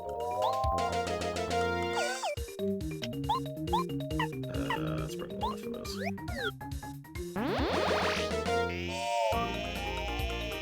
Really?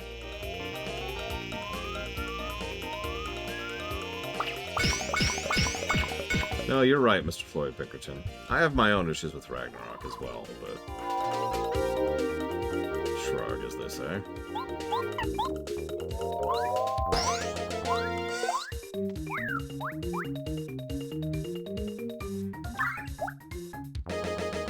Nice defense you got there. Be a shame if anything were to happen to it. I mean, God of War is effectively a beat-em-up. Spectacle beat-em-up, but a beat-em-up nonetheless. And that's back to Euro's answer. Not a bad answer. But you got me thinking about the shooter idea.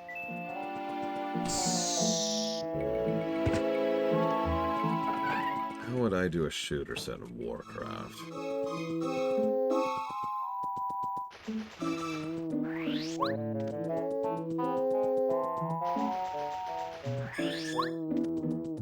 Warcry. Oh my god.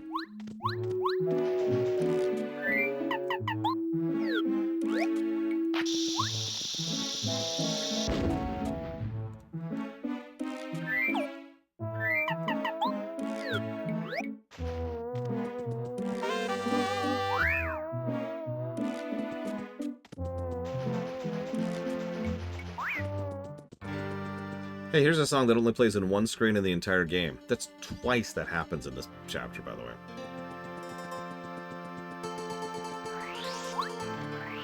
I don't know at this point. I have no idea what's going on. It's a good song, too. That's the weirdest frickin' part.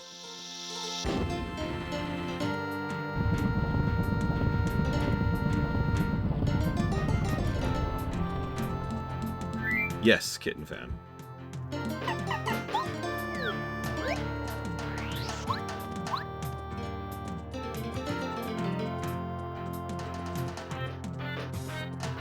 I know what you meant, Kitten Fan. Hello, I never thought anyone would come all the way up here.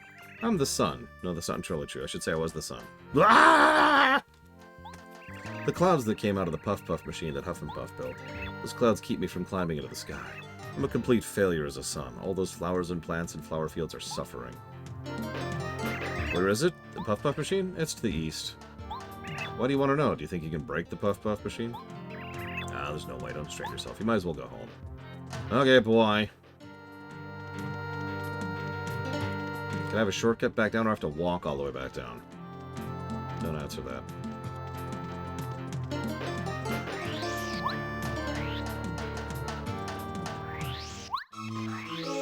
Alright, ladies and gentlemen, this is it. Objectively the worst party member in the game. Gameplay-wise. Hey, man. I don't think we've ever met, have we? I mean, you're Mario, right? My name's Laculester. No, it's Michael. No, yeah, Spike. Yeah, I'm Spike. Whatever, never mind. Look, I don't have a problem with you personally, but I got orders from Huff and Puff. Sorry, man, I have to give you a bit of the beat down. Like I said, man, sorry. Does that sound cool? Yeah, totally cool. Here it comes, man. I've already read it, Mr. Floyd Pinkerton, if that answers your question.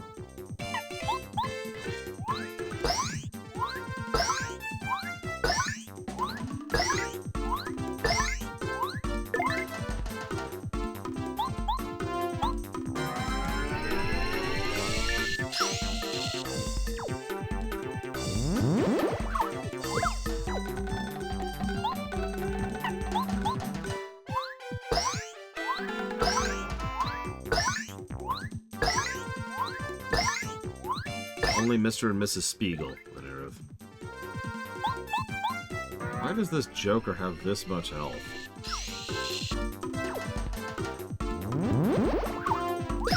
I mean, I don't really have any thoughts to speak of, Mr. Floyd Pinkerton.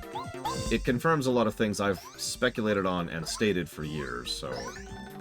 yay for being right.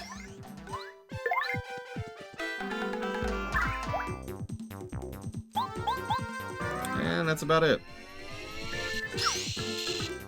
It is kind of funny because for years people have said, ah, Lore, you're dumb. And now that book comes out and they're like, oh my god, Lore, did you know this thing that you said like 5 years ago was actually true? Yeah. Man, you're tough as nails. I give up, man. Go on, do your worst. I'm not afraid of it. Do whatever you guys do to guys you defeated. Fireflower in the eye, Pow block. Wait. Oh no, Lucky Lulu.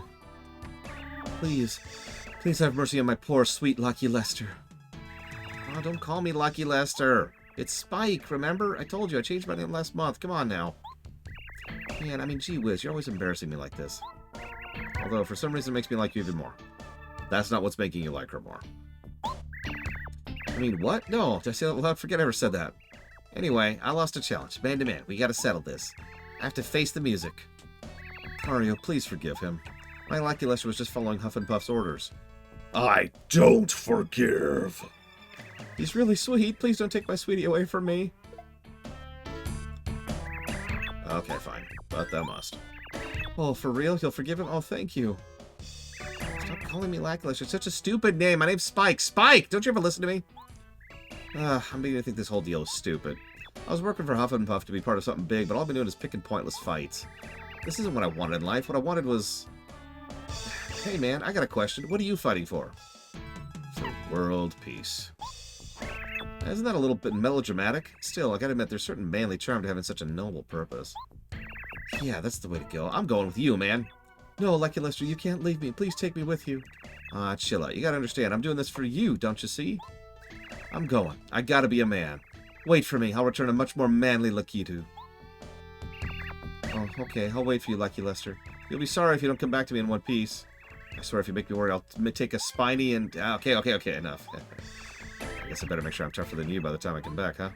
See me off with a smile now. You're so much cuter when you show me those pearly whites. The worst party member joined. He does have one use. One. This is faster than walking. I've done a couple of playthroughs where I maxed his leveling up just so I could run around like this all the time. Essentially a sprint shoes thing. So he was the sprint shoes. Why is he the worst? Okay. So he's got Spiny Flip, which is one of the worst attacks in the game. He's got Spiny Surge, which is an AoE that does crap damage for 4 MP, so that's worse than just about everything else. And his third ability is pretty crap, and his fourth ability is pretty crap. And he's crap, and everything's crap about him crap. Any questions? Speaking of which, get out of my party. No, I actually can't do that. Let's just run. This is literally not worth my time. It is not faster than super sprinting. Game! God! God damn it! Fine! Die! Die in a fire! Die in several fires that are all surrounding you. And you're like, oh no, I better get away from the fire. Oh geez, it's gonna be so great when I finally get away from this fire. And then you'll go to some other place and there's more fire there. And you're like, oh my god, there's fire everywhere, what do I do? And it's fine, because there's still more fire there. What you should do is you should lay down. Just take a nap in the fire and never get up.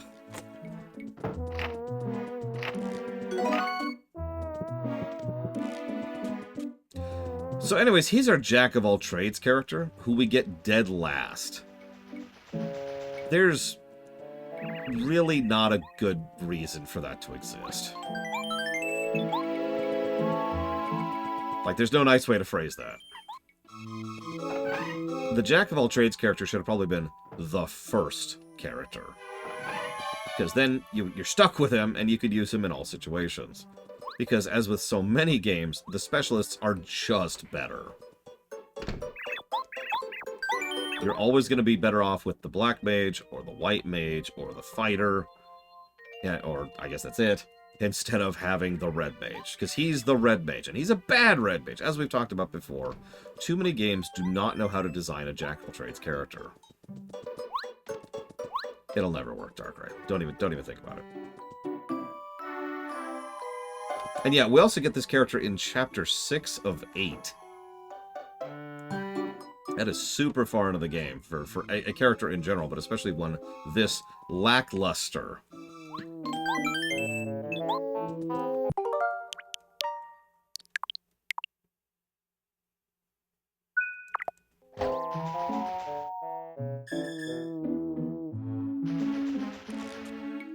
What am I doing? Right. So now that we've got him, we can go down the path we haven't been able to go down yet.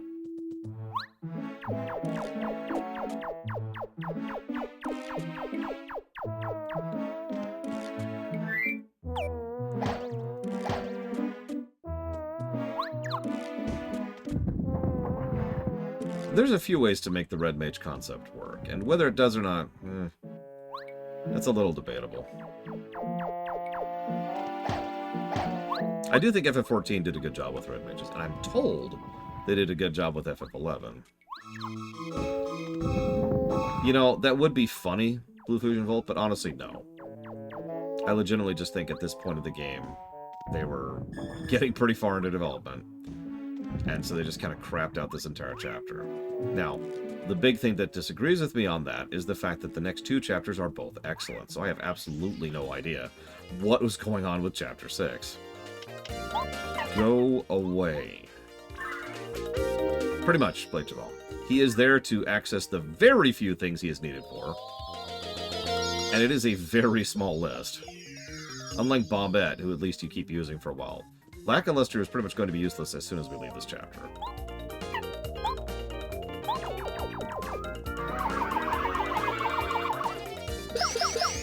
Yeah, look at that absolutely pathetic damage. My god. That did so little. Possibly Darkrai, I don't know. Thank you, Mr. Floyd Pinkton. Give me one moment, please, because I want these people to die! They must die. It's extremely rare that game chapters or games are made in linear order. That's extremely unusual. In fact, off the top of my head, I can't think of any game that was made front to back. Yes, that's a good point, Ross. Cannot argue. Hem. Thank you for the sub, Mr. Floyd Pinkerton. Give me a second here.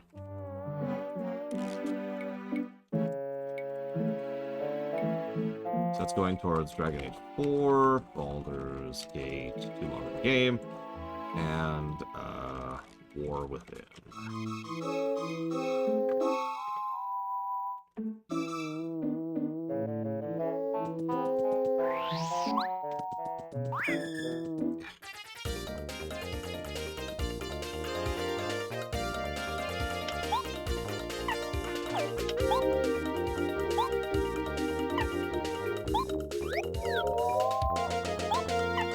Let me show you what a real AoE attack looks like.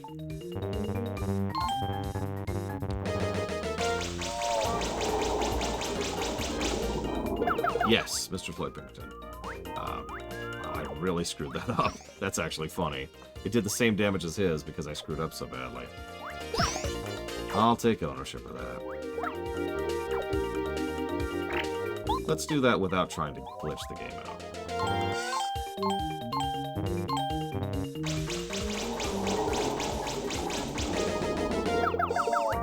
There we go. A little bit better. Go away.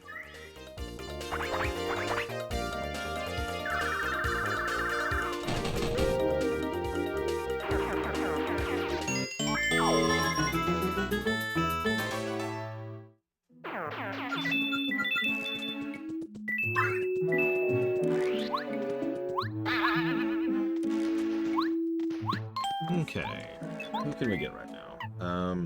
We could get Lackluster there, but no, we're actually going to get Parakarry. If nothing else, we need to show off air raid at some point.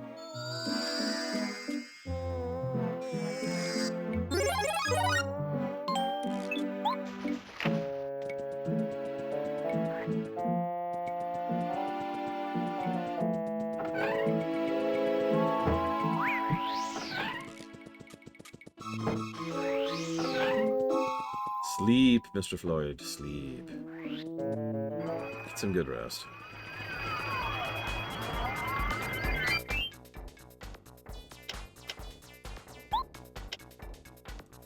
I think I will pop that, actually.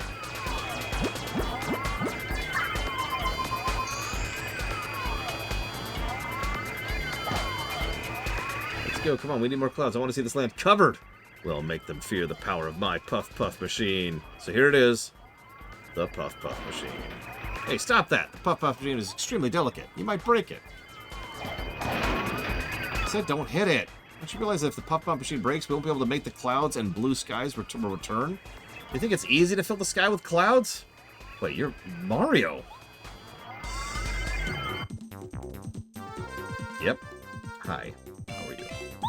I'm Mario. You're dead.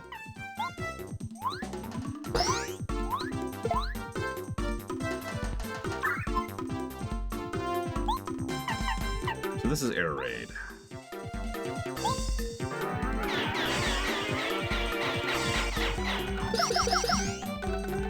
Easier to do than Sushi's input. Not quite as high of a damage. Like, it's kind of capped on damage. Unlike Sushi's, which can do some absolutely stupid damage. But again, much easier to input. Same cost, too.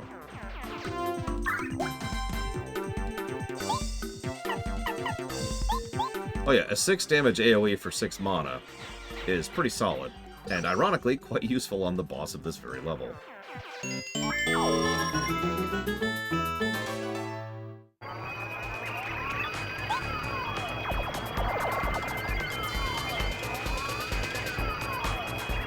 Look at those chumps run away. Alright, now, we better do something about this machine, huh?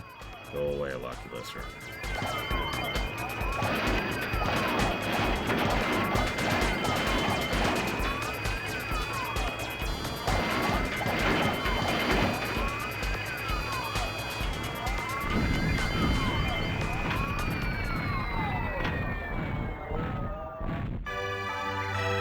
Oh, the clouds are gone. It's time for a little sunshine. That was fast. Precious sunlight. Mario did it. He saved us all. Oh yes, the sun. Yay! Oops. Losing control like that is so unlike me. Ah, the bright rays of the sun. Once again I can gaze at the sparkles of light in the water. Oh, it's about time. The sun. We're saved. And of course the sunlight can only add to my beauty. It's the sun. It's the sun. Maybe being stuck in one place isn't so bad after all. I feel full of life again. Aww. And the music finally improves.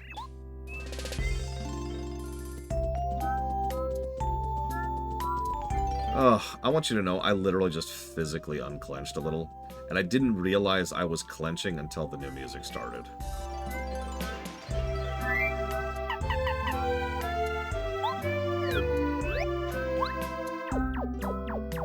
Please tell me you're not one of them, Kitten Fan. Please. Don't do it.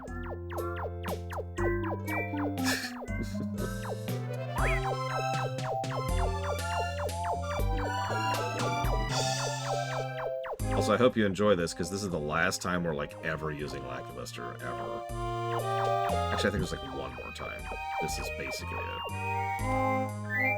Egon, yo.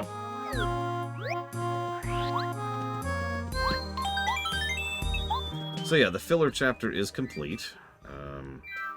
Let's go recover. Yep, that's great.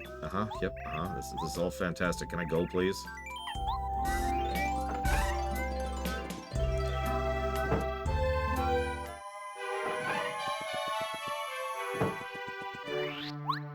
Listen, nobody could possibly hate Sticker Star.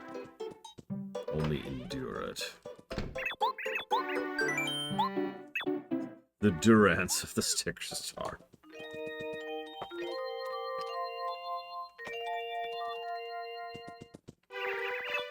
Okay, we're past the worst part of the game. We're actually not done with the chapter yet, but we might as well be. There's actually a dungeon. It's the most pathetic dungeon in the entire game. Because, you know, all we've been doing is the overworld sequences, right?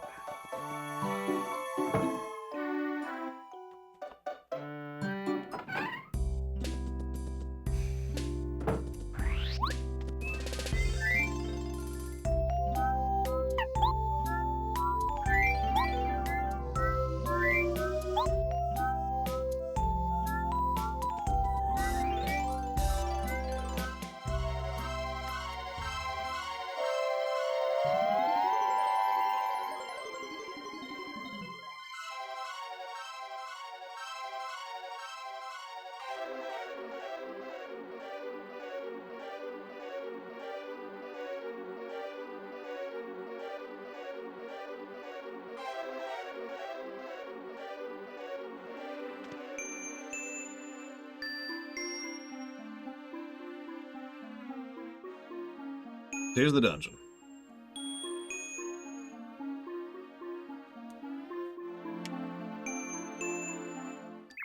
Yeah, dude. And we'll get...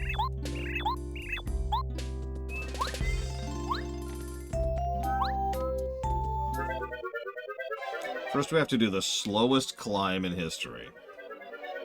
I'm pretty sure when we did this manually in Super Mario RPG, it was faster.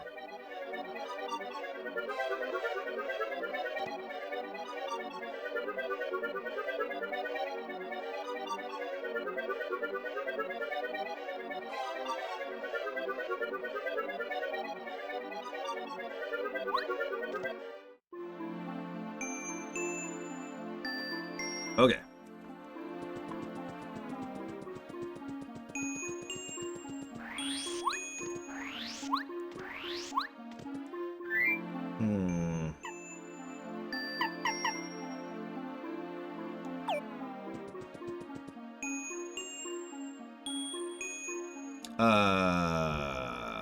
Okay, so very technically, yes, under very certain circumstances, Spartan.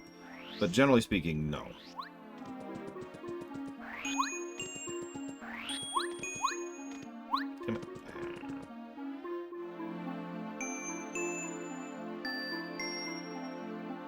Yeah, usually I skip this badge. In fact, I had to think for a second about what badge you were even talking about, because, like, why would I ever get this badge? Whoops.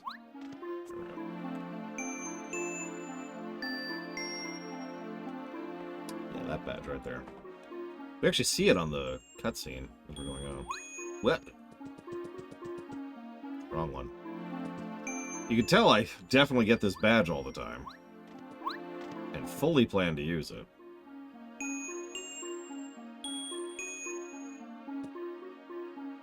Well, the thing is, if you group with a random party and someone in the party has never done a dungeon before, you get bonus rewards. However, given your circumstances, that's probably you.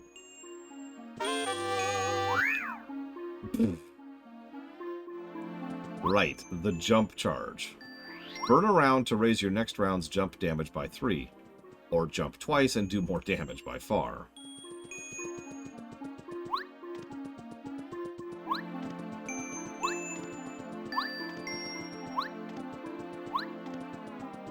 Anyways, did you like that? Because that was the dungeon.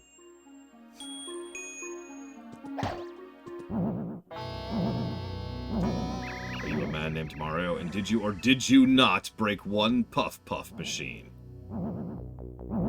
I'm trying really hard not to make the Dragon Quest jokes. You have no idea. What would a Puff Puff machine even be? Like, okay. What possessed you to do that? You completely ruined my plan to cover flower fields and clouds. You see, I was going to turn this sunlight-blasted place into a cloud-covered paradise. But I can't expect a man of your intellect to understand. I must tell you, King Bowser ordered me to defeat you if you showed your face, but I'd take you down even if I went to direct order. You cloud-destroying pest, you can't save the Star Spirit. So this is another boss fight that can be mean if you don't know how it works and you're not ready for it. We are neither of those things.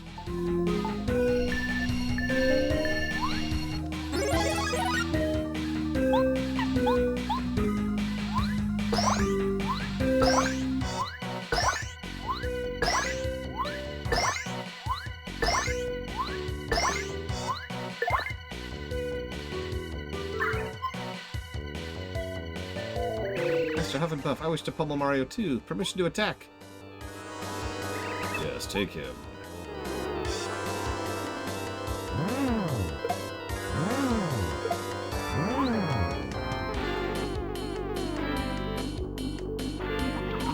So this is what he does. When you hit him, he pops those guys off, and then he pulls them back in to heal for how much damage you just did to him. That's his shtick.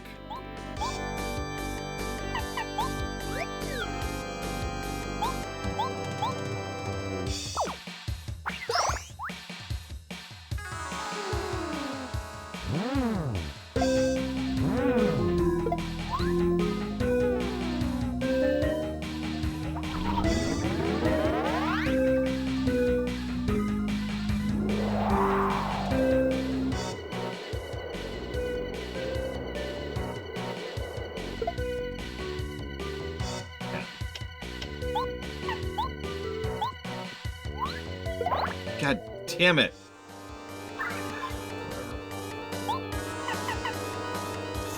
We're burning at this point.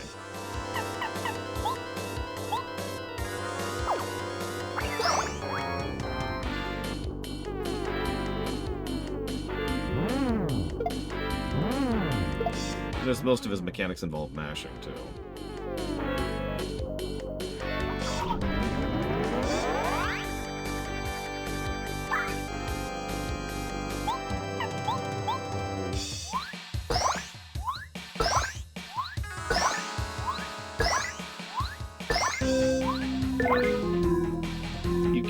But oh, thank God. I was gonna say, I really screwed up earlier because I missed a big attack. And I was all set up, and I screwed up the big attack. The good news is I got an FP up there, which should help a little bit. So I can do that.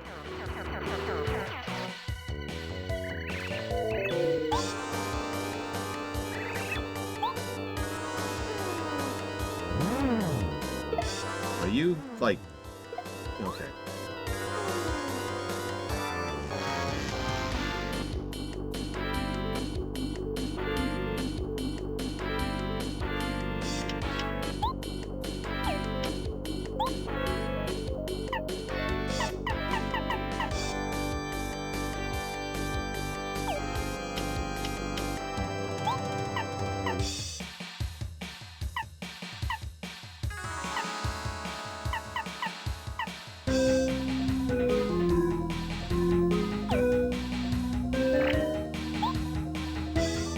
I was actually just debating that. You know what? Sure, let's just do it.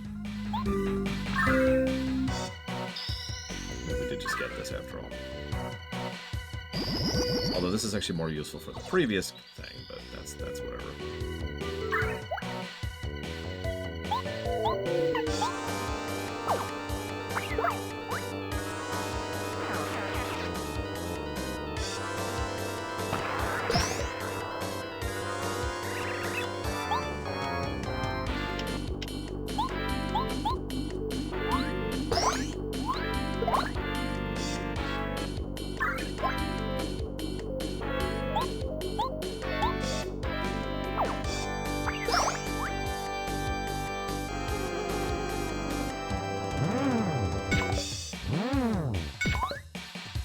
No cell.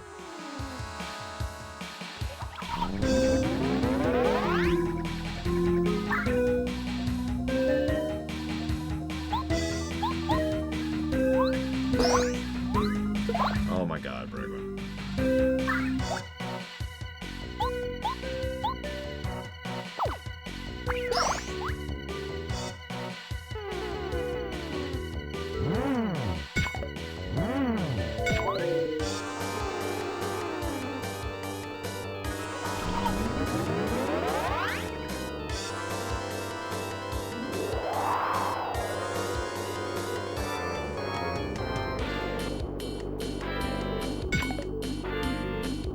Anyways.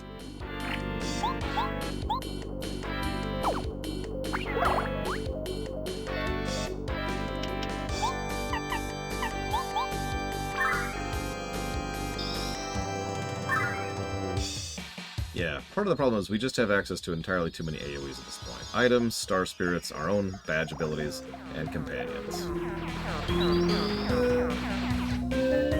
I guess that's kind of the point.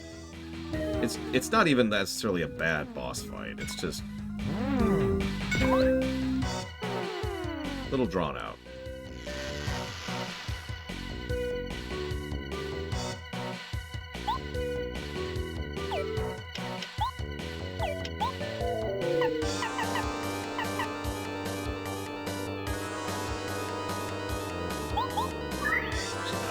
Blow this.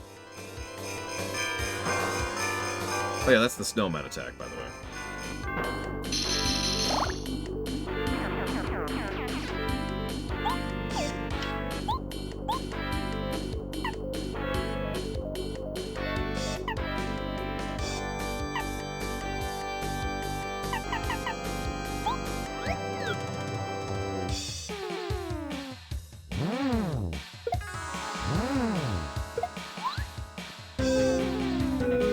So this is gonna hurt.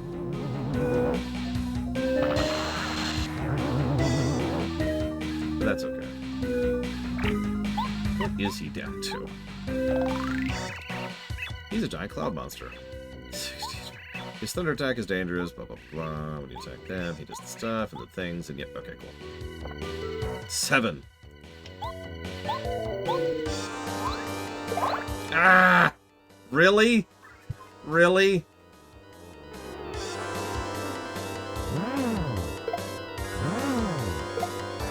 I may lose a life shroom on this because of that mistake. I'm in trouble. I guess I better stop messing around and fight hard. We'll be alright, Master? We're not finished yet. Here I come. Yeah, I'm probably about to burn a life shroom. Yep. I've never actually seen that attack before. No joke. I didn't have any life shrooms? Oh my god, really?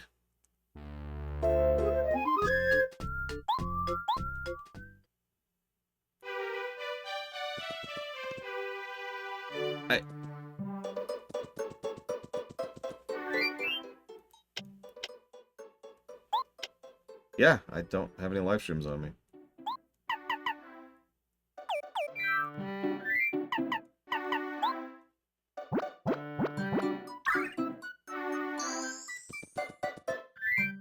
Wow. Wow, I'm actually shocked by that. Okay.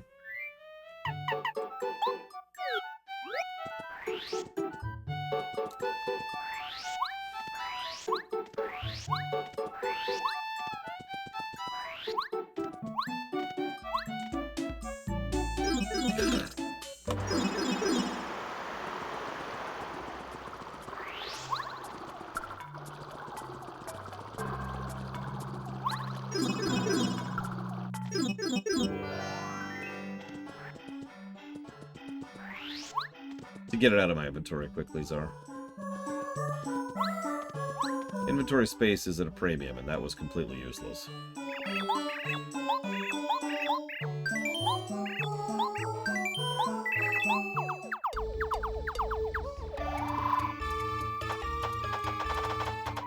This almost assuredly won't help with this specific battle, but I've been meaning to do this anyways, so this is a good time as any.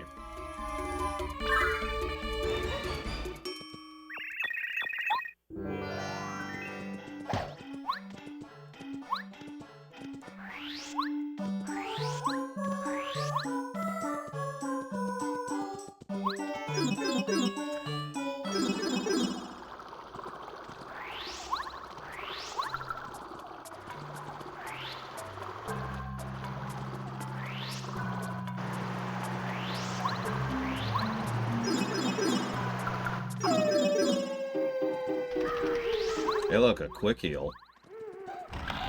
The forbidden fruit.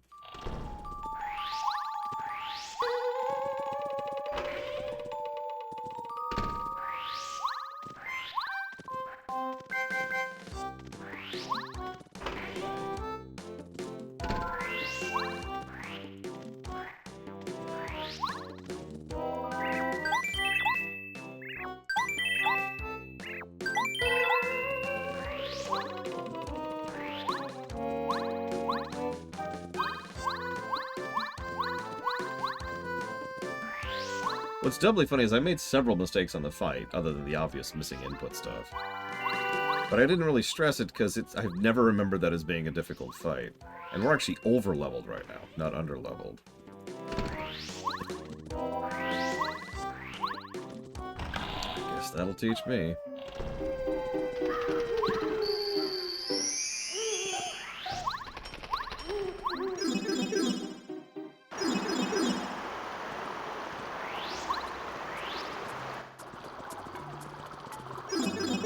Yeah, well, this chapter sucks, Mr. Red. As previously indicated. Hello, Evo. How is your wonderful day going? You just missed me dying to some bullcrap.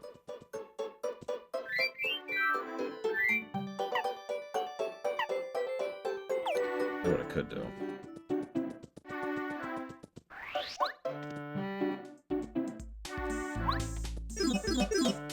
Just occurred.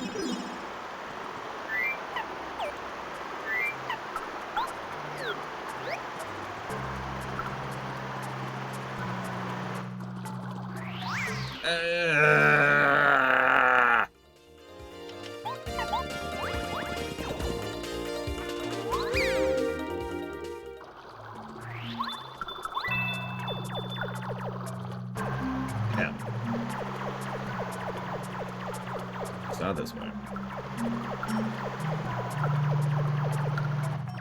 Yeah, even chapter 4 isn't terrible.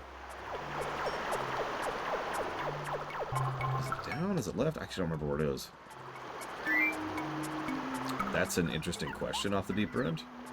So we established a while ago that for the sake of, I guess, cohesion, we needed to put a cap on a given amount of positives or negatives that one individual thing can receive. Now, we could have gone infinite. We could have got 1 or 3 or 8 or 15 or 75. But we decided to go with 3 because 3 is a nice, good gradient, right? There's good, worse, and awful. And yeah, it's fairly self-apparent at that point.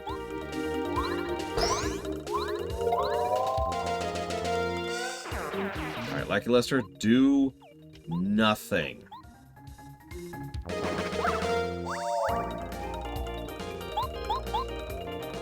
Well, the derp... I'm gonna use this on the boss fight.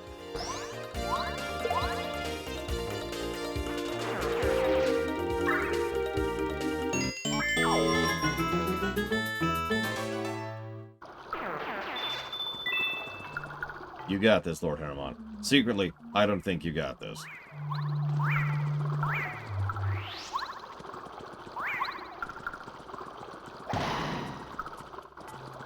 Yeah, exactly. Awful, worse, bad. Null, good, better, best. Essentially, the whole idea is to clarify a range, because there always has to be a range, right? And yeah, the thing with things like the durability problem or other things like that is final upgrade for real this time. The durability problem was a lot of different negatives all kind of combining. Not even all of them were 3s. It was just like, this thing's 1 negative, this thing's 2, this thing's 1, this thing's 3, etc., etc., etc. Oh yeah, and our jump timing just changed again. Okay, let's see if we can get out of here without getting into any unnecessary encounters. Should be nice.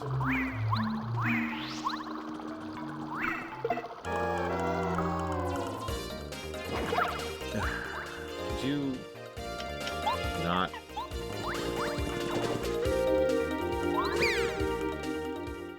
Kind of, yeah, off the deeper end. Like, we've actually discussed, so I don't bring it up very often, I haven't codified the term, but anytime I use the phrase problem, like with a capital P, it's referring to how several different issues aren't necessarily bad in their own right, but the way they combined with each other turns them into a bad.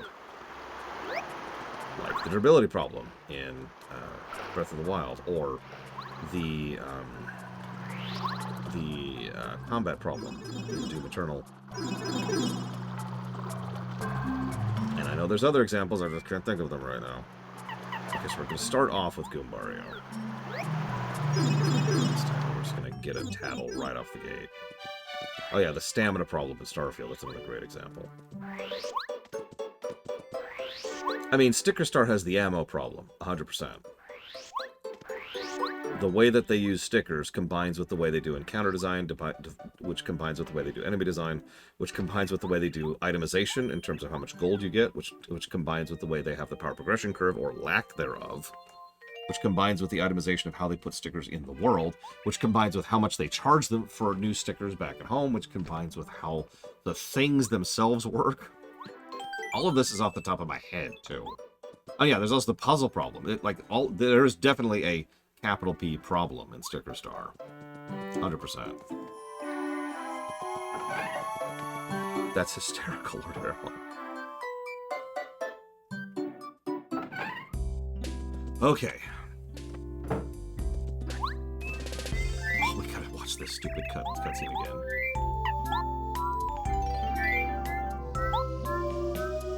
I mean, honestly, FF10 is probably just the optional problem. Because you've got the mini-games, which are variably optional, and there's a lot of them, and a lot of them kind of suck. And almost all of them are rewarding, or very rewarding. And then, yeah, then you've got the stat wall problem, and that kind of bleeds over into the sphere grid problem, and so forth and so on. So yeah, FF10 is probably going to have a capital P problem.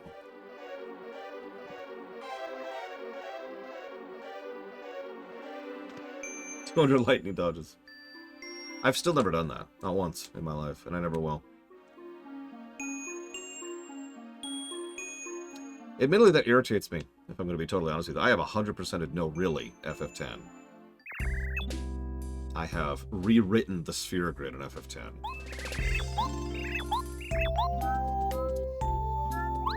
But that stupid lightning dodge. And you're probably thinking, how can you 100% without doing it? So I had this friend named Charlie. And he did it. Yeah, minimum of 44 Blitzball games, if you're lucky.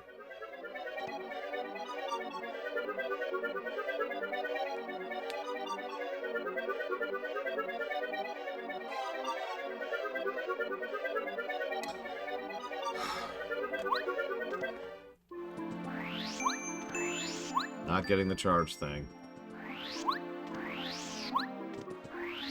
Like, I love FF10 quite a bit, but the optional content is not one of the reasons why. Okay, so. Save.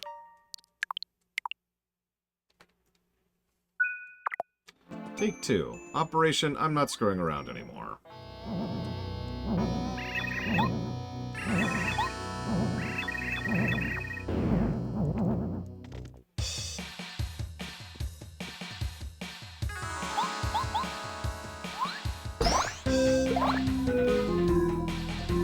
And there's the Dark Aeons.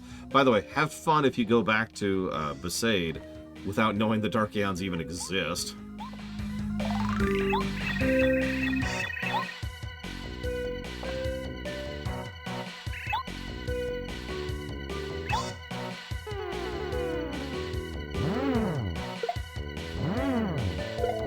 I should mention the only reason they're doing that little damage to me is because I have a defense up thing.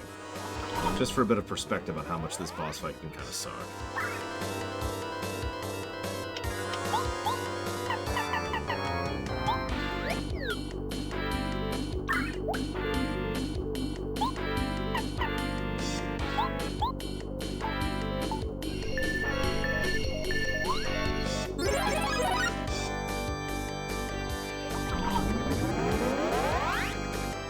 Totally Kid Fan.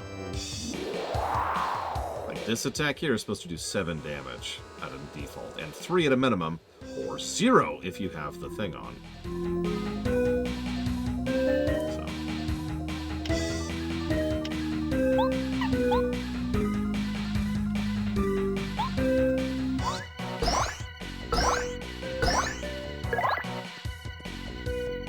That was actually terrible, but I'll take it.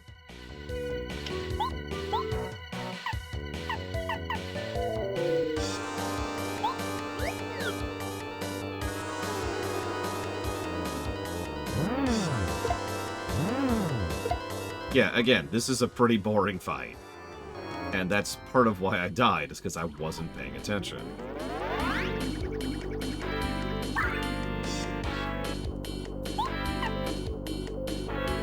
Quick change is pretty strong. The only reason I'm not using is I literally don't have the space for it, because it takes 4 badges to use, or 4 badge points, and that's not a small amount.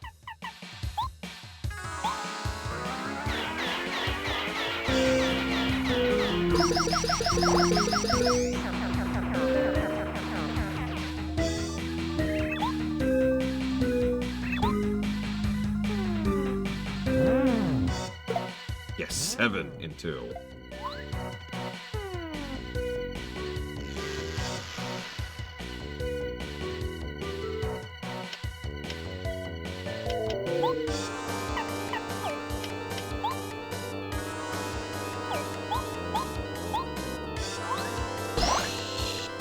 Oh, right.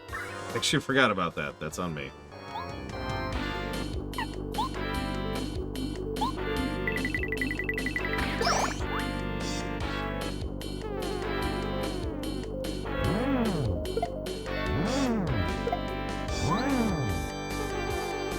Still hit him.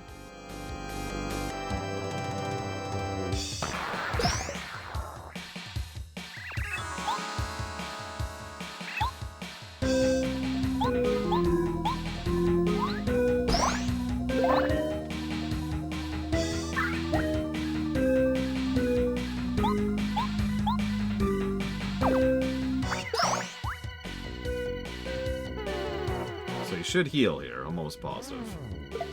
Because he's got to drag the fight on as much as possible.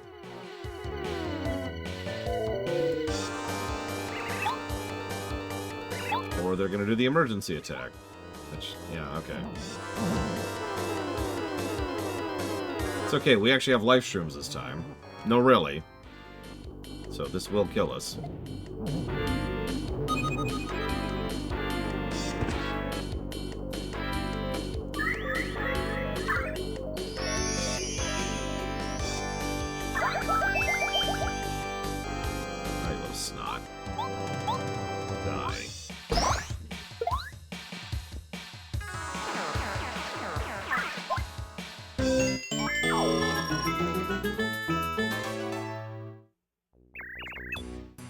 Can't lose. No, you're dead. Go away.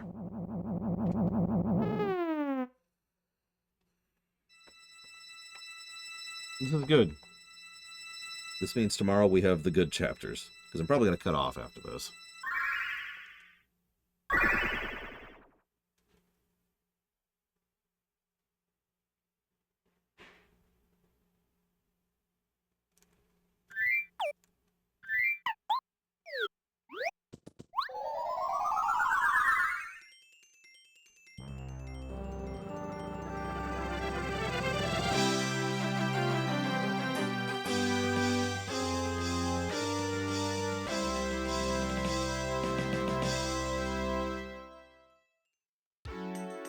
So it is that Mario and the party defeated the worst chapter in the game.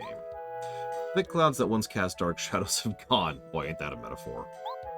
A single star spirit awaits to be rescued, waiting its place at the Star Sanctuary. Perhaps you will see Princess Peach soon. Perhaps. Just wait and see. Kammy Koopa, who watches impatiently from Bowser's castle, is waiting too. For you to try and save them.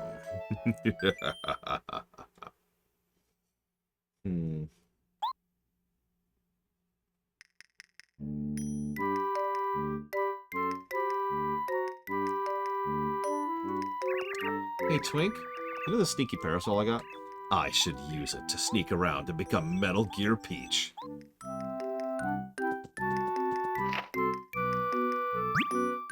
She's too much of a hag, True Whisperer. Sorry, that's a reference to 2.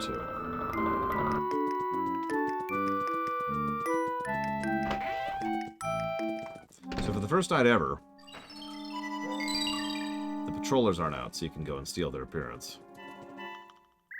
Say, I heard that Kammy Koopa's building some big thing at Princess Peach's castle. I bet you it's a secret weapon designed to defeat Mario. Hey, how goes it? Guess they've been working me like a dog lately. Yeah, me too. Tell me about it. Oof. Patrol, very good. You can pass through. No, I'm good. Thanks, though. That's Princess Peach's room, if it's not obvious. Go ahead and put that in there while I'm thinking about it. Probably never use it, but, you know. I still haven't got any Ultra Shrooms, I just realized.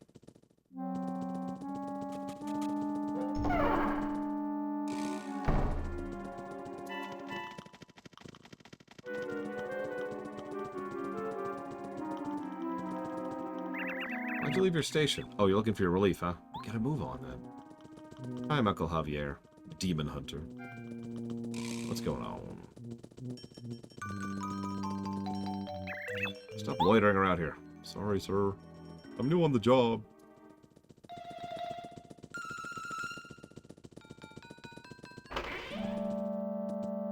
Oh, wrong door.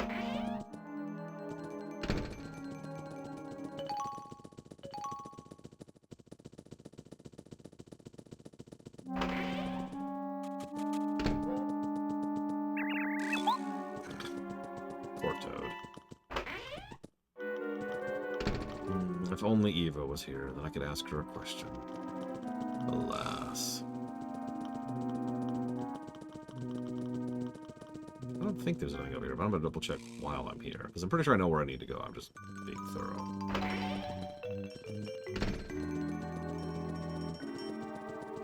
I mean, Paper Mario is always a good time. Except in Chapter 6.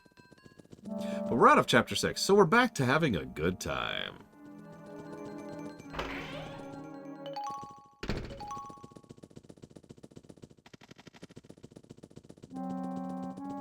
Well, yeah, Shihali. They checked the cabinet just said there's nobody in there.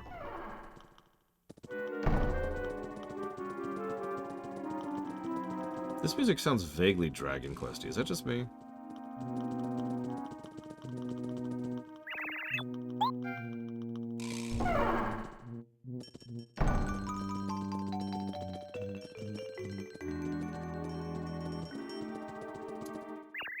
Me? Nervous? No, not me. He surprised me, that's all. Uh-huh. Where's my relief already? It's just been over for ages now. Listen, could you go find that slacker and get him up here, please? I'm exhausted. He looks like this. He's probably goofing off somewhere outside the castle. Here, take this. Key to the entrance to the castle. So, go. Okay. Yeah, I could see that poses now. There's definitely a tone to a lot of Dragon Quest music.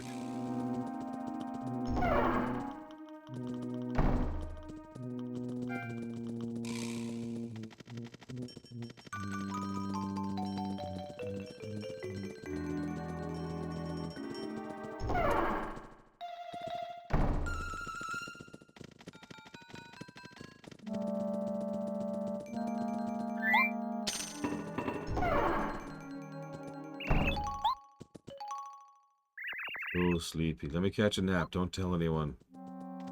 Okay. Oh, hey, I wonder what this door is. Seems to be locked. Hmm. I guess I wouldn't worry about it too much.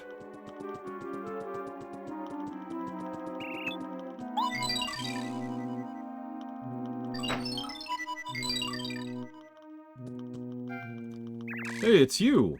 Oh, no, it's just me. Hello, me. And then he goes back to sleep.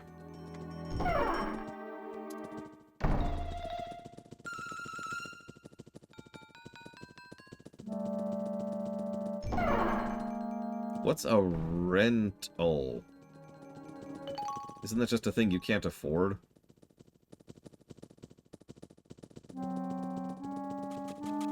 Patrol? Yep, go through.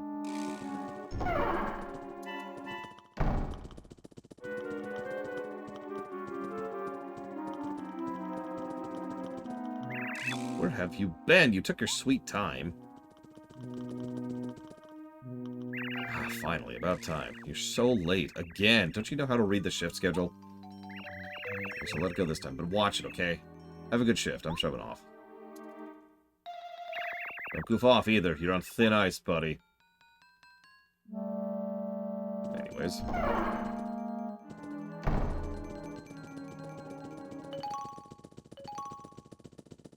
He never even patched up the... Oh my god.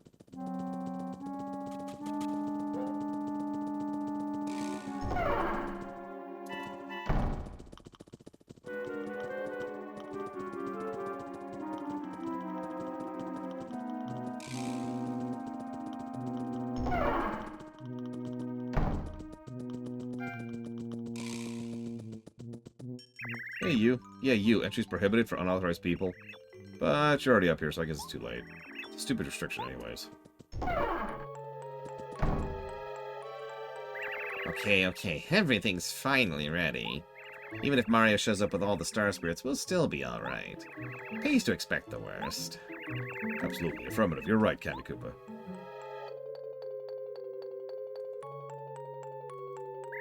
You there! You're doing a fine job. Keep up the good... Wait. Something's weird about you. You smell too nice.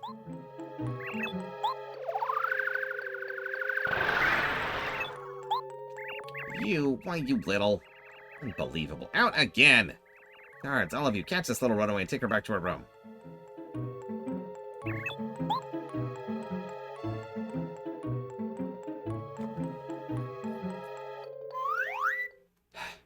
How does she keep getting out? What a pleasure meeting you. My name is Clevar. Thank you for saving me. Puff and Puff is gone, so the flowers in Flowerfield can live peacefully once more. I feel that if you hadn't come, Flowerfields would never have seen the light again.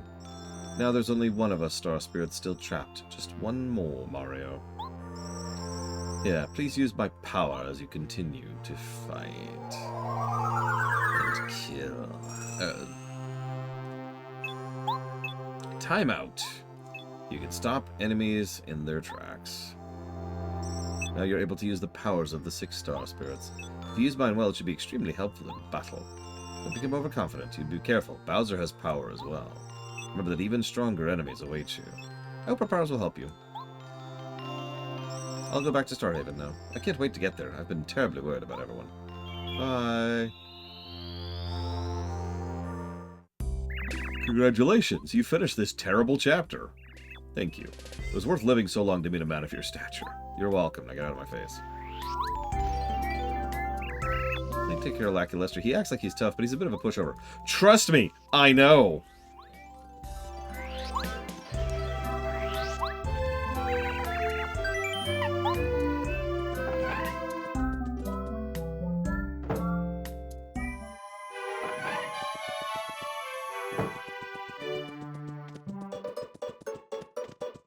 Are we healed right now? Yep, okay.